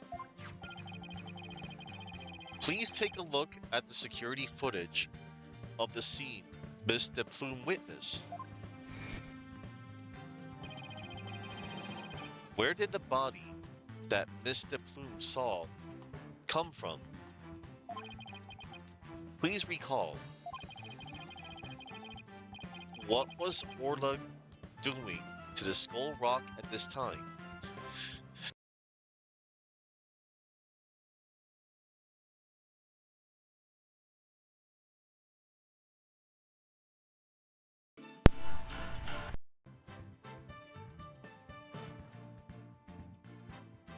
Oh,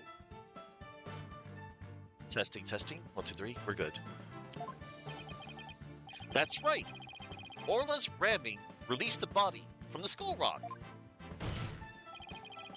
The body had been placed inside the skull rock and moved there from the show stage. I assert that the real murder scene was, in fact, the show stage pool. Silence.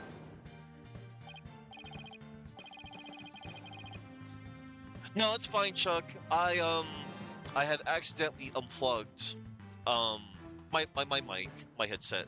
I'm good. What rubbish is this now? You don't have a single scrap of evidence. Objection! It's easy enough to verify what I say. Take a look inside the skull rock by yourself.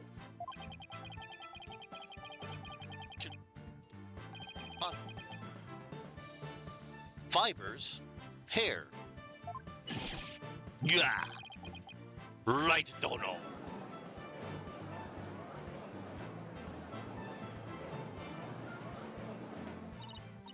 Mr. Wright, that was incredible. You turned things completely around. And to think, it all started with that half-baked bluff, too. Woo, that was a close one. Did you really have to add that last bit? If the murder took place at the show stage, then who is the perpetrator? It is naturally the person who was at the show stage. Mr. Rhymes, weren't you the one who loaded the skull rock onto the stretcher at the show stage?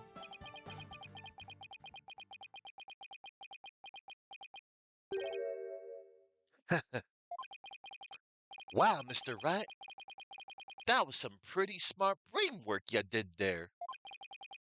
To be honest, I never thought you could figure it out. I try to protect myself, but I guess it came back to bite me.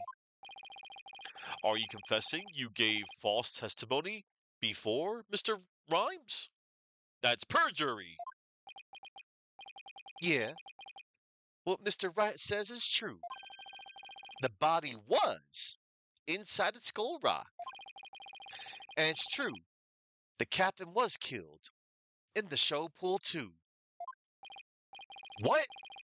He's admitting it that easily? This time, I'm going to tell you the whole truth about what happened that day. Yep.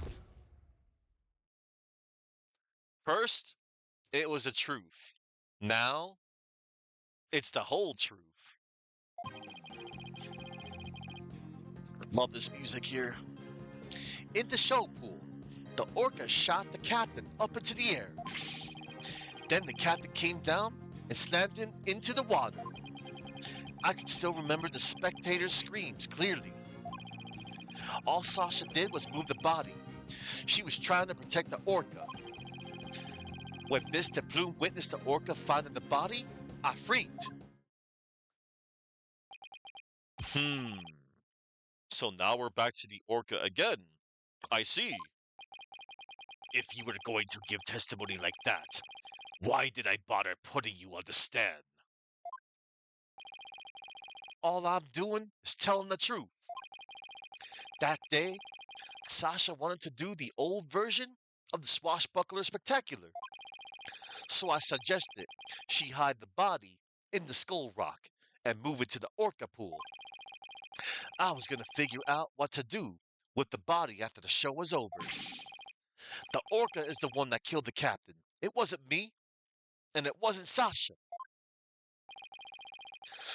So it was Mr. Rhymes' idea to hide the body in the skull rock? But if Mr. Rhymes is the culprit, why would he protect Sasha? False charges against Sasha would mean he himself would escape suspicion. So why? Mr. Wright, how about you leave this to me? Athena, do you mean you heard something? Yup, noise. Discord in Mr. Rhymes' heart. So that means somewhere in his testimony, there's an inconsistency in his emotions. All right, Athena, give him a good counseling session. You got it, boss. And here it is, everybody. Not counting episode 5, this is the final mood matrix of the game. Huh? What's this? What are you getting, Athena? Hmm. This testimony is pretty complex. Feelings of deep sadness and intense anger are being called up. Those two emotions appear to be running out of control. Out of control emotions? Is that going to be a problem? Yes. We'll have to probe their cause if you want to get to his true emotions and testimony.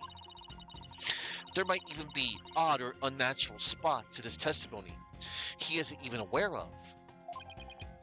All right, let's probe for the cause of his out of control emotions then. I'll explain how to probe. Let's find the root cause together.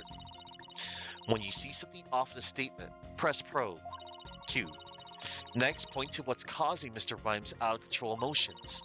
Finally, press probe R to complete the process. Oh, it said R, not Q.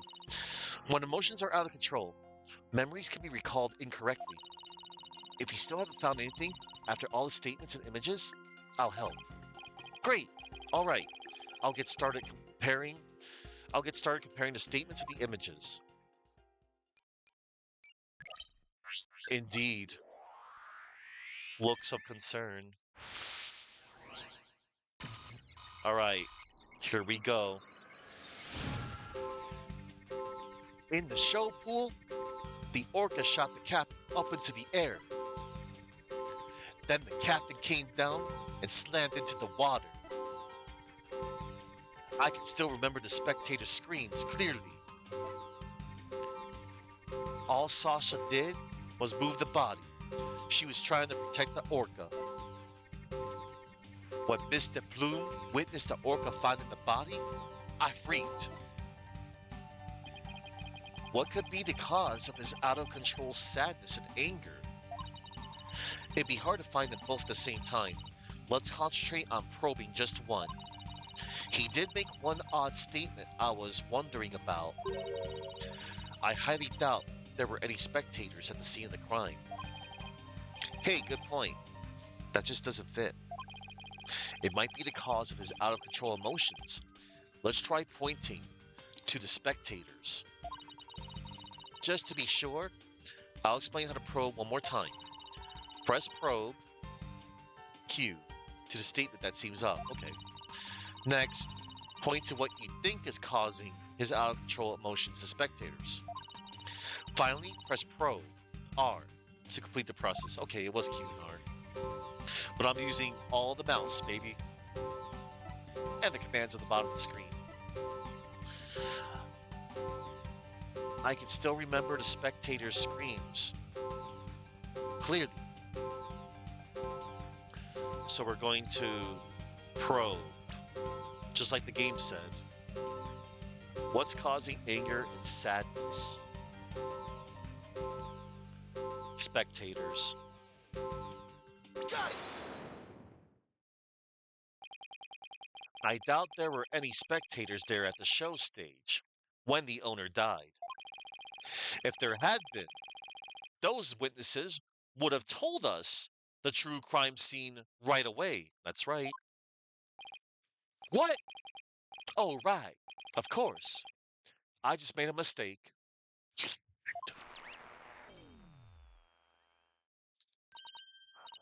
Okay. That made the sadness subside. So maybe the spectator's part was what was making him sad.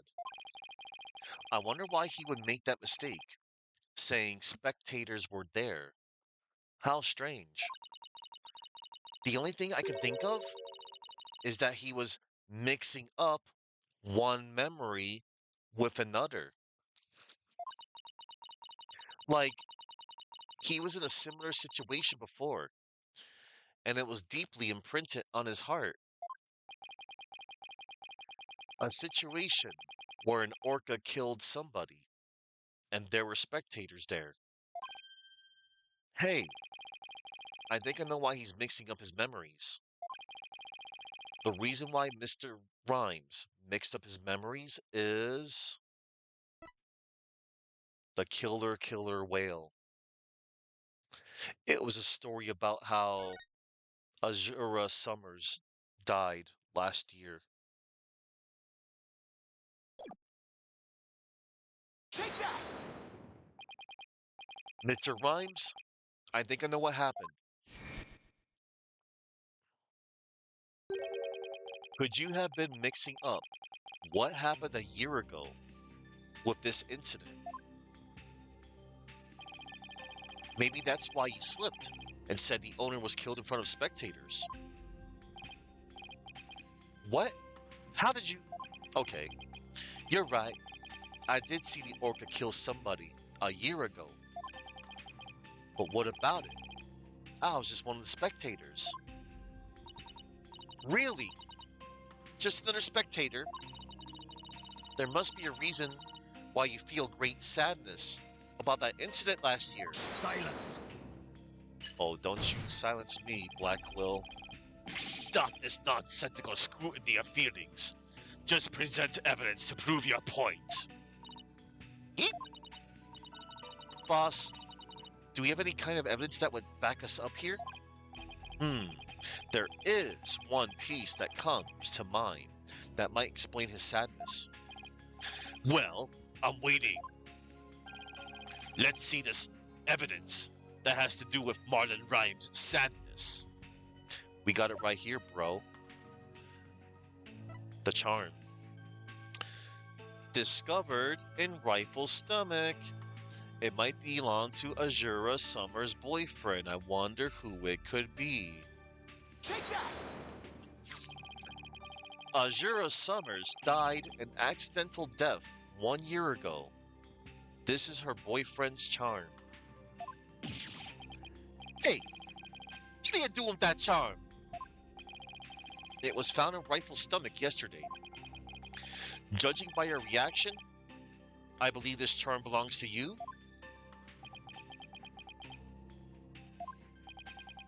I guess I need to push him just a little harder to make him admit it. When Mr. Rhymes said the word charm, he was very rattled. We better examine this charm a little more. Good idea. Let's look inside it. Huh? What's this? A photograph?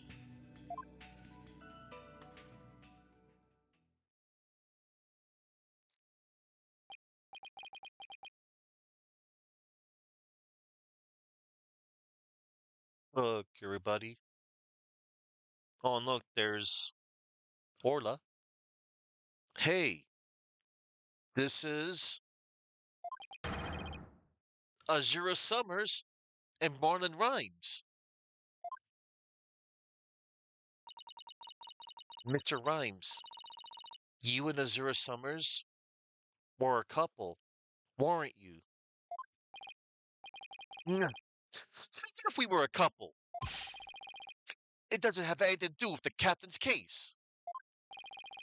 You believe you saw the orca kill your girlfriend. That's the cause of your sadness.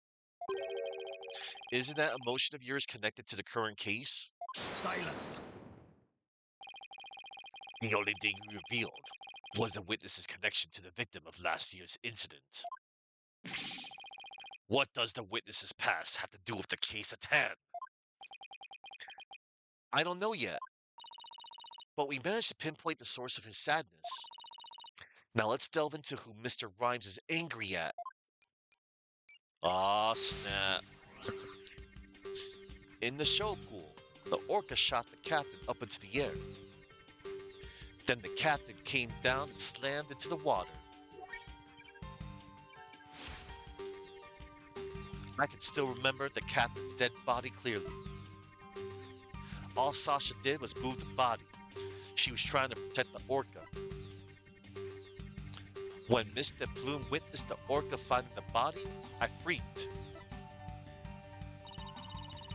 Now that his out-of-control sadness has subsided, The situation is a little different. Let's think about why he was so intensely angry. And we shall. You can, it's either on the first statement or the fifth statement.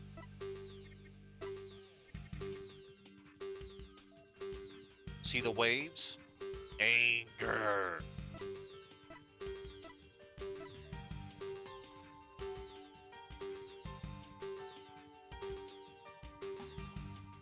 And what is the cause of the anger?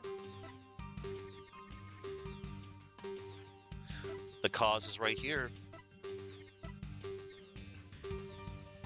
Probe. Orla. He is angry. It's Orla. Got it! Mr. Rhymes, you're angry with Orla, aren't you? Angry? At an orca? Why would I be? If you think I have some reason to be mad, then show me some proof. Do I have proof that Mr. Rhymes has a reason to be mad? I've got your proof. I bet that evidence we just took a look at would come in handy here. This charm indicates that you were Azura Summer's boyfriend. I'm sure you believe Orla killed your girlfriend a year ago. You lost your girlfriend, and so you've been angry at Orla. Nah. All right, I'll admit it. I'll never forgive that orca. His lanyard looks like Logan Paul showing off his Charizard card. Awful. You dare reference that fool.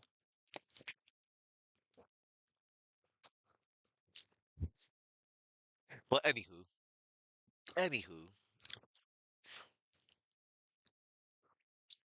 Azura is dead, and that orca is still swimming around, happy as a clam. I became an animal keeper just so I could prove that orca is a killer. Oh, Deus. We don't know the full story yet.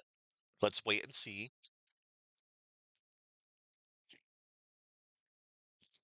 I became an animal keeper just so I can prove that orca is a killer. You're right. I want that orca to pay. There. Do you feel good? Dragging up a person's past? But it still doesn't change anything. Oh, 30%. Magic. He's right. I disagree. It does change things.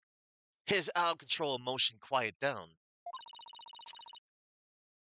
Now we should be able to find out the truth behind that emotion.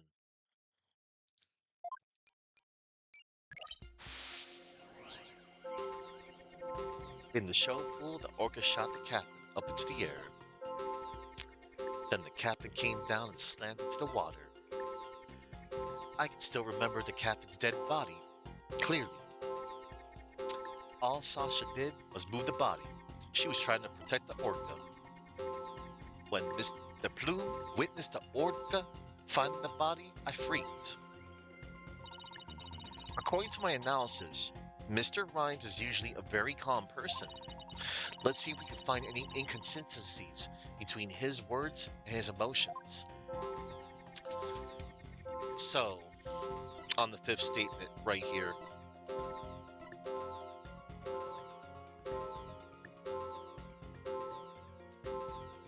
we shall pinpoint surprise. Got it! When Mr. Plume witnessed the orca finding the body, you freaked. Really? What are you getting at? With Mr. Plume as a witness, Orla was guaranteed to be accused of the murder. Didn't it work out exactly as you'd hope? In order to have Orla put down, you made sure Mr. Plume witnessed that scene. Oh my god, that face. Look at that face.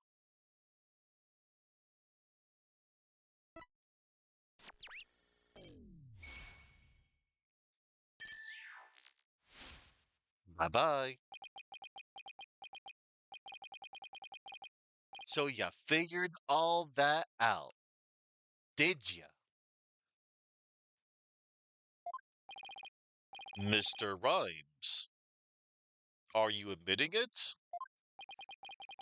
I didn't really want to have to fight anybody but the Orca, but you leave me no choice. Oh boy.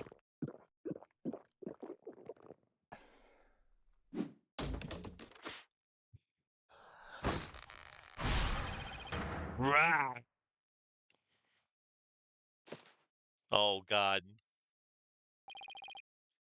Now it's time to get serious.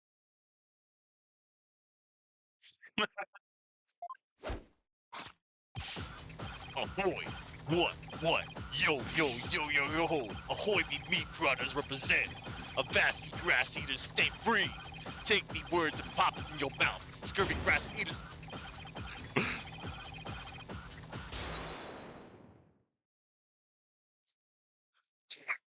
Hold up. Take me words and pop them in your mouth! Scurvy grass eaters kneel to me be! Yo, yo, yo, yo, ho! Bro, I'm ready for the showdown! Hey, Sir Boom. Yes, it's Zophar. Yes, Chuck Man. What the One Piece? Another duelist. Yes. He challenges me to a duel. Oh my god. I like this part. This part is freaking great. Whoa, whoa, whoa. What is going on? Where did this pirate fellow come from? Judge. We just witnessed a transformation. He looks like a completely different person. And the dude has a marlin over his shoulder. Order! If we don't have order, Prosecutor Blackwell will yell at us. That's the least of your worries, Judge. Grow up, hair. He ain't saying nothing.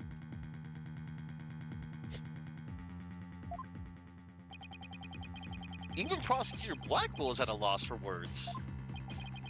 So I plan to have that wench be a witness? Yarr. He caught me out. It be true I thought that Orca's murderous ways should be found out. That be why I schemed to have the Plume see the body. So you admit it? You deliberately framed Orla? Could be true. But what skin be that off of anybody's nose? That Orca be a murdering scurvy dog. I may have a grudge against that Orca, but I always felt grateful toward the cat. The Orca murdered Azura and the cat, so of course she would walk the plank. She should walk the plank. God, I don't have a response to that. I agree it wouldn't make any sense for him to kill the owner. Why would he? But his hatred for Orla, on the other hand, comes through loud and clear.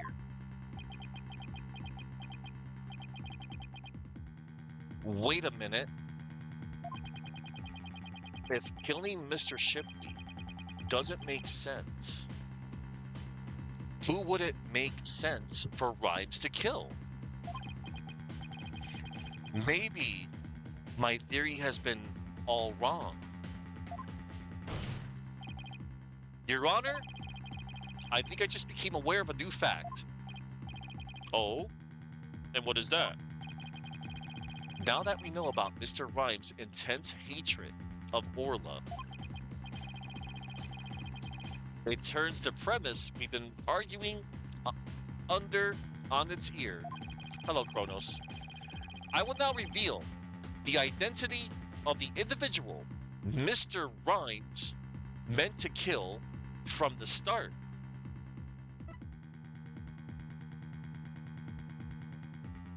Aura Shipley.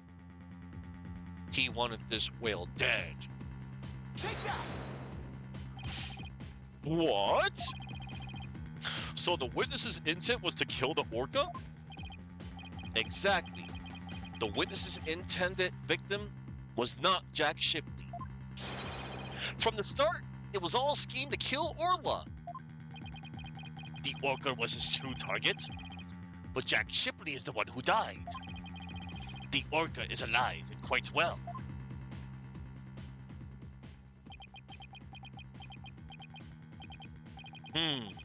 He's right. He wanted to kill the orca, and yet it was Jack Shipley who fell to his death. How did that happen? Wait a minute. What if Mr. Rhymes wanting to kill Orla was somehow connected to Mr. Shipley's death? At a loss for words, are you? What happened to your bravado of a moment ago? Enough of these reckless words, without any basis in fact. Objection! They aren't reckless words. The basis for my claim is at the real murder scene, the show pool. What are you talking about? It's my contention that two incidents happened at the show pool. The attempted murder of the orca and the victim falling to his death. First of all, in order to kill the orca, Mr. Rhymes removed something from the scene. And by doing so, he made it possible for Mr. Shipley to fall to his death. He did what now? Mr. Wright. What did Mr. Rhymes remove in an attempt to kill Orla? What was removed in an attempt to kill Orla? And the video game already did it for me. He removed the water itself. Take that! Don't tell me you're trying to play. He tried to kill the orca by draining the pool water. That's exactly what I'm claiming. To help the defendant with the cleaning, Marlon Rhymes took charge of Orla, with the plan to kill Orla in the show pool.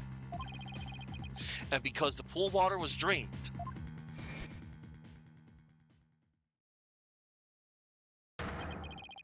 it made it possible for Jack Shipley to fall to his death in the show pool.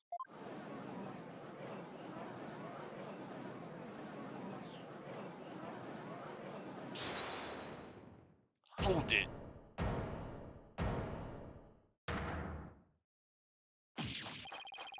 Arr. I try to kill the orca, ye say. One moment. I'm going to let Mr. Marlon Rhymes chomp on this big ol' marlin here while I close my door.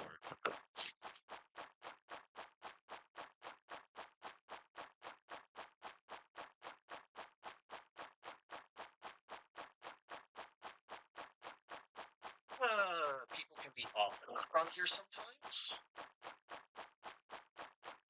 You know, not closing my bedroom door.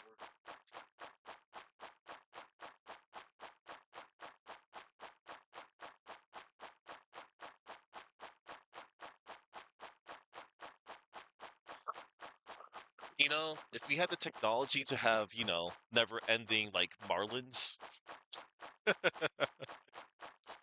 that's hilarious. For the record, I don't eat fish. I wouldn't eat a marlin. Anyway. Oh, that's right, Chuckman, you're right. It's the blue marlin. You know, from that one fishing game. The majestic blue marlin. Arr, I tried to kill the orca, you say. Can ye even prove there was nearly a drop of water in the pool? That day, I was simply looking after the orca. Why would I have the monstrous thought of killing it? Objection! You claim you were looking after Orla in the early morning hours of July 20th. Well, I don't think you were doing a very good job of it. After all, Orla wasn't given anything to eat during that time. How would ye know such a thing? I know because of Orla's record here in the torpedo data system. This system continuously records data on the subjects it monitors. From Orla's record, we can tell exactly when she ate or didn't eat. Think me. Nobody ever told me about that dastardly contraption. Only a few of the ship-shape aquarium staff know about this system. According to Orla's record, she never ate in those early morning hours of the 20th. You plan to kill Orla, and that's why you didn't feed her. Silence! You're wasting time. What proof do you have of that? Perhaps the orca simply wasn't hungry. Back. He's right. I don't have any proof. If Orla simply didn't eat, then that would create an inconsistency. Where did her fish go? Her fish? Good question. Where did it disappear to? Fish. What does it matter? What relevance does it have to the case? Cease this starting with inconsequential questions. Stop delving into the depths of the orca's stomach and delve into the case instead. That's what we're doing, dude. Objection! But wait, it may seem like a small inconsistency, but it's an issue of great importance, I think. What are you driving at, Mr. Wright? How could the fish disappear? Somebody must have eaten it. So who came to the show stage and ate Orla's fish? I think I might have a pretty good idea. Oh, Deus. It was a different kind of fish. I believe there must have been a visitor to the show stage that Mr. Rhymes didn't notice. Visitor? Are you trying to introduce yet another suspect at this 11th hour? If you utter more of your careless remarks, Taka won't look favorably upon it. I don't plan to utter any careless remarks. Whether my remarks will actually be related to the case or not, I don't yet know. Don't worry, boss. If Taka comes this way, I'll fend him off. But do try to keep your remarks careful. Somehow Orla's fish disappeared. Somebody must have visited the show stage. But who? This was a visitor to the show stage. It was cute little Rifle. I believe Rifle, the penguin, visited the show stage. First an orca, now a penguin?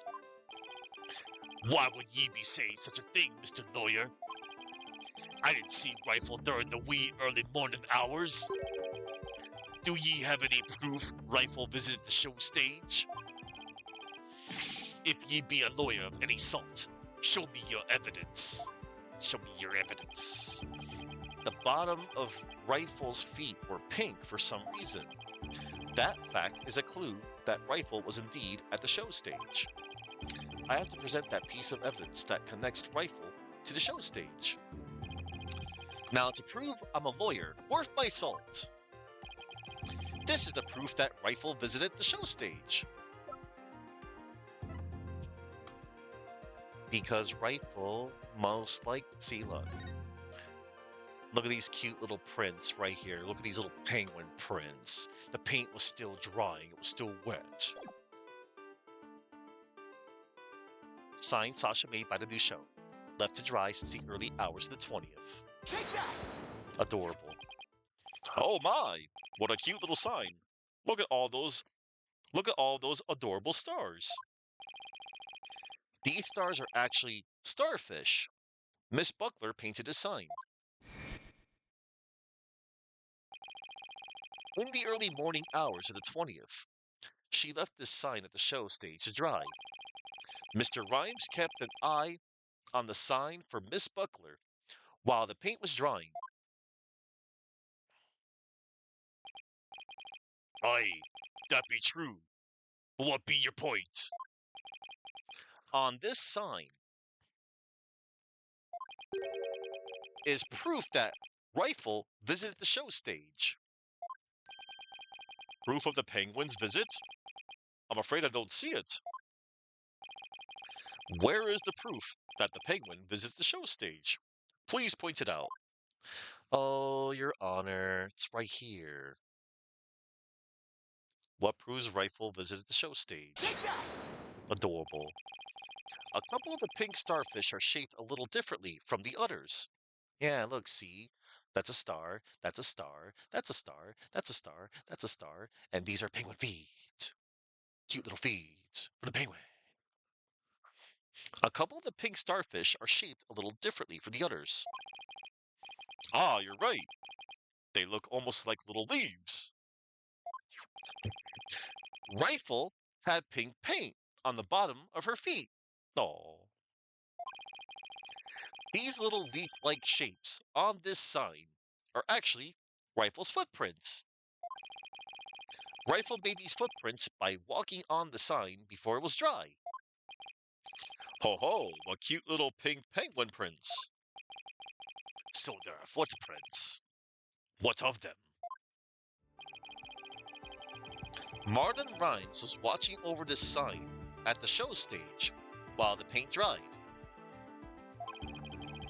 And during that time, the penguin paid a visit. According to the torpedo data system, we know that Rifle ate something that morning of the 20s.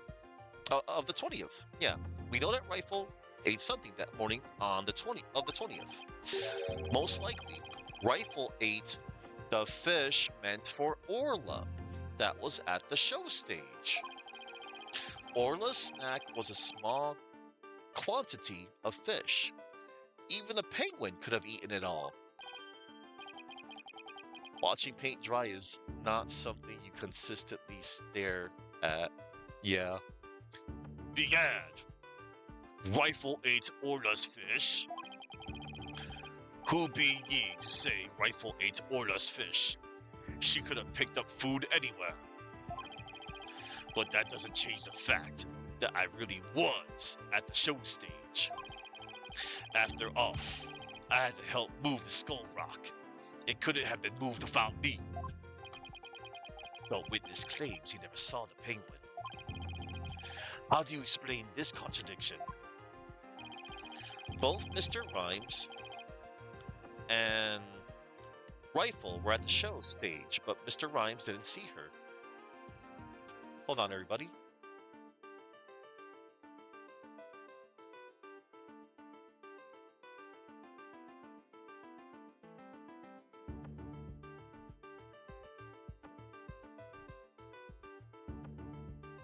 Interesting. Okay. Both Mr. Rhymes and Rifle were at the show stage, but Mr. Rhymes didn't see her. So where could Mr. Rhymes have been at the time? Right, Dono. If you aren't up to the task, I could disprove this witness's testimony for you. If I leave it to Prosecutor Blackwell, Sasha will be declared guilty. I can't let him interrupt this line of reasoning. Mr. Wright, let's try to figure out how things looked when Rifle came to the show stage. Mr. Rhymes was at the show stage, keeping an eye on Orla and the sign. And we know it must be true because he helped move the skull rock. And then Rifle came in and walked over the sign. But wouldn't Mr. Rhymes notice Rifle if he was right there? Well, let's think about where Mr. Rhymes could have been. Is there a place in the show stage area from which Rifle couldn't have been seen? Yes. This time I have to actually show a little effort. Once again, the water. From where could Rifle not be seen? Was it from the whale? It was from the water once again. Take that! What? Inside the pool? But you're right. If he was inside the pool, he wouldn't have noticed Rifle. So are you saying Mr. Rhymes was underwater the whole time Rifle was eating? No, not underwater.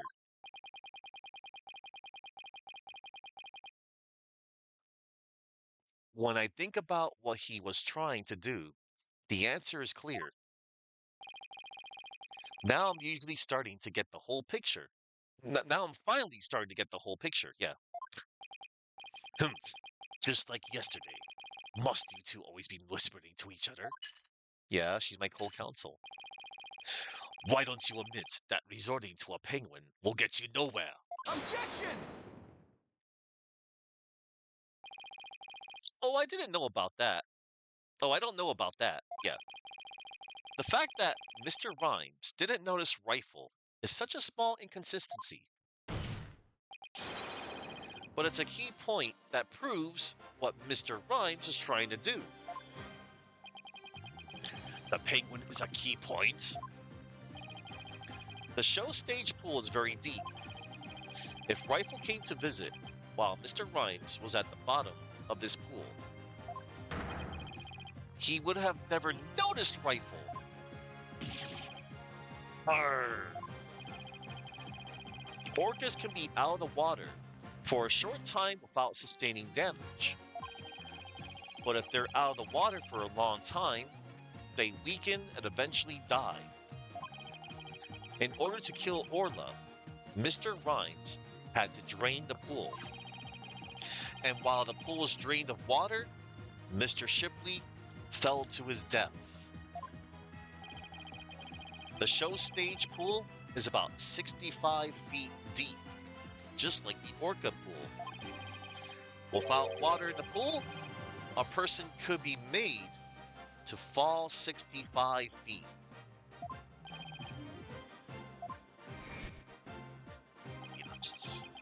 Mr. Rhymes probably wondered what to do. If he continued with his plan to kill Orla, how would he dispose of Mr. Shipley's body? So he devised a plan to kill two birds with one stone. What? How? Mr. Rhymes went down to the bottom of the pool and put the victim's body in the rock. He then had Miss Buckler move the rock and the body together. Silence! And the witness made the defendant do this somehow without arousing her suspicion. That's right. Mr. Shipley told Miss Buckler that she couldn't perform in the new show. Miss Buckler became upset. Miss Buckler became upset and wanted to switch back to the old version of the show. So Mr. Rhymes conveniently suggested that she take and hide a prop for the new show. Mr. Rhymes then manipulated Orla using her singing and lightsaber tricks.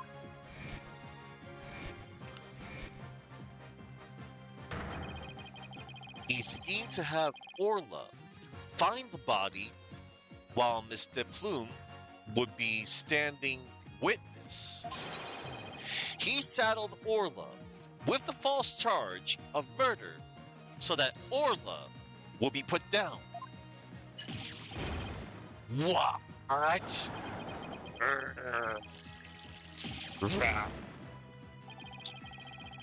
So the fact that the witness didn't see the penguin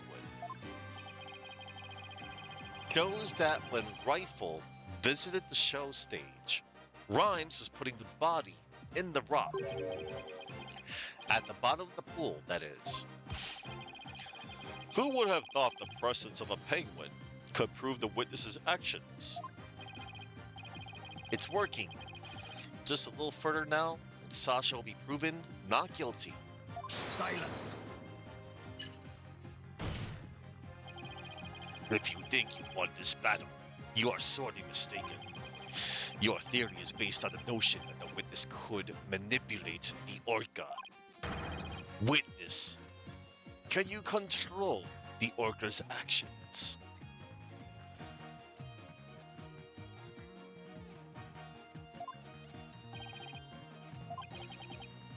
Of course not.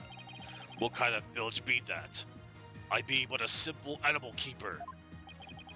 If my memory serves, wasn't Miss Buckler the only one who could issue commands to the orca? Ugh. The judge's blade is sharper than the lawyer's. If you wish to do battle with a witness, you'll need a honed blade.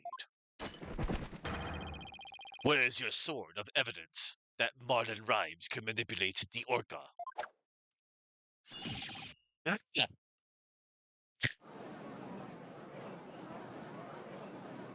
His poor hair. Rhymes had to have manipulated Orla in order for his plan to work. But how can I prove it? Well, it appears this line of reasoning has become unsustainable. Objection! Athena objects. Well, it appears that I was mistaken. Athena? I've analyzed the hearts of all kinds of people. I have enough experience to see, when I look into your heart, that you haven't given up.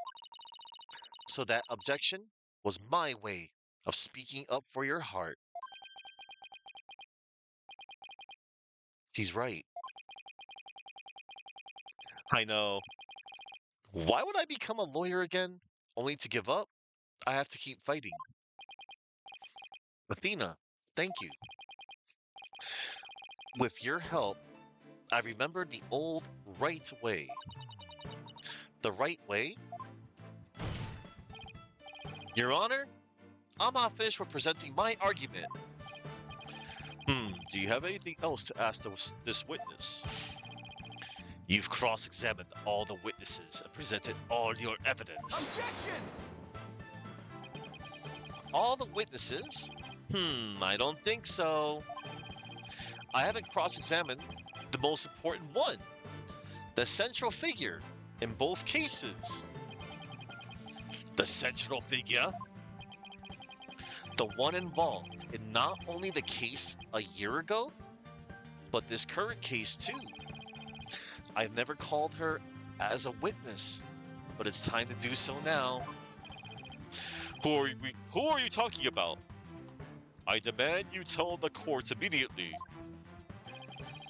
Who is this central figure in both cases? Why, Your Honor, it's none other than Aura Shipley herself. We are calling to the stand Aura Shipley. Take that! The defense calls the central figure in both cases Orla, the orca. You intend to cross-examine an orca? Judge, we cross-examine a parrot. We cross-examine an assassin via a radio transmitter. We cross-examined a robot. This is nothing out of the ordinary in this universe. Cross-examine an orca. Ye must be addled. It be impossible, says I. You are willing it to Silence. now, right? Yes, we're wailing it. This absurdity is beyond the pale. I like that quote. This absurdity is beyond the pale. How do you expect to question an orca, a creature incapable of speech? Objection! Orla is intricately involved in this case. I have every right to cross-examine her. Besides, even if she can't speak, I think cross-examining her will be invaluable. That's right, Chuck. Very well. Do what you will then.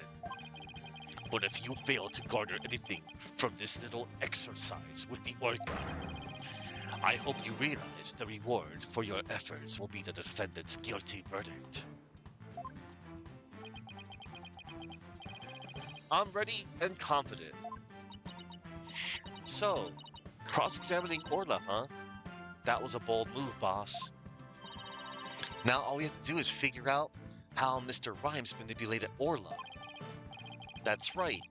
Now it's Orla's turn to help us save Sasha. An orca defended yesterday, an orca witness today. This is truly unprecedented.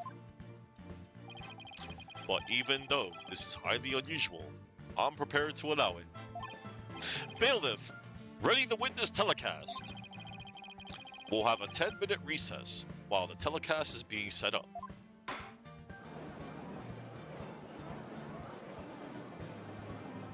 You figured the feather disappearing was implying that? Oh, man.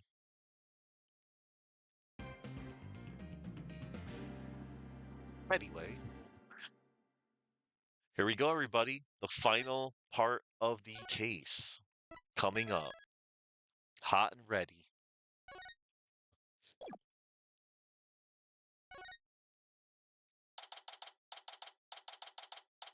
July 22nd, 11:21 a.m. District Court Defendant Lobby, number 3. Leave it to you to think of something like calling Orla, Mr. Wright. Well, she's the only one who knows all the answers, after all. I just talked to Pearls, and she said Orla seems to be feeling fine. Now we have to try and figure out how Mr. Rhymes manipulated Orla. If we put Mr. Rhymes and Orla together, maybe we can get some kind of clue. And I can't forget about that strange set of prints of Rhymes' eater. I really appreciate you're trying to save both Orla and me. I had no idea Marlon hated Orla like that. I feel like I've been shocked by a torpedo ray. Of course he would hate the killer whale that murdered his girlfriend right in front of him. Oh, Mr. Plume, you been watching the trial? Oh yes, I came to make a declaration of war. A declaration of war? No matter what the results of today's trial, I will report the truth in my new book. Even if that truth goes against what I wrote in The Killer Whale. I don't know what the truth is, not even about what happened a year ago. Dr. Crab. Azura died right in front of my eyes, in the middle of a pirate show. She suddenly fell from the orca's back and began to thrash around in pain. The orca was singing a song and then started headbutting Azura over and over. Finally, the orca took Azura in her mouth and brought her to the side of the pool. Just before she died, Azura was holding her chest in obvious pain. She was holding her chest? Wait a minute. Could it be? I don't think Orla was to blame for the incident a year ago either. What? I think the cause of Miss Summers' death might have been her heart condition. Heart condition? What heart condition? I never heard anything about it. Miss Summers had a prescription with Hickfield Clinic for a heart condition. The orca didn't kill her. I think it's possible her heart condition did. Have you thought about Blackwell's Zentetsuken being fueled by feathers? Probably. You figured the feather disappearing was implying that? Probably. I think it's possible her heart condition did. What? Azura had a heart condition too? I guess she hid it from everybody, just like I did. So that means the orca was innocent a year ago too. It's just a theory, but I think the orca headbutted Azura to check on her, and then did the lifesaver trick to rescue her. So there was no need to put the orca down after all. So, you really did intend to put Orla down? No, Jack and I were against such a thing from the start. But you said you were going to euthanize the orca. Yeah, I've been wondering about that. Mr. Crab, about this capsule. It's not a poison, but a sleeping drug, right? That's right. Even if Orla attacks someone, or even if the Center for Dangerous Animal Control demands she be put down. I never had any intention of killing her. I would use sleeping pills to make it look like she was dead, and then set her free. That's why I purchased so many sleeping capsules. Oh, that's why. I never considered the possibility that that poor woman's death was illness. She seems pretty disturbed to be wrong. I simply want to know the truth. That is why I will tell you who my client is. The day I witnessed the owner's death, I was there at the request of the animal keeper. Marlon Rhymes? That is correct. That day, my client called me to ask me to investigate the orca pool. He must have wanted you to witness what Orla was going to do. Why did you decide to tell us this? My desire to protect my client was standing in the way of the truth. I couldn't allow that. I will be watching to see how this all unfolds. Good luck to you, blue and yellow duo. Shucks. Well, that was quite a bombshell she just dropped, and so casually, too. That woman really is a free spirit. Do you remember what you said yesterday, Mr. Lawyer? That you'd expose any secret if it would help save Sasha. I remember. It's my duty as a lawyer. Well, I just wanted to know that I don't blame you for exposing the aquarium secret. It may put me in hot water, but if it helps save the orca, let me clue you in on another secret. Focus on the orca song. The orca song, huh? What could he be hinting at? Oh, Mr. Wright, looks like it's time. Alright, let's go back in. You've got it, boss. We're gonna go in there and save Sasha and Orla together. And we shall. July 22nd, 11:30 a.m. District Court. Courtroom number 4. The court will now reconvene. Is the witness Orla Shipley, commonly known as Orla, ready? Well, the orca is present, but I highly doubt she understands what's going on. Wait! Ho ho! Just as adorable as yesterday. I distinctly remember you being afraid of her on several occasions.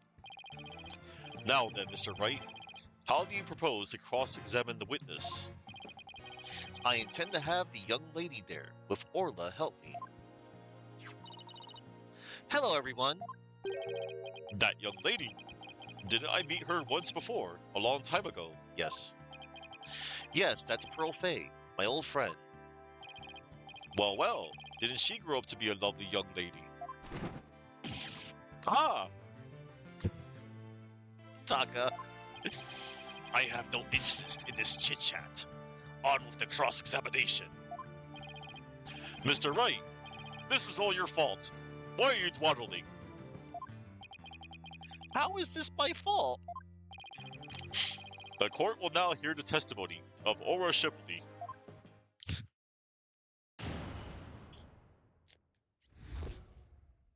How Orla was manipulated.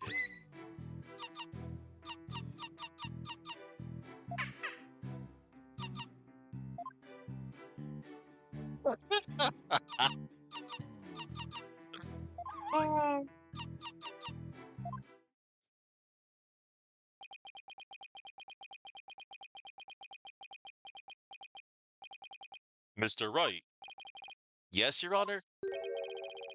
do you seriously intend to cross-examine this orca? Well, she is a key witness for the defense after all, sir. Grotto. This is the greatest cross-examination of all time since cross-examining a parrot. Since cross-examining a, a radio transmitter with an assassin on the other end.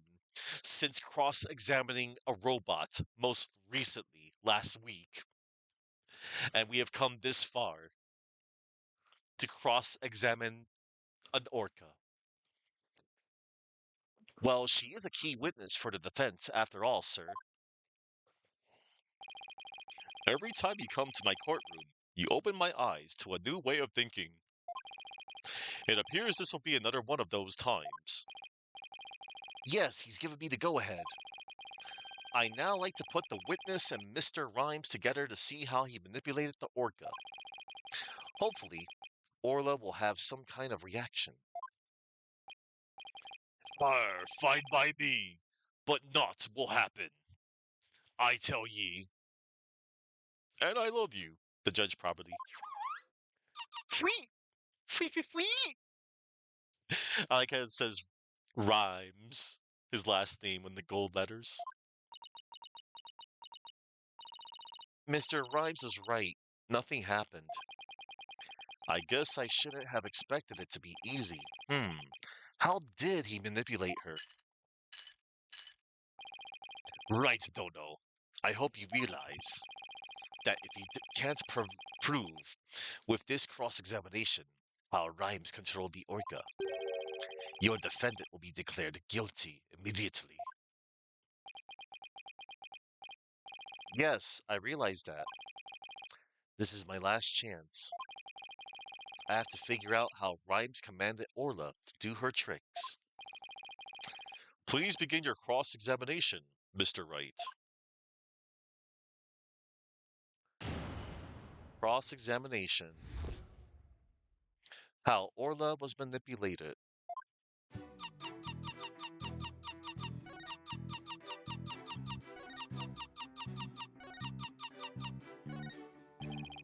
If I could actually communicate with Orla, this case would be solved in an instant. Even if we can't understand what she's saying, at least we can understand her heart. If we could just figure out how Mr. Rhymes commanded her, I'm sure Orla will confirm it. How did Mr. Rhymes make Orla do those tricks? We have to find the answer somehow. Wheat, wheat, wheat! Wheat, wheat, wheat, wheat, wheat! Hold it! Miss Shipley, I'm afraid Fleet Fleet Fleet is not going to get us anywhere. This is your plan of action? If you are incapable of interpreting Orca speech, this entire exercise is folly. Objection! You leave the interpretation of Orla's heart to me. All right, girl. What you gotta say? Let me hear it. We? Wheat? Orla. How about wheat? Oh, Orla, you're so cute. Right, Dodo. Surely you don't intend to continue this farce. I do. Miss Shipley, please continue with your testimony. And furthermore, your mother. Tweet click. Tweet. Hold it! Please.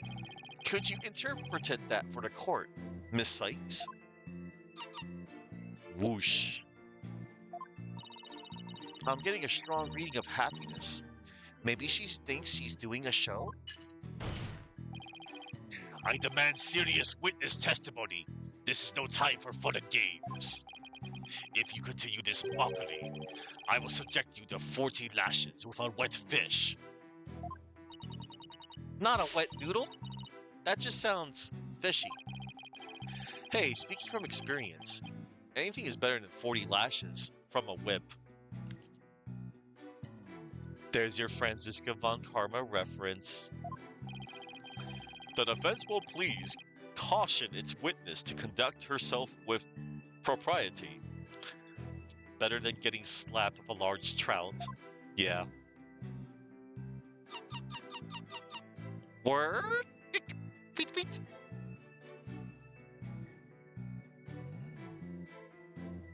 God, no, Kronos. That sounds like really bad fan fiction.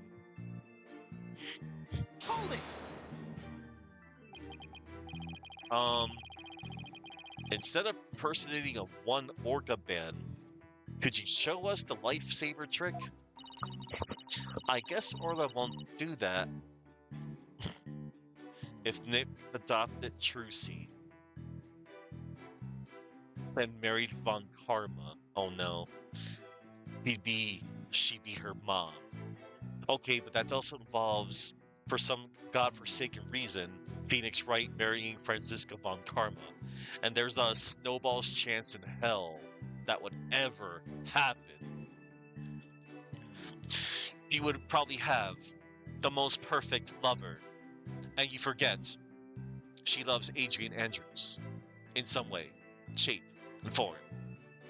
Teehee. Anyway, moving on. I guess Orla won't do what you want unless you give her the proper signal. Oh, doesn't Orla sing beautifully? He didn't get lashed in the courtroom, so if he encountered her whip, yeah. Taka's singing voice is much more melodic and clear.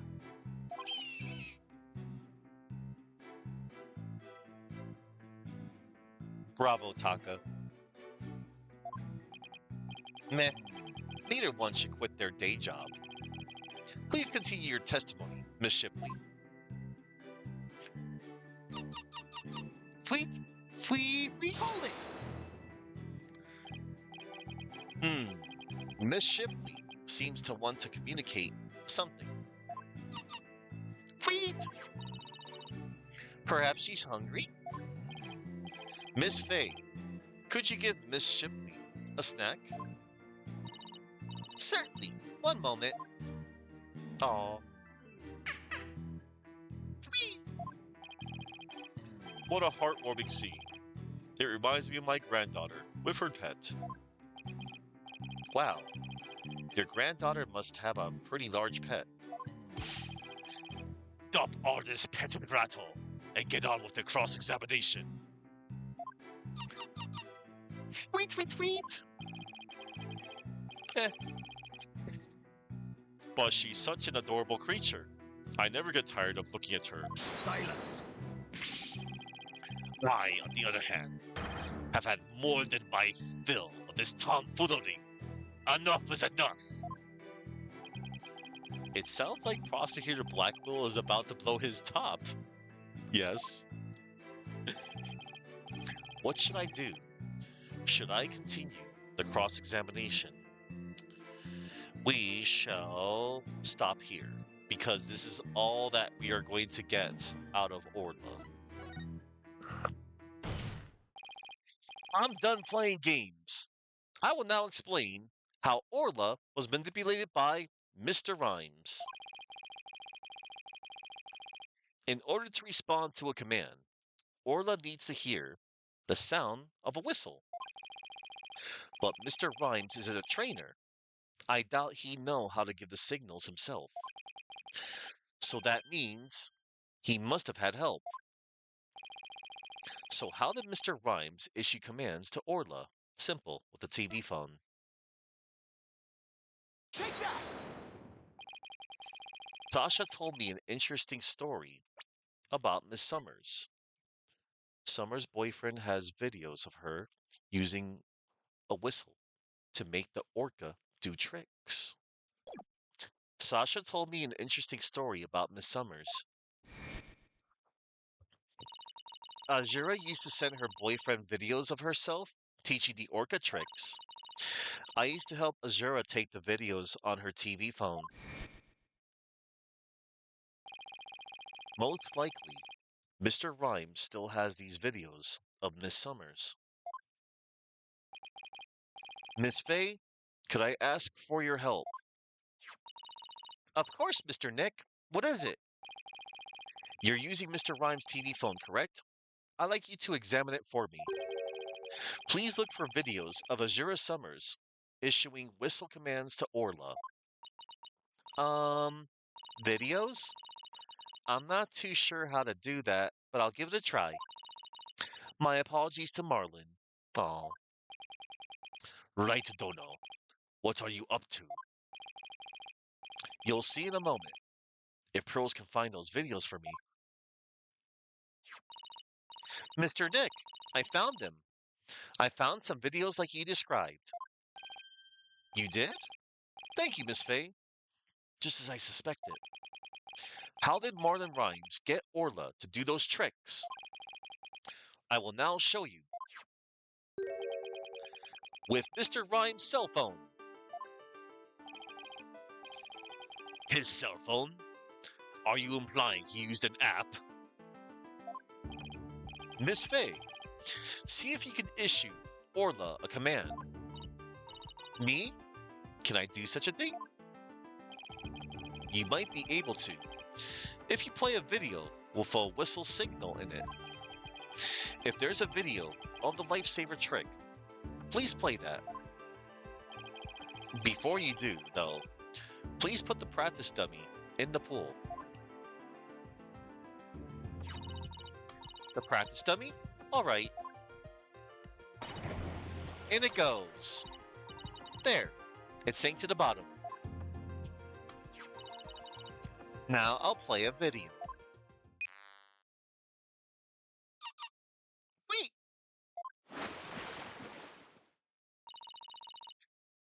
Orla is diving down, heading straight for the dummy. Fleet, fleet!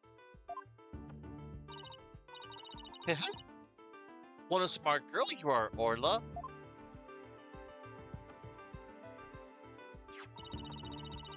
The lifesaver trick was a complete success, Mr. Nick. Thank you, Miss Faye. You were a big help. Now I have proof. Humph. Unbelievable.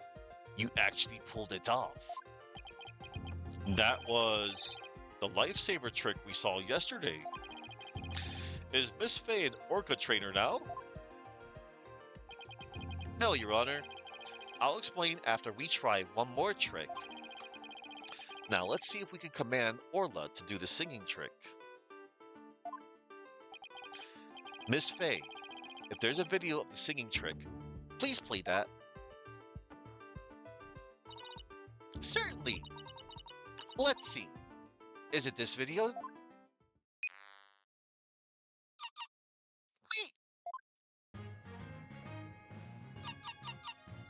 Fleet, fleet, fleet. Fleet, fleet, fleet, fleet. Fleet, fleet, fleet, fleet, fleet, fleet, fleet, fleet. Fleet, fleet, fleet, fleet, fleet, fleet, fleet, fleet, fleet, fleet. Ah, hello there, Astro Dude 1987. Imagine how cool that was in 3D. 3DS emulators support red and blue 3D. No, like yeah, Chronos before you got here, Chronos was like imagining how cool this would have been. Like if I was playing this on like the 3DS with 3D. So emulators support red and blue 3D. Eh, that seems cool.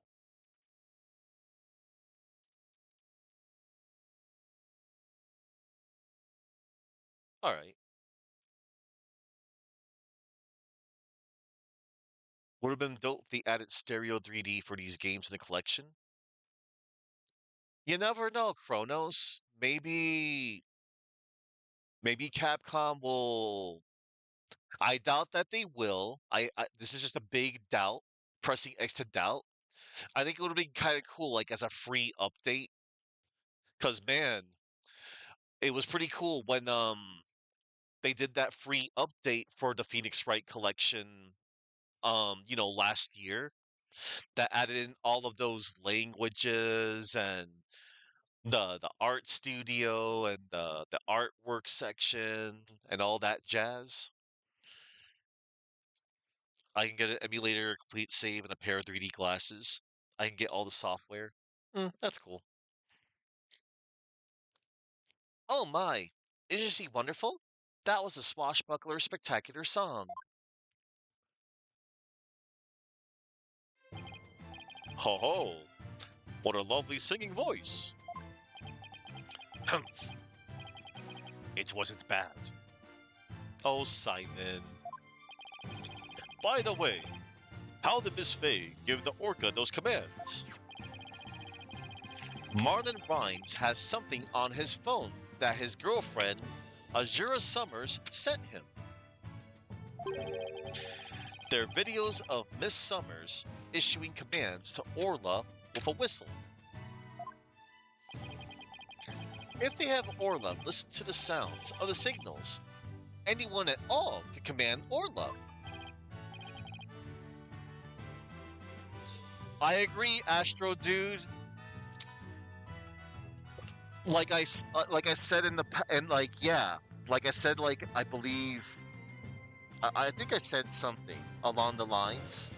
I would have loved that, like just for one little reason, like yeah, like it's just good to have, and it would be just so fun to see like all of Old Bag's rants and Wellington's rants and that one rant from Eeny Miney. Basically, it's good for the rant option. I made clips of it, and you can also look up like a script for them. But yeah, that should have been a thing. You're right. Oh my, anyone at all? Because like I also dislike like certain parts where like I'm reading along, even if I'm not narrating. I dislike like because I don't remember the parts where when I'm like advancing the text box, it would automatically skip to the next text box. And I'm like, I was reading that. Yes, I believe so, Your Honor. All they would have to do is play those videos. Mr. Wright, please submit those videos as evidence. I'm getting the sneaking suspicion the judge just wants to try it out for himself. Miss Faye, could you send those videos to the TV phone here? All right, certainly. Got them. All right, I'll try playing one.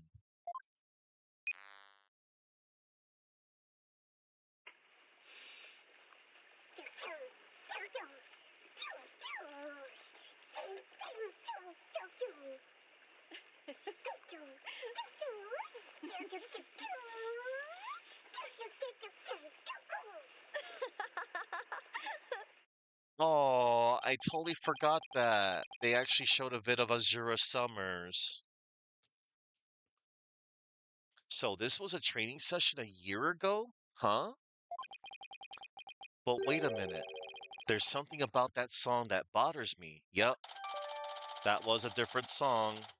It's the one that Norma de Plume was performing from the investigation, day 2.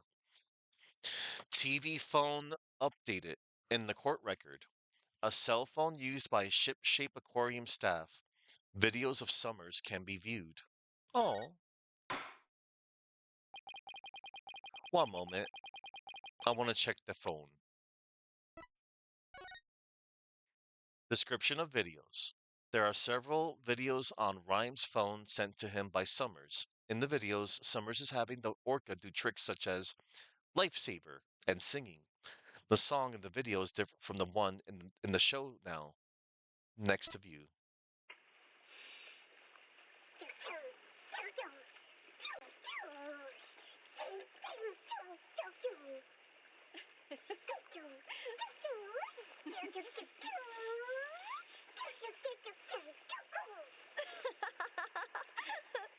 Adorable.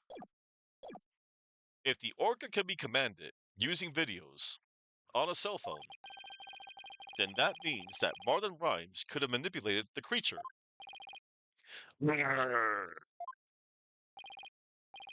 Mr. Rhymes, you can't talk your way out of it now.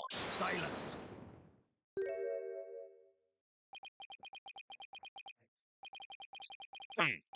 I have to commend you. That was very good proof. I concede Marlon Rhymes could have manipulated the orca. But isn't it true that the defendant could have done it as well?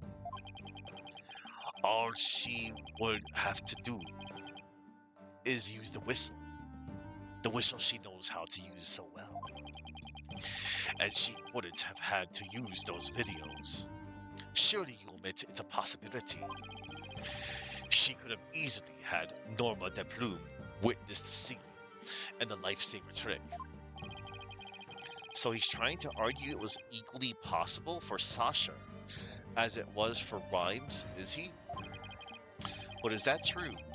Let me think about that for a minute. That's right. Those weren't just simple cries. It was singing. As I approached the pool, the killer whale suddenly started singing. It kept headbutting while it sang the swashbuckler spectacular song. The culprit made sure Miss de Plume heard the song and saw the lifesaver trick.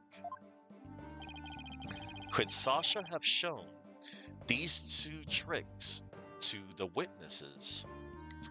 She couldn't have. No, I don't think Miss Buckler could have created the same conditions as the culprit.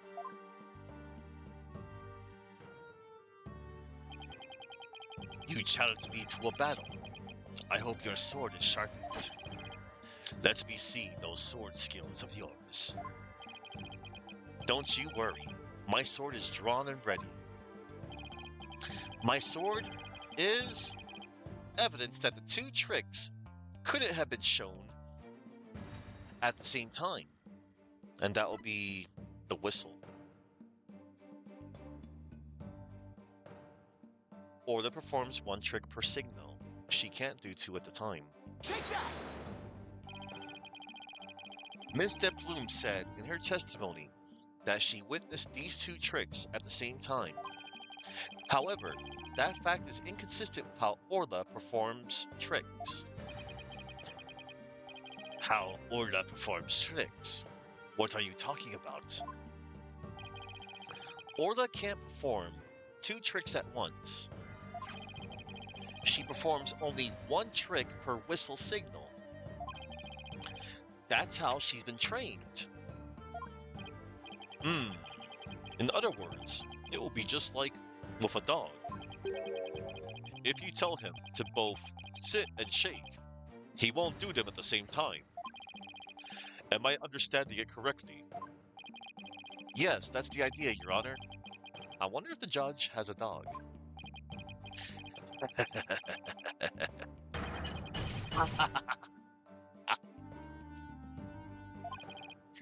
What a farce! So are you saying that the witness somehow managed to produce an impossible scenario? Arr! If the creature's own trainer couldn't do it, how could I? Yes, it's a mystery, isn't it? Boss, you don't have to agree so cheerfully. The defense is claiming that Modern Rhymes manipulated the Orca. But if you cannot explain fully how this was done, your argument doesn't hold water. If you can't straighten out your own deity, would you like me to straighten you out? No, thank you.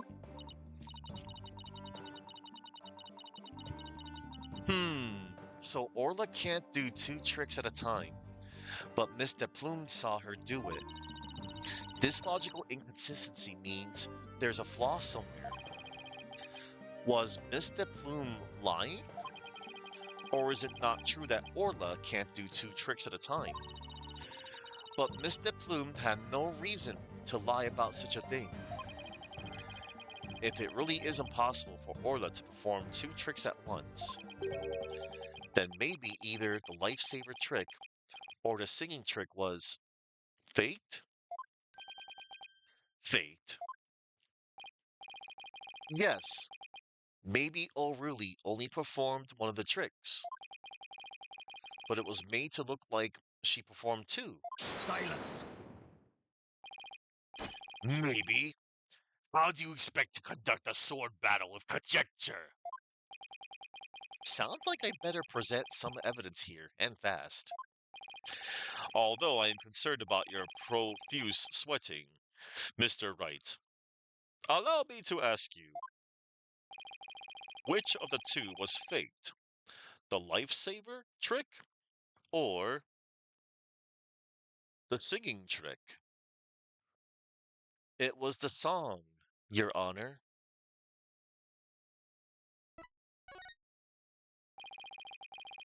The defense wishes to argue that the singing trick was faked.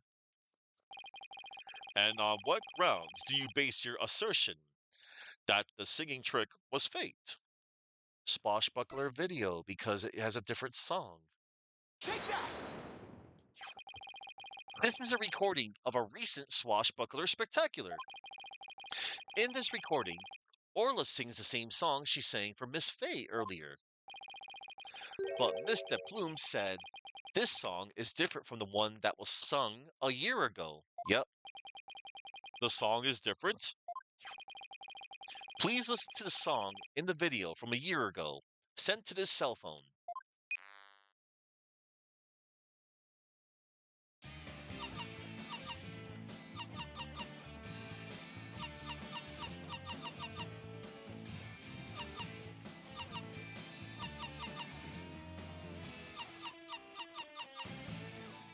I like that song. Yes, it sounds quite different from the song Orla sang for Miss Fay earlier. And yet, this is the same video Miss Fay used to issue the command to Orla to sing. By having Miss de Plume listen to the song recorded in the cell phone video. The true culprit made Miss de Plume think Orla was singing the song from a year ago. Only Marlon Rhymes, the owner of the cell phone videos, could have done this. Silence.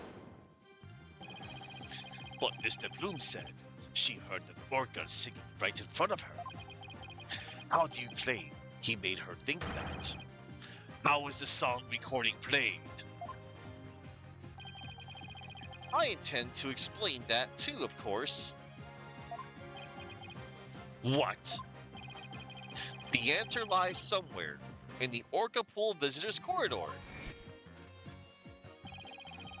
Marlon Rhymes played the song recording by using this. How was the song recording played? Over here. The freaking speaker. Boom. Take that! Miss de Plume heard the song while she was in the Orca Pool Visitors Corridor.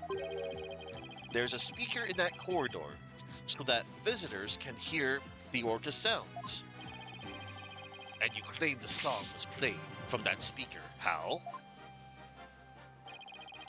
Here's how Rhymes played the song over the speaker in the visitor's corridor. The walkie-talkie, issued to all aquarium staff for communication. It could apparently also be used to broadcast inside the aquarium.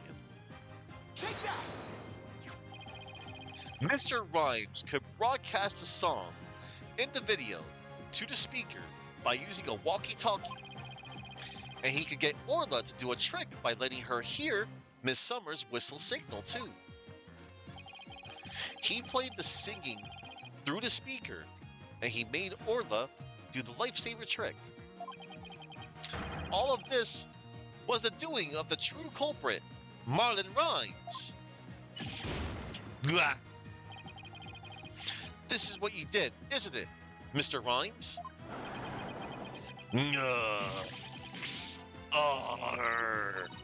You did it. Now we can save both Sasha and Orla. Just leaving the Cat and Wright swashbuckling lawyers to win any case. I don't remember agreeing to that name. Cat and Wright swashbuckling lawyers. Hey, I like it. So it actually was possible for Mr. Rhymes to manipulate the orca. I'm stunned. I see we will need to hear more from this witness. Mr. Rhymes, the time has come for you to tell the court the truth. Hold it. Oh, snap.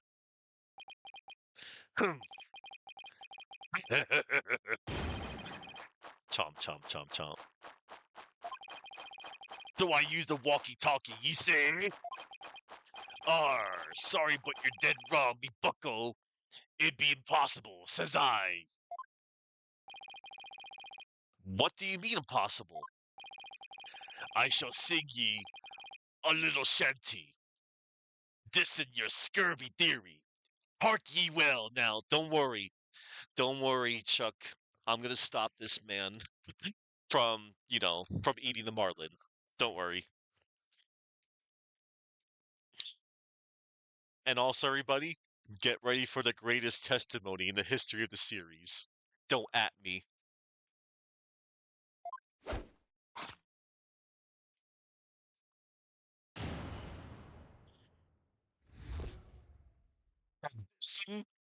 Phoenix Wright. That's what it's called, everyone. I don't make up the rules. Yo, walkie-talkie be broke for real. The lawyer's freestyle got no appeal. Broke before the plume on the scene. Broke before Wright could ever dream. Legit goof story cleaning time, aye. But Bill sucking lawyers spit lies. That orca, yo, don't listen to me, K. You're the captain. You so cray-cray.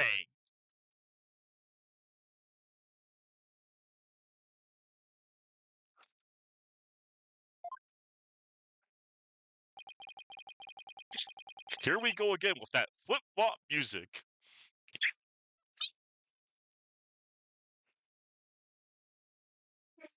Chuck Milton Ipses. They say it all.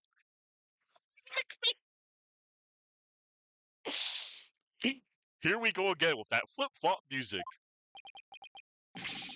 Broken? Of all the flimsy excuses? Bilge sucking? That was uncalled for. You probably broke it on purpose after the fact. That be a true little lassie. Although, I can't prove what it really was. Lucky be it for me, ye lawyers be the ones who have it proven to do. After everything we've uncovered, he still won't admit it. Somehow, I had to prove that he still could have done it.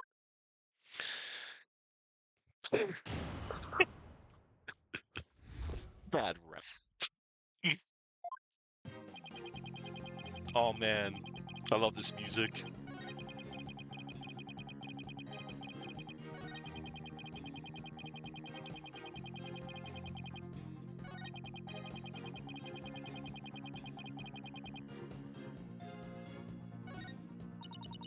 I'm not even sure where to start with testimony like this.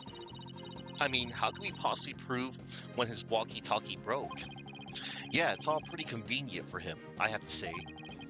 All we can do is stay calm and keep pressing him for as much as we can. Maybe we'll find a place we can break through to somewhere. Oh, and this is the last testimony, everybody. This is it. Yo, walkie-talkie be broke for real. Mr. Noy's freestyle got no appeal. Hold it! Mr. Rhymes, are you sure it was your walkie-talkie that was broken? Of course I'd be sure, although it doesn't have me name written on it or anything. But ye can't prove it, be not me walkie-talkie now, can ye? I'll never save Sasha this way. I have to figure out how he got a command to Orla. If Rhymes couldn't get a command to the Orca, your theory crumbles. Everything you've done will all go up in smoke. I be not on the prosecution side, neither. Mind ye, the defendant be innocent, says I. But either way, me walkie-talkie was broken, and that be the truth. Broke before the bloom on the sea. Broke before Wright could ever dream. Hold it! Do you have some way of proving that statement? He's a rap god, everybody. Silence. He's a rap god. The burden of proof is on you. If you can't do that, then we can end this cross-examination right now.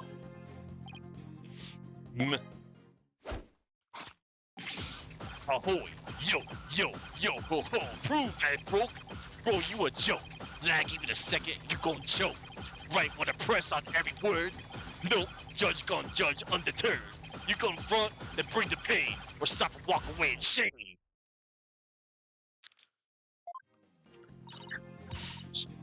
Oh, he makes me so mad.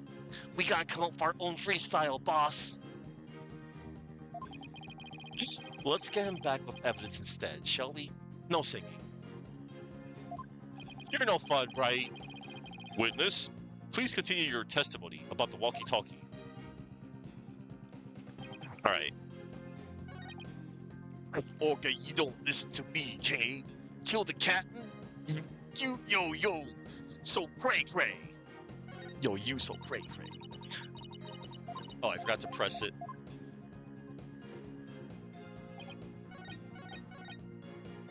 Hold it! There could have been some other way besides the walkie-talkie to issue the command. Silence. Yes, the Orca could have received a signal from the defendant's whistle. Is this the point you're trying to concede? Objection! No, that's not what I'm saying. Some other way besides the whistle. Right, lawyer, black-eyed samurai, time for a freestyle drive-by. Sasha's legit, and the truth. Orca is guilty, you gotta admit.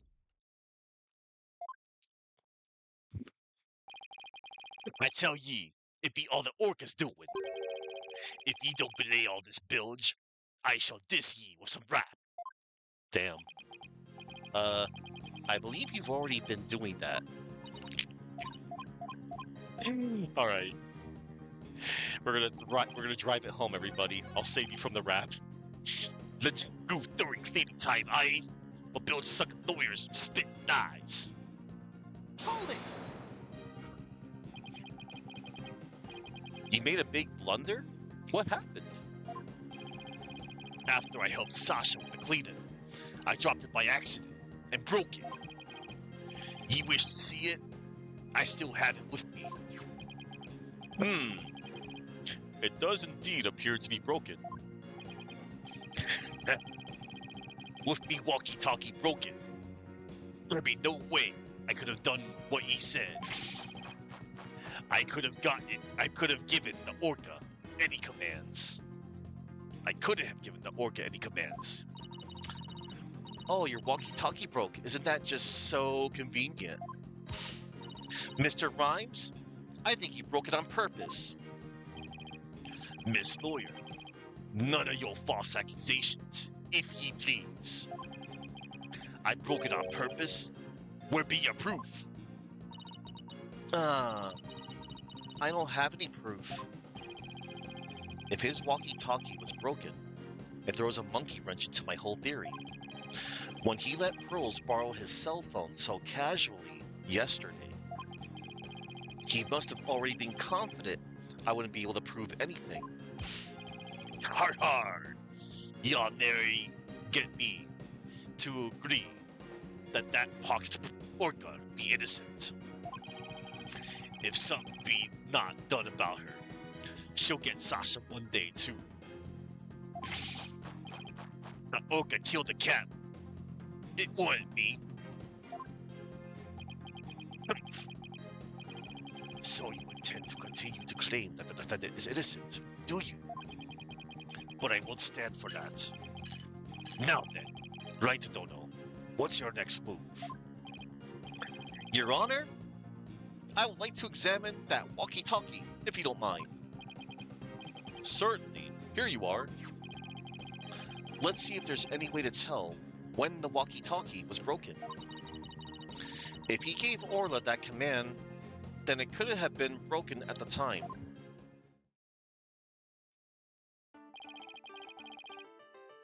I can use up, down, left, right to rotate the evidence, and space to examine if I notice anything of interest.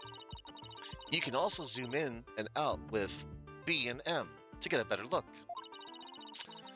Now let's check every last inch of it for anything off.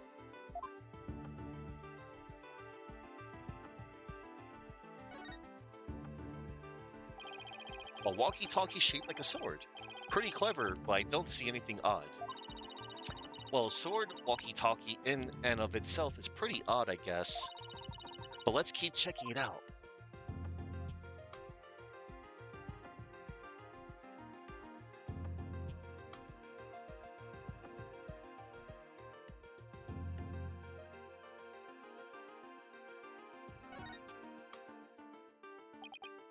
Darn, it is broken. It doesn't seem to work.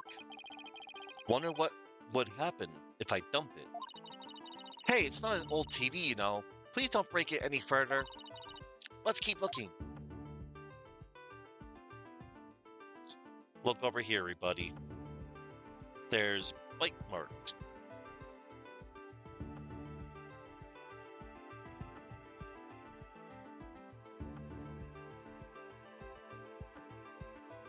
No, yeah, there we go.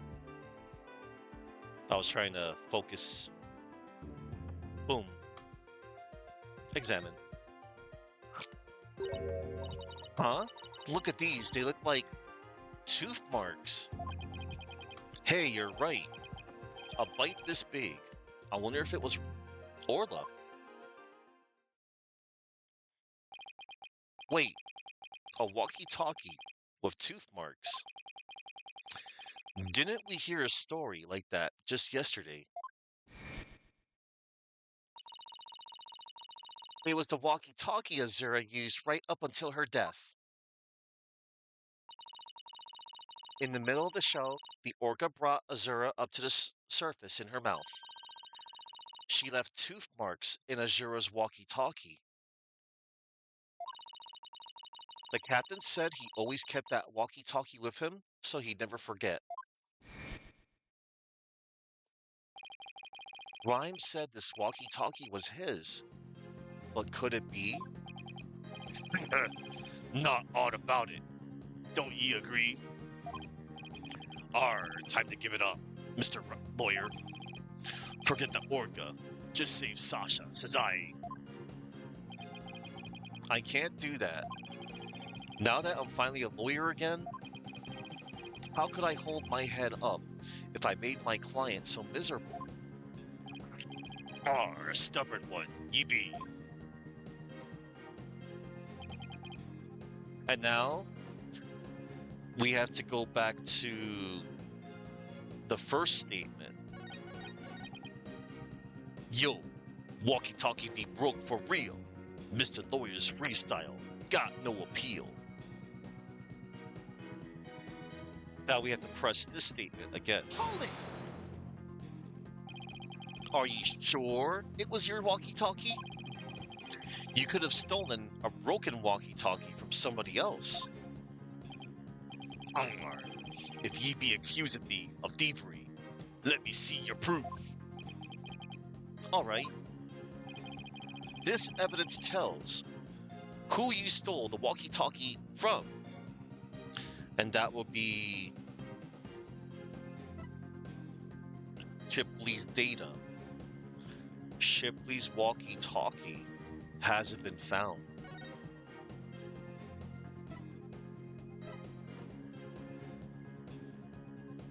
Yep.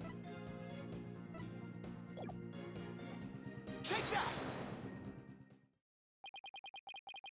According to the defendant's statement, Mr. Shipley talked to her on his walkie-talkie before his death. However, no walkie-talkie was found near the victim's body. Methinks the police just didn't look hard enough. Besides, the captain's walkie-talkie wasn't broken. Be that not right. So his walkie-talkie has naught to do with mine. I'm not so sure that's true. The victim fell to his death. It's quite possible his walkie-talkie broke in the fall. You stole the walkie-talkie after the victim's death, didn't you, Mr. Rhymes? Silence! I will not allow such leading questions, Wright Donald. If you claim the walkie-talkie belonged to the victim, show me your evidence. Certainly. I plan on doing just that. Please look at these tooth marks here on the walkie-talkie. Tooth marks? Ah, yes, I see them. The victim's walkie-talkie was a keepsake that used to belong to Azura Summers, who died a year ago. These tooth marks were left by Orla when she carried Miss Summers in her mouth.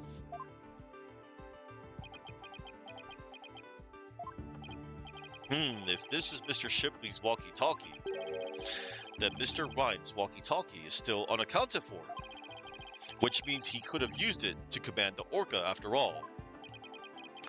And that's not all, Your Honor. The only one who could have taken the victim's walkie-talkie is the culprit himself. Arr. The fact that Marlon Rhymes had the victim's walkie-talkie is proof that he murdered Jack Shipley.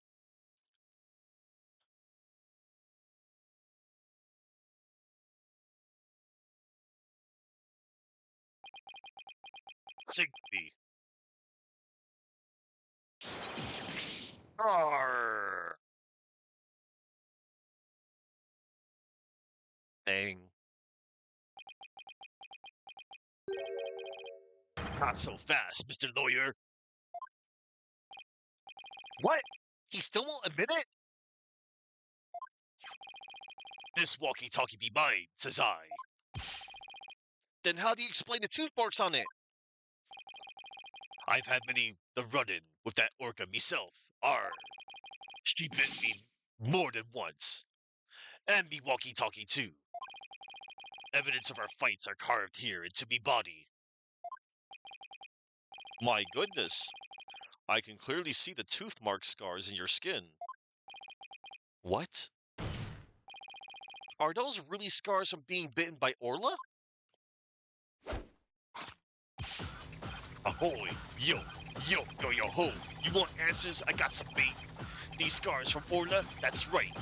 That girl can put up a nasty fight. That Orca bit me and left me unscarred. Had a rep to protect, so I went in hard. So, Mr. Lawyer, I win. Just be frank. Orla, you get the plank. I can't let him run this show. I have to find a way to prove the walkie-talkie belonged to the victim. And ye can't forget about fingerprints. I always keep me walkie-talkie clean and polished. This man had everything worked out before he even took the stand. But I won't give up. There has to be a way. Mr. Wright, I found something interesting. The tooth marks on the walkie-talkie. Notice anything funny about them? Funny? Funny how? Something is different about them compared to the other tooth marks we've seen. The only other ones I remember are the ones in the practice dummy. It's just a tiny difference. It might not even mean anything. Right now, we need to consider every possibility we can, no matter how small. If I can figure out what's different about the bite marks, maybe I can somehow prove Rhyme's walkie-talkie actually belonged to the victim. Think, Phoenix. You can turn everything around, right here and now. Aw, snap. Time to review the facts we have so far. With the intent of killing Orla, Rhymes drained the show's stage full. But Rhymes failed to kill Orla, and instead, he tried to pin Shipley's murder on Orla. In order to manipulate Orla, Rhymes must have used a cell phone and a walkie-talkie. But the walkie-talkie Rhymes is broken. I think it's the victim's walkie-talkie, the one he kept as a memento of Azura Summers. I have to find a way to prove that it is indeed the victim's walkie-talkie. What piece of evidence left on the walkie-talkie could prove it belongs to the victim? The orca's tooth marks. Tooth marks on the walkie-talkie. We have two pieces of evidence with tooth marks, the walkie-talkie and the dummy. What's striking about these two pieces of evidence? The tooth marks are different. Two different bite mark patterns. When I look closely, I see two different bite mark patterns. Two variations, huh? Wasn't there a trick of Orla's that had two different variations as well? Yeah, the show song. Two different songs. A year ago, the orca's song and teeth marks were different from what they are now. What could be the cause of these two inconsistencies? What's behind the fact that the orca's tooth marks and song were different a year ago? Drum roll.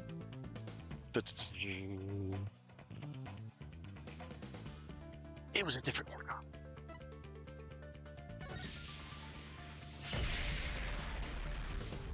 There are two different orcas. I'm starting to think there are two different orcas. The one a year ago and Orla now.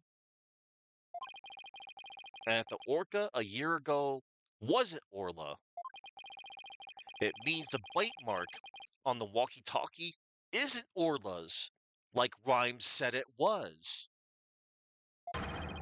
Now I can finally prove the walkie-talkie belongs to the victim.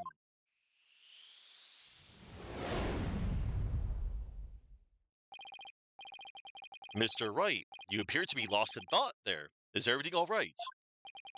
I just realized something. Astonishing, Your Honor. Your face is what's astonishing. Right, Dodo. Haha, your face. Your face. Your rudeness is what's astonishing, Prosecutor Black Quill.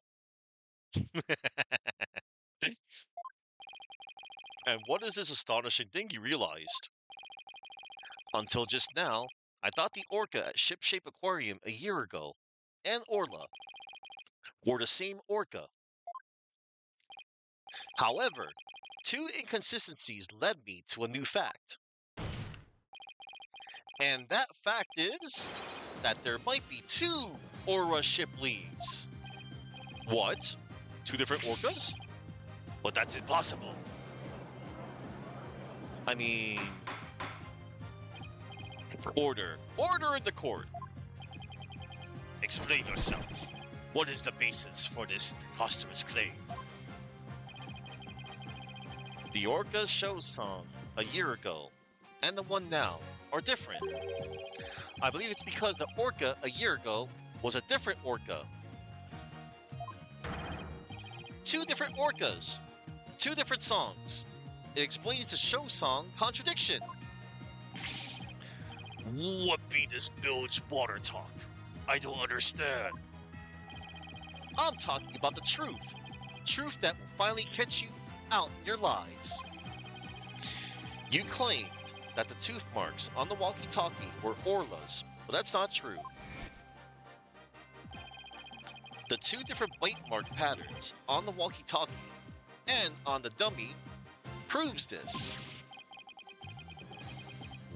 What? Two different patterns, ye say? Silence. While I will concede there is a possibility that two different orcas exist, bite mark patterns alone are not proof enough. I want more conclusive evidence. All right, I will show you conclusive evidence then. So he wants to see evidence other than the bite mark patterns, does he? The orca a year ago and Orla have different songs and different teeth. Don't I have two videos on hand that could be used to compare those differences? I will now submit two videos with which the different songs and teeth can be compared. The TV phone. Take that. And here is the other, the swashbuckler video. Take that. Please compare these two videos, one from a year ago and one recent. As discussed, the two orcas are singing two different songs. Please also pay special attention to the appearance of the two orcas' teeth. How exactly do you claim their teeth are different? Let's look for shots in the two videos where the orca's teeth are shown. Oh, this is Orla in the recent video of the Swashbuckler Spectacular Pirate Show. As you can see, she has all of her teeth. Oh, What a healthy smile she has. I'm a bit envious. Next, let's take a look at the TV phone video from a year ago. Oh, just as I thought, their teeth are different. Oh, I believe this smile looks a little different from the one we saw a moment ago. As you can see, the orca from a year ago has one tooth that's broken off. Oh, right there, where I'm pointing. Yeah. If the teeth are different, then Yes, if the teeth are different, they of course leave different bite mark patterns. On the practice dummy, you can see Orla's uniform pattern, with all teeth intact. And on the walkie-talkie, you can see that one tooth is missing from the pattern. ah, I see it. Just like the smile of the orca in last year's video. The tooth marks on the walkie-talkie were not made by the orca we know as Orla. They were made a year ago by a different orca. Two different orcas. I can't believe it. The statement that the tooth marks on the walkie-talkie were from Orla was a lie. The truth is, this walkie-talkie was stolen from the victim, Jack Shipley. And the only person who could have stolen it is the true culprit, Marlon Rhymes. Aw, snap.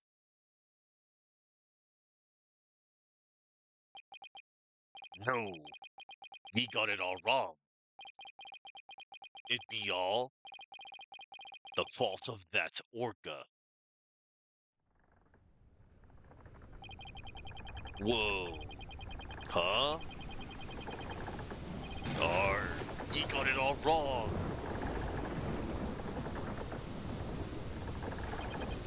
Blimey. It'd be the orca's fault. This can't be. Arr. That's a fun little breakdown animation.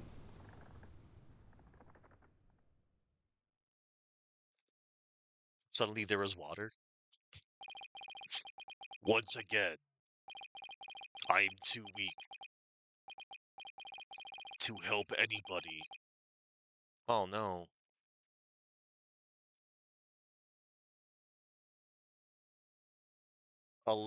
We're almost there, Chuck. There's one more thing we need to present. Well, it would appear we should hear more from the defendant about Aura Shipley. Sasha Buckler. Yes, Captain Judge? Captain Judge. Captain Udgy? Is what Mr. Wright claims true? Are there two different orcas? I, I, the secret that ship-shaped aquarium was hiding was about Orla, wasn't it? Dr. Crab told me to focus on the orca song. He hinted it would be a clue. Phoenix is right. The one we call Orla is the second Aura Shipley.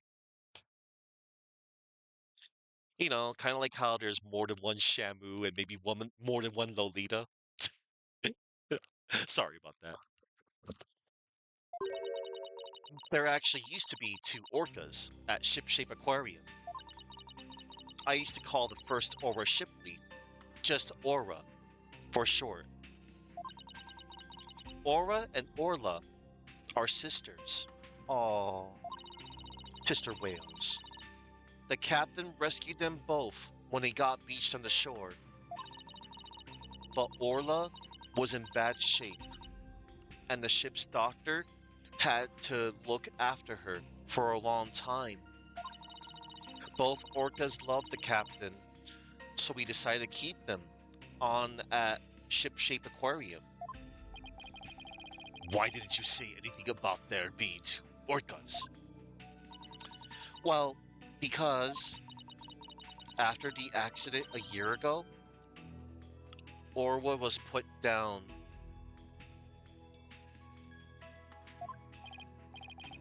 What? Aura is dead? Yeah, the Center for Dangerous Animal Control demanded it. Apparently, the captain and the ship's doctor begged them.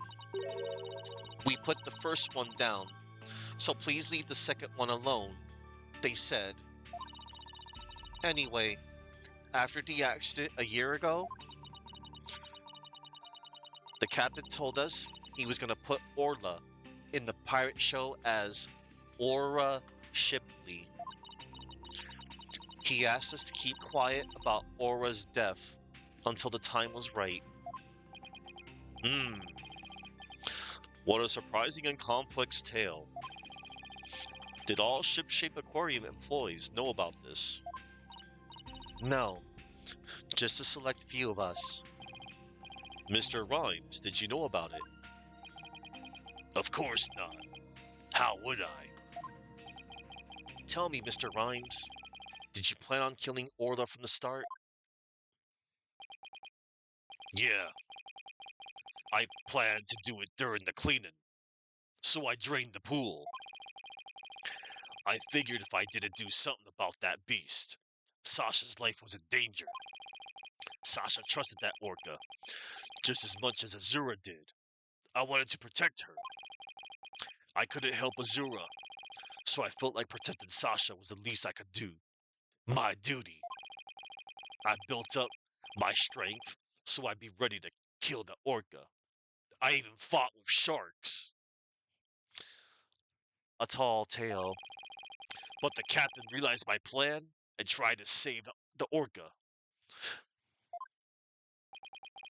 And that is why you killed Jack Shipley. Ah, now the report for the crime lab finally makes sense. Report from the crime lab? In court yesterday, you will recall, I showed a photo of the victim lying on his back. According to the lab, the bruise on the victim's right wrist was Rhymes' fingerprint. Was Rhymes' handprint. His handprint? I didn't know how it fits in with the case until I heard Rhymes' story just now. But now we can imagine the reason for it being there. Rhymes must have made the handprint when he fought with the victim over the orca. A handprint made during a struggle? I know, Chuck, the realization. I don't care what happens to me anymore. I deserve the death penalty. I'm the one that killed the captain. Please give Sasha her not guilty verdict. You accept your defeat well, I see. Let me be your guide. To hell. That's a cool quote. Get on with the verdict. Your baldness. It seems this unprecedented trial that began with an orca as the defendant has finally come to a close. Sasha is saved.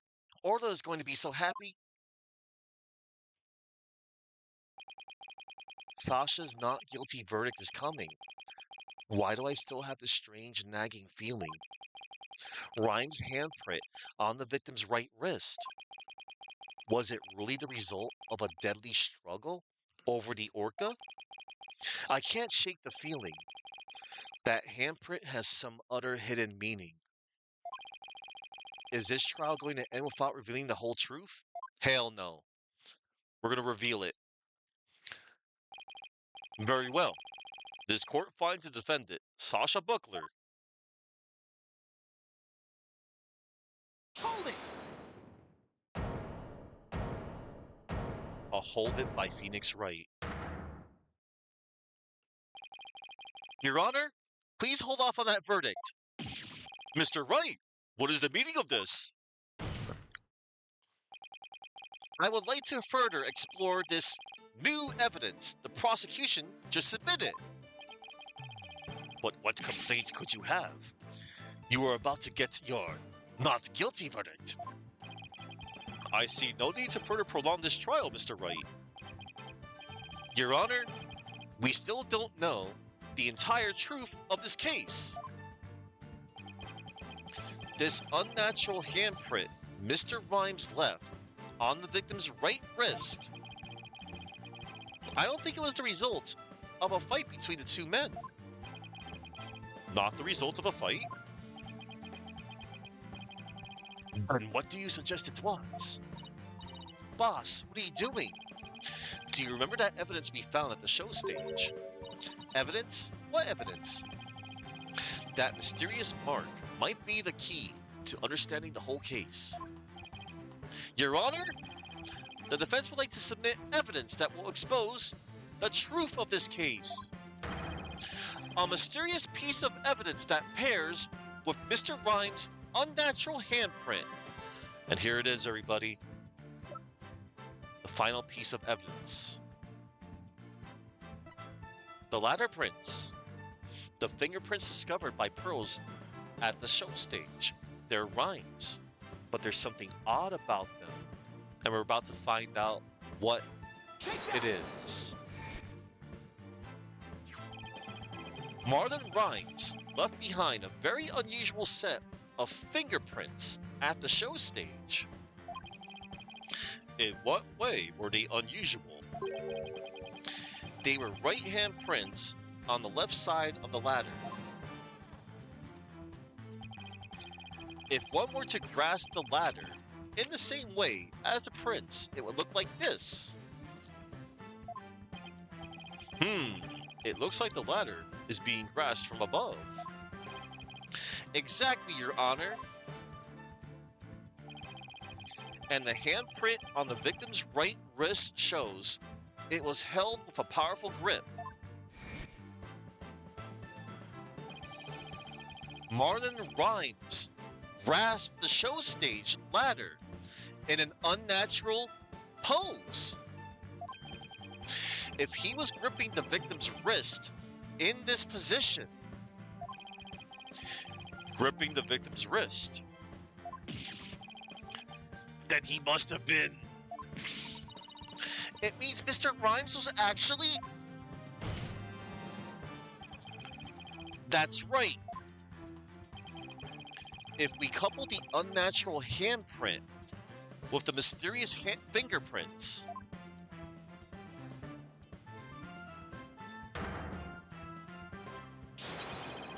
we see that Marlon Rhymes was trying to save the victim's life.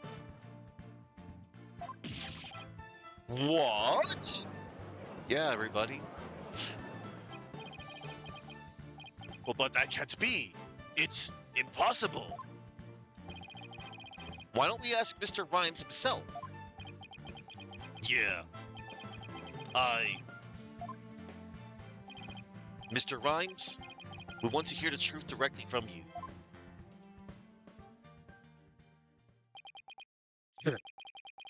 I gotta hand it to you, Mr. Lawyer. You got skills. Why? Why did you have to figure it out? It doesn't matter what happens to me anymore. I'm ready to die.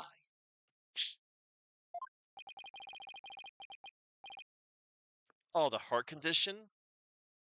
Well, we found out at least Azura Summers, she sadly died of her heart condition. And Sasha Buckler, she also currently has the same heart condition, but she has a prescription medicine. So is that what the defense is claiming? So is what the defense is claiming true? The captain, he found out I drained the show stage pool. He rushed to the side of the pool, frantic to put some water in for the orca. And then he slipped. He slipped. Captain, give me your left hand. No, Marlin, you'll fall too.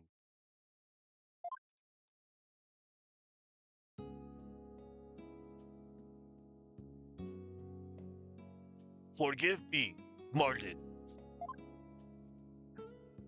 I didn't realize what deep pain you were in. But please don't blame Orla. It's nobody's fault. Not Orla's. And not yours. Hey! Captain!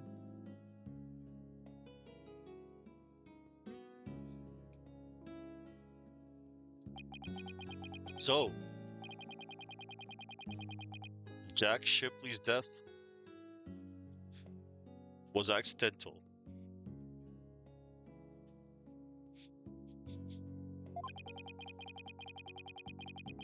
Why didn't you tell us that you didn't kill the victim? Because I have no right to live anymore.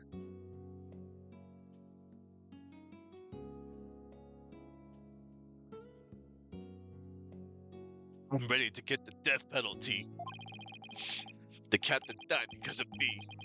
And then on top of it all, I used his body to frame Orla. I was gonna kill Orla, and she wasn't even to blame. She didn't do anything wrong. The only thing I can do now is pay for it all with my life. I can't do anything. I couldn't save the captain. I couldn't avenge Azora's death. Mr. Rhymes, you have the wrong idea about Miss Summers' death. Not even the first Aura Shipley was responsible for her dying. Aura, of her own accord, was trying to save Miss Summers' life. What? What are you talking about? Azura Summers suffered from a heart condition, but she didn't tell anyone, and she performed in the pirate show anyway. She had a heart attack and died before anyone could save her. I'm sure she didn't think Aura attacked her. There's nothing to avenge. No way. A heart condition? She never said a word about it. Maybe she didn't want you to worry about her. So I wanted to get revenge all this time? For nothing?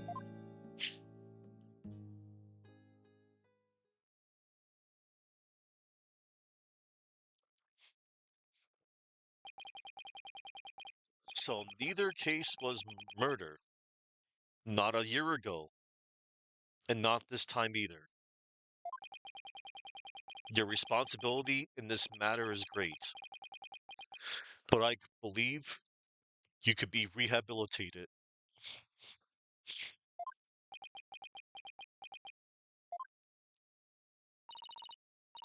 Marlin, you better come back to Shipshape Aquarium when you're done. Ya hear? Orla and I and everybody will be waiting for you. You still have a lot to offer, Mr. Ribes. Live your life and never give up. For the sake of those who are gone, as well.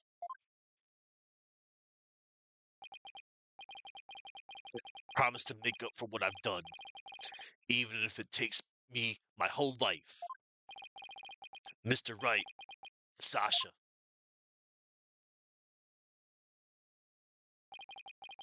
Thank you.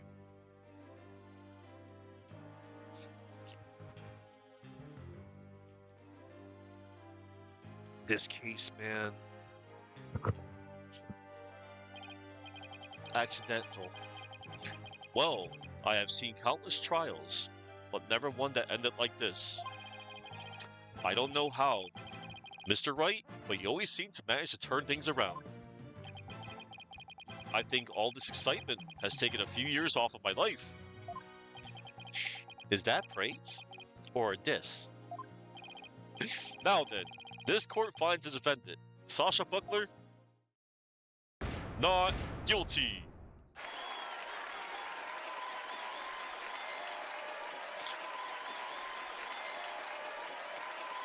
It sucks, everybody. The freaking captain, his death was accidental.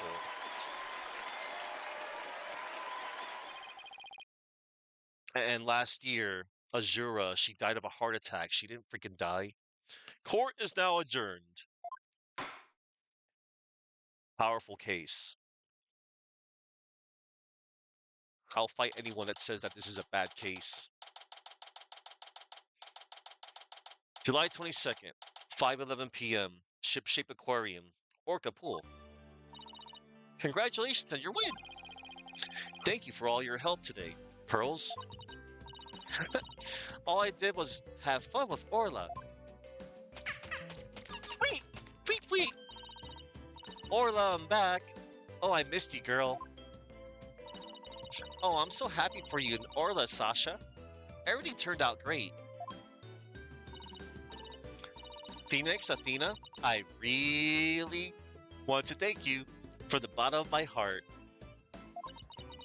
Orla and I are both really grateful. I will now act out the gratitude with a little performance. Arr! Miss Orca Larler, don't you think you'd better take care of your health first? Alright, fine. I promise. No more shows until I'm better. I don't want anybody to worry about me, after all. Good. I'm glad that's settled. Oh, Sniper! Hey, buddy, Mr. Lawyer. You just had to blab every single one of the aquarium secrets, didn't you? I'm sorry, Dr. Crab. Nah, that's alright. I'm glad. It was kind of hard to tell. You know, at first, I actually thought that Herman Crab was going to be the culprit. I'm kind of glad he wasn't.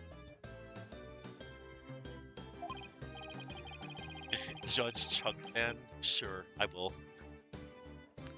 I'm a little late for my dinner, but it's all good.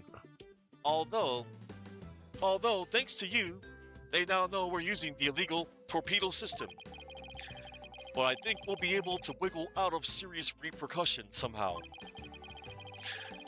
That writer lady is advocating for us, saying the law itself is to blame. She said she's going to look into getting the law changed. Wow. Go, Mr. Plume. She sure is a powerhouse. There's one thing you didn't figure out, by the way. Keep this to yourself, will you? We don't want it getting out publicly. Remember that appointment I had written down in my calendar? Oh, you mean meet the captain at the Orca pool at 7 a.m.? That note meant the orca pool of the submarine aquarium, not ship shapes. What? Why were you supposed to meet? Why were you supposed to meet there? Jack and I, we visited the supermarine aquarium once a month. Any idea why? To get dolphin therapy treatment? No, silly. Remember I told you? Jack and I were against putting the orca down from the start. What? You mean We just pretended to put the first Aura Shipley down. The supermarine aquarium is harboring her for us. what? Oh, so that talk about large amounts of money. You were paying them.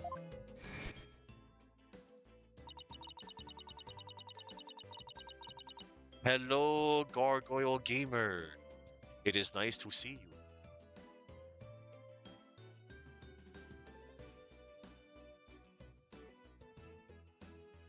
And now, once a month, the owner and the vet disappear from this aquarium.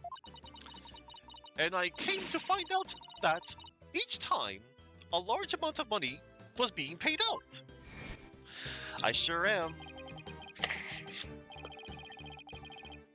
I made it my goal last year. So last year, I did the thing, Gargoyle Gamer. I did the thing of almost Christmas means it wasn't Christmas.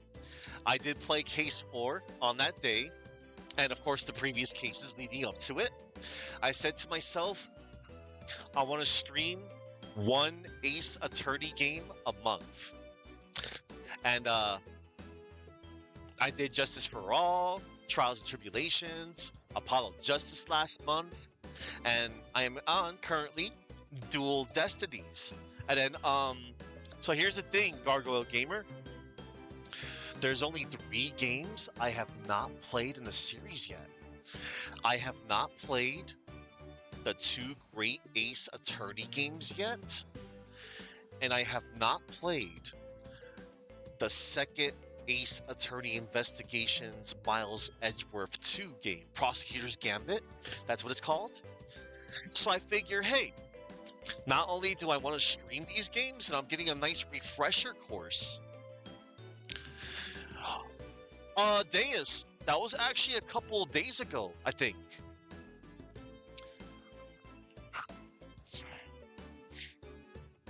So yeah, Gargoyle Gamer, I'm gonna get through most of them. Oh, and also in October, I also, because it's also Shoot Takumi related, at least the event. I want to play Ghost Trick, Phantom Detective.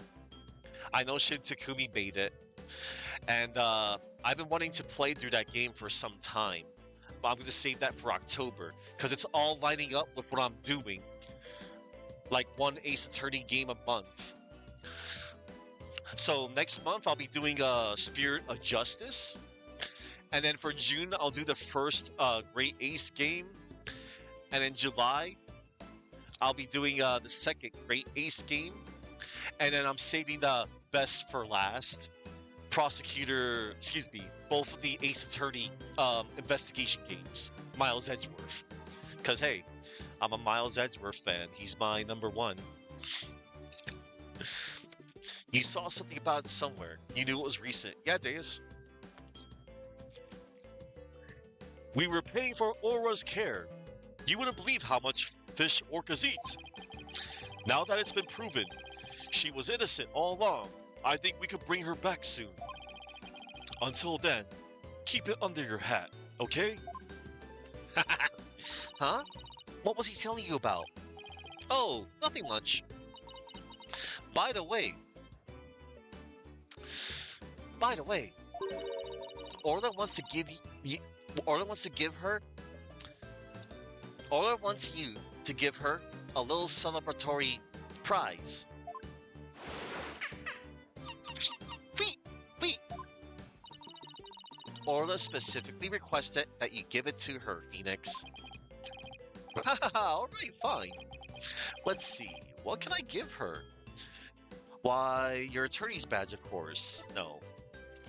We give her the fish. Take that! Orla, it's coming a day late, but congratulations on your verdict.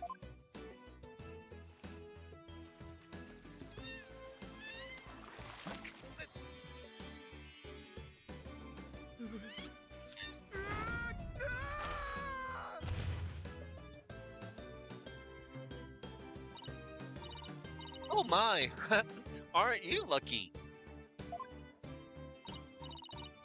Haha, that's Orla's best trick, the thank you kiss trick.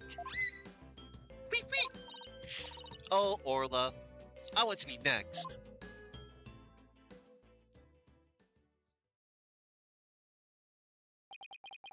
And so the curtain fell on my first trial in years. I'm looking forward to the comeback of Sasha and Orla's swashbuckler spectacular. After all, I made a comeback of my own as a lawyer, and he made a comeback from, you know, when Apollo Justice, Ace Attorney, almost killed the series.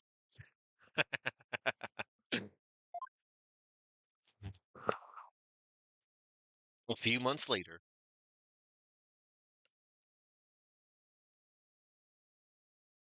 it's all good, Gargoyle Gamer. No worries.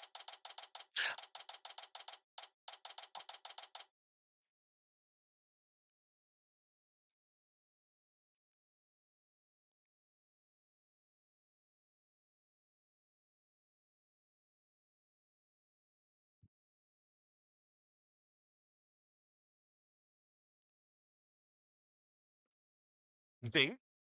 We don't know. Time? We don't know. Ship-shape aquarium entrance. It's been a while since I visited Ship-shape Aquarium. Now that Sasha has recovered from her illness, she's performing today.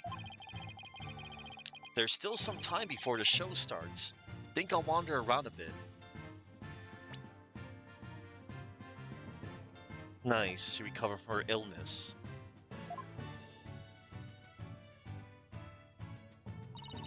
Hi, Phoenix. Hope you enjoyed the show today. The orcas are excited, ready to go. Oh, I'm sure I'll enjoy. Wait a minute. Did you say orcas? As in plural? Yup. Let me show you.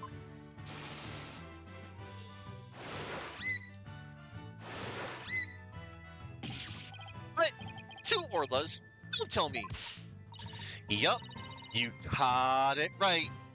Aura Shipley, the first, has returned to Ship-shape Aquarium. We be the three pirate sisters. Arr! We be out to stop the evil Scalawag League, led by Red Stash and the giant octopus. Well, I don't want to get in the way of their rehearsal. Guess I'd better go. Well, if it isn't Blue Boy, did you come for my book signing? The Squid Baron emote. That was good, Chuck. Thank you for that. Oh, Mr. Plume, there's a book signing? Yes, my new book is just out. It's called Ship-shape Aquarium. Don't pull the plug. The book signing will be held here in this room. After all, the vet owes me a favor. Yes, she got them to approve the use of the torpedo. I'm grateful. But why does she keep coming to my lab to bother me every single day? My next work will be entitled Sniper, The penguin leaves the nest. Aw. Sniper!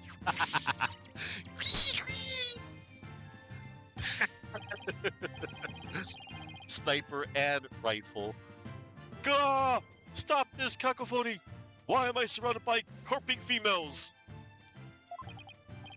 Gee, Dr. Crab gets all the ladies. I guess I'll leave him to it. Oops, it's almost time for the show.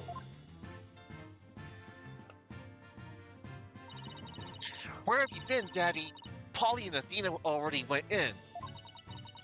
While we were waiting, I brought some souvenirs to take back to the village. Sorry to keep you waiting. I bet they'll love your souvenirs back home, Pearls. By the way, I hear a certain someone is going to be in today's show. A certain someone? I wonder who it could be. Oh, it's almost time. The show is just about to start. All right, let's go to the show stage then. I saved you all seats, Mr. Wright. Oh, I can't believe I get to see the show again. I'm so happy, I want to dive in the pool. You'd better not. I think they call security. You're welcome to the pool anytime, Athena, but Red Stash is the best swimmer of all. Huh? Who have you got playing Red Stash's role? Sasha. Aura and Orla are ready to go. Hey, I know that voice. Yup, you may know it. Marlin is back, and he's playing the role of Red Stash. Marlin's back from rehab, everybody.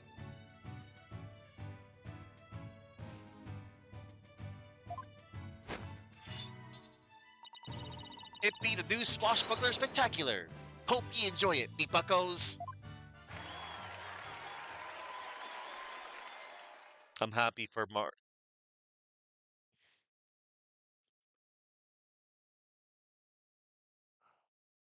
And so, our pirates set sail for bluer seas under a sunnier sky. As for me, I set foot into the world of law once more as a full-time lawyer.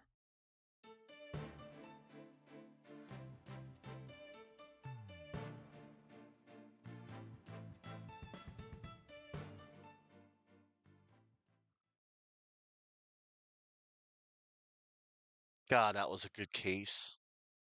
Oh, look what I got. Congrats. You've unlocked a special bonus in the music and background settings screen. Dual Destinies Commemorative. Mino Boshi Taro. Cool, let's check that out. That is so cool.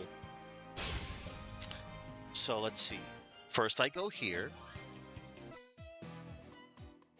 And that's next month's game, everybody. Spirit of Justice. That game's going to be awesome. A lot of cool moments in that one.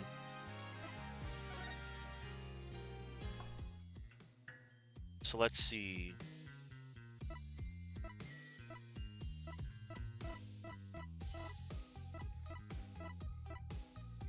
The visual illustrations. There it is. Oh my god. It's a character select. Oh my god. Who would pick Bum Rap Righty? Oh look, Judge. I bet Trucy has a Mr. Right, a Mr. Hat assist. Oh look, Godot's on the character select screen. But is he alive or is he dead? He comes back as a ghost, probably. I mean, he's already a ghost. I already said my piece about him. Is that really Bobby Fulbright? Is it? I love this image. Oh my god. Well, I think I know who I would be naming. This guy right here. Simon Blackwell. I would name Blackwell. Ah, man. Once upon a time, Franziska von Karma was almost going to be a character in Tatsunoko vs. Capcom, and Phoenix. But Phoenix eventually did become a character in Ultimate MVC3, and yet he didn't come back in MVC Infinite. That's a farce. Oh well, the less said about that, the better. But in all seriousness, everyone, eh. I was just gonna say, if y'all like MVC Infinite, it's cool. I have no opinion on it. Oh, look at that.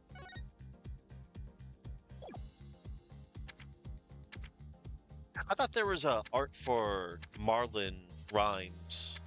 And oh look, there's Sniper and there's a Rifle. Yeah, that's Rifle. And here's a concept art of Herman Crab. That's cute. Herman Crab, cool character. With Sniper. Oh yeah, I looked at these before. I purposely skipped Marlon Rhymes because I think it was almost going to be like a spoiler at the time. Or do they? Do they show his final form? Nah. Hey, look, originally he was going to have a spiked shoulder pad. Interesting. How about that transformation, huh? Norma. Alright. Now, before I end it, everybody, let me return to the title screen. I'll leave it on here. Let me bust out the trivia. It's that time again, everybody. It's that time for, you know. So, I forgot to mention something about Bobby Fulbright's Japanese name. The kanji used for his Japanese surname, Ban, is also used in the Japanese words for watchdog and guard sentry, referring to his imposter's occupation as Black Quill's guard. And his Japanese given name, Gozo, contains the kanji for roar, thunder, boom, resound. Orla Shipley, Orla, is of Irish origin. It means golden princess. And Aura are both derived from orca. And Shipley is a play on the word ship. And her Japanese name, Iro, and her sister's name, Eru, both come from the Japanese transliteration for whale, Hoeru. Sasha Buckler, her English name is a play on swashbuckler, which is a term often associated with pirates. Shoko Umino, her Japanese name is a homophone of Umi no Shoko, which roughly means evidence of the sea. Marlon Rhymes, his English given name, Marlin, is a play on marlin, Marlin, a family of fish. After he transforms into his alter ego in court, he can be seen wielding a large example of a marlin over his shoulder. Rhymes, his English surname, is an archaic spelling of the word rhymes. His name was spelled R-I-M-E-S, and rhymes as in R-H-Y-M-E-S, due to his habit of rapping, which normally uses rhyming clauses. It may double as a reference to the rhyme of the Ancient Mariner, R-I-M-E, a classic poem about a sailor suffering from a curse of misfortune. Ikuya Itsuki, the Iku in his Japanese given name, Ikuya, means grow up or raise, which is most likely referring to his rapid transformation into his muscular alter ego. Itsuka, his Japanese surname comes from the word Itsuka, which means someday. This may be a reference to his wish to someday get revenge upon Orla. Norma de Plume, Her full English name comes from the phrase nom de plume, meaning a pseudonym used by an author, also known as a pen name. Yeah, a pen name. Um, hold on, sorry about that. So, excuse me, my apologies. Okay, so Norma was the given birth name of the actress Marilyn Monroe, and some of the Plume's animations seem to be based on the famous pictures and poses of the actress. Most notably at one point where the Plume was to hold down her jacket while wind blows from below, parodying the well-known scene in Monroe's film, The 7-Year Itch. That's a nice touch. Um, Reika Uratori. When the kanji of her Japanese name are flipped, it becomes kare, meaning splendid, magnificent, or gorgeous. This could be referring to her career as a successful novelist. Reika also sounds like Reika, meaning below zero. Hermit crab is a play on the name hermit crab, which is a superfamily of crustaceans. Gaku Sugomori. His Japanese surname, Sugomori, contains the kanji su, which means nest, and the word gomori, which comes from komori, meaning to babysit. So when you put together, it becomes su kumori, meaning nest babysitting. These are reference to the penguin chick in his hair, and also Sugumori means shutting oneself in at home, staying at home, reflecting his introverted personality. Gaku, his Japanese given name, means to learn. Jack Shipley, his English given name is derived from the term for a type of flag flown by warships. It could also be a reference to the pirate character Captain Jack Sparrow from the Pirates of the Caribbean films, especially since Jack Shipley is also referred to as Captain Jack. Shipley is a play on the word ship. So in the Dual Destinies official art book, Shipley is referred to by the full name Captain Jack Shipshape Shipley. Shipshape being in quotations, indicating that it's a nickname. This is bizarre because he is not referred to by this name even once in the game. Ryoji Arafune. His Japanese surname means wild boat. Azura Summers. So her English surname, Summers, mirrors her Japanese counterparts, while Azure, while Azure is a shade of blue that could be compared to a clear sky on a summer's day.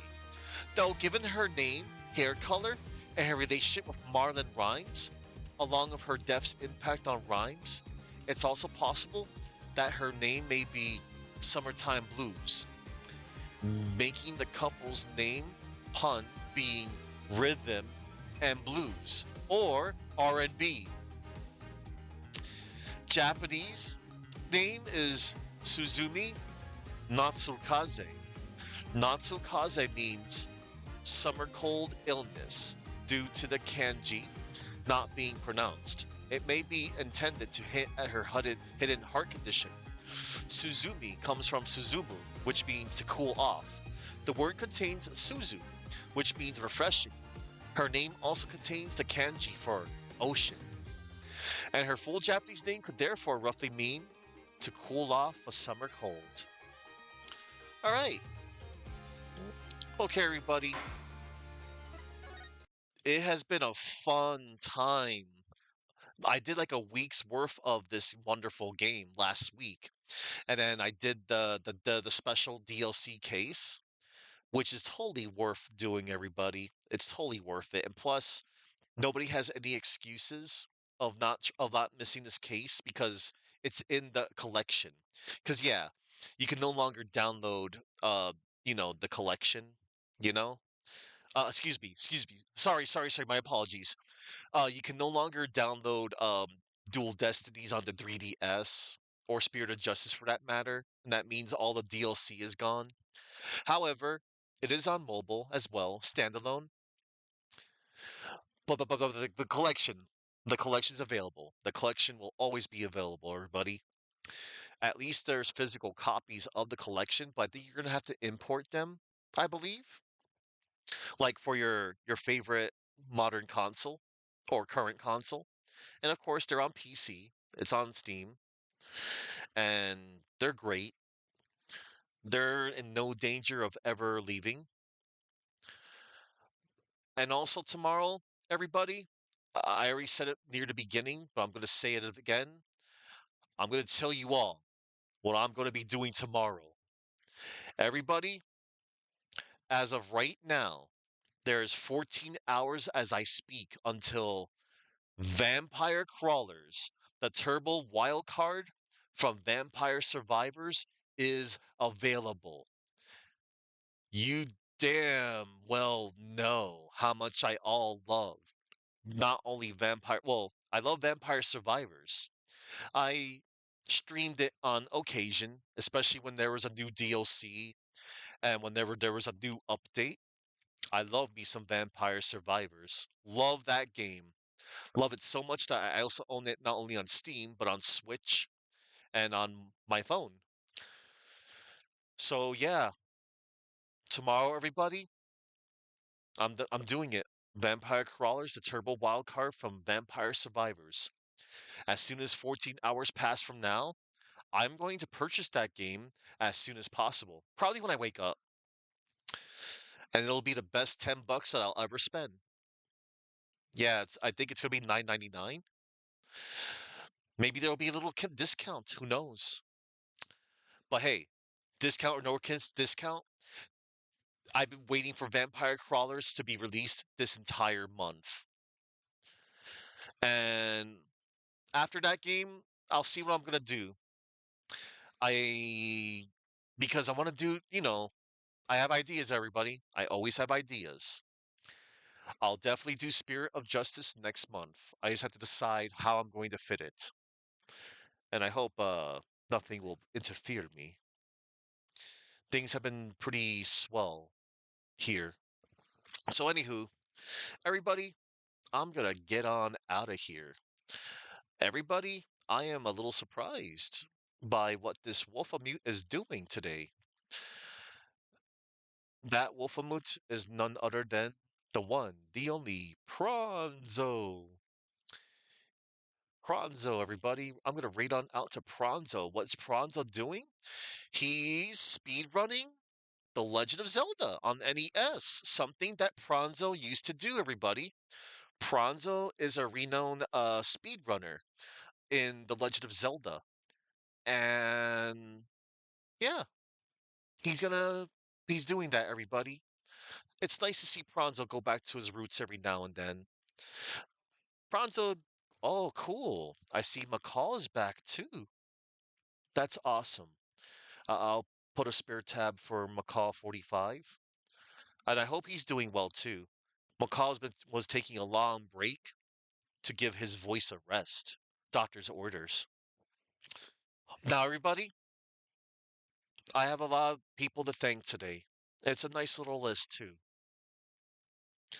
So, everybody, let me see. Let me make sure I didn't miss nobody. I think I got everybody. All right. Let me see. Okay. I'd like to thank the following. I'd like to thank Suki Zero, Mastery Mastered, Auxiliary Asp, Chuckman. Thank you for the raid, by the way. I'm going to talk to you soon.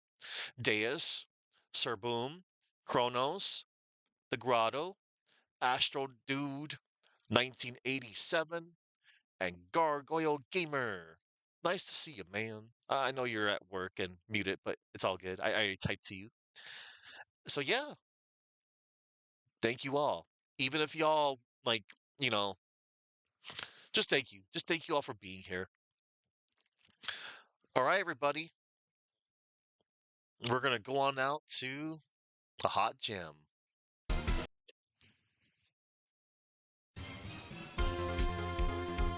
Thank you all for watching.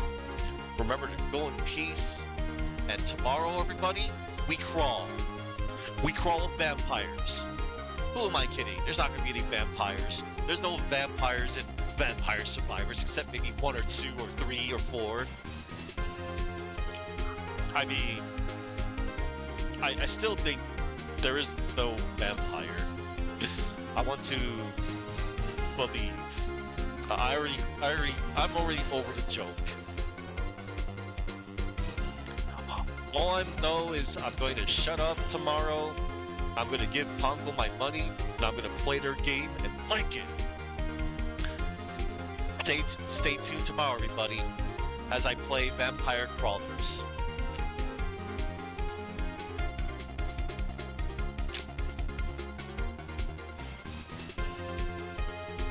God, I love this track. It's so good. It's so Capcom. I freaking love it.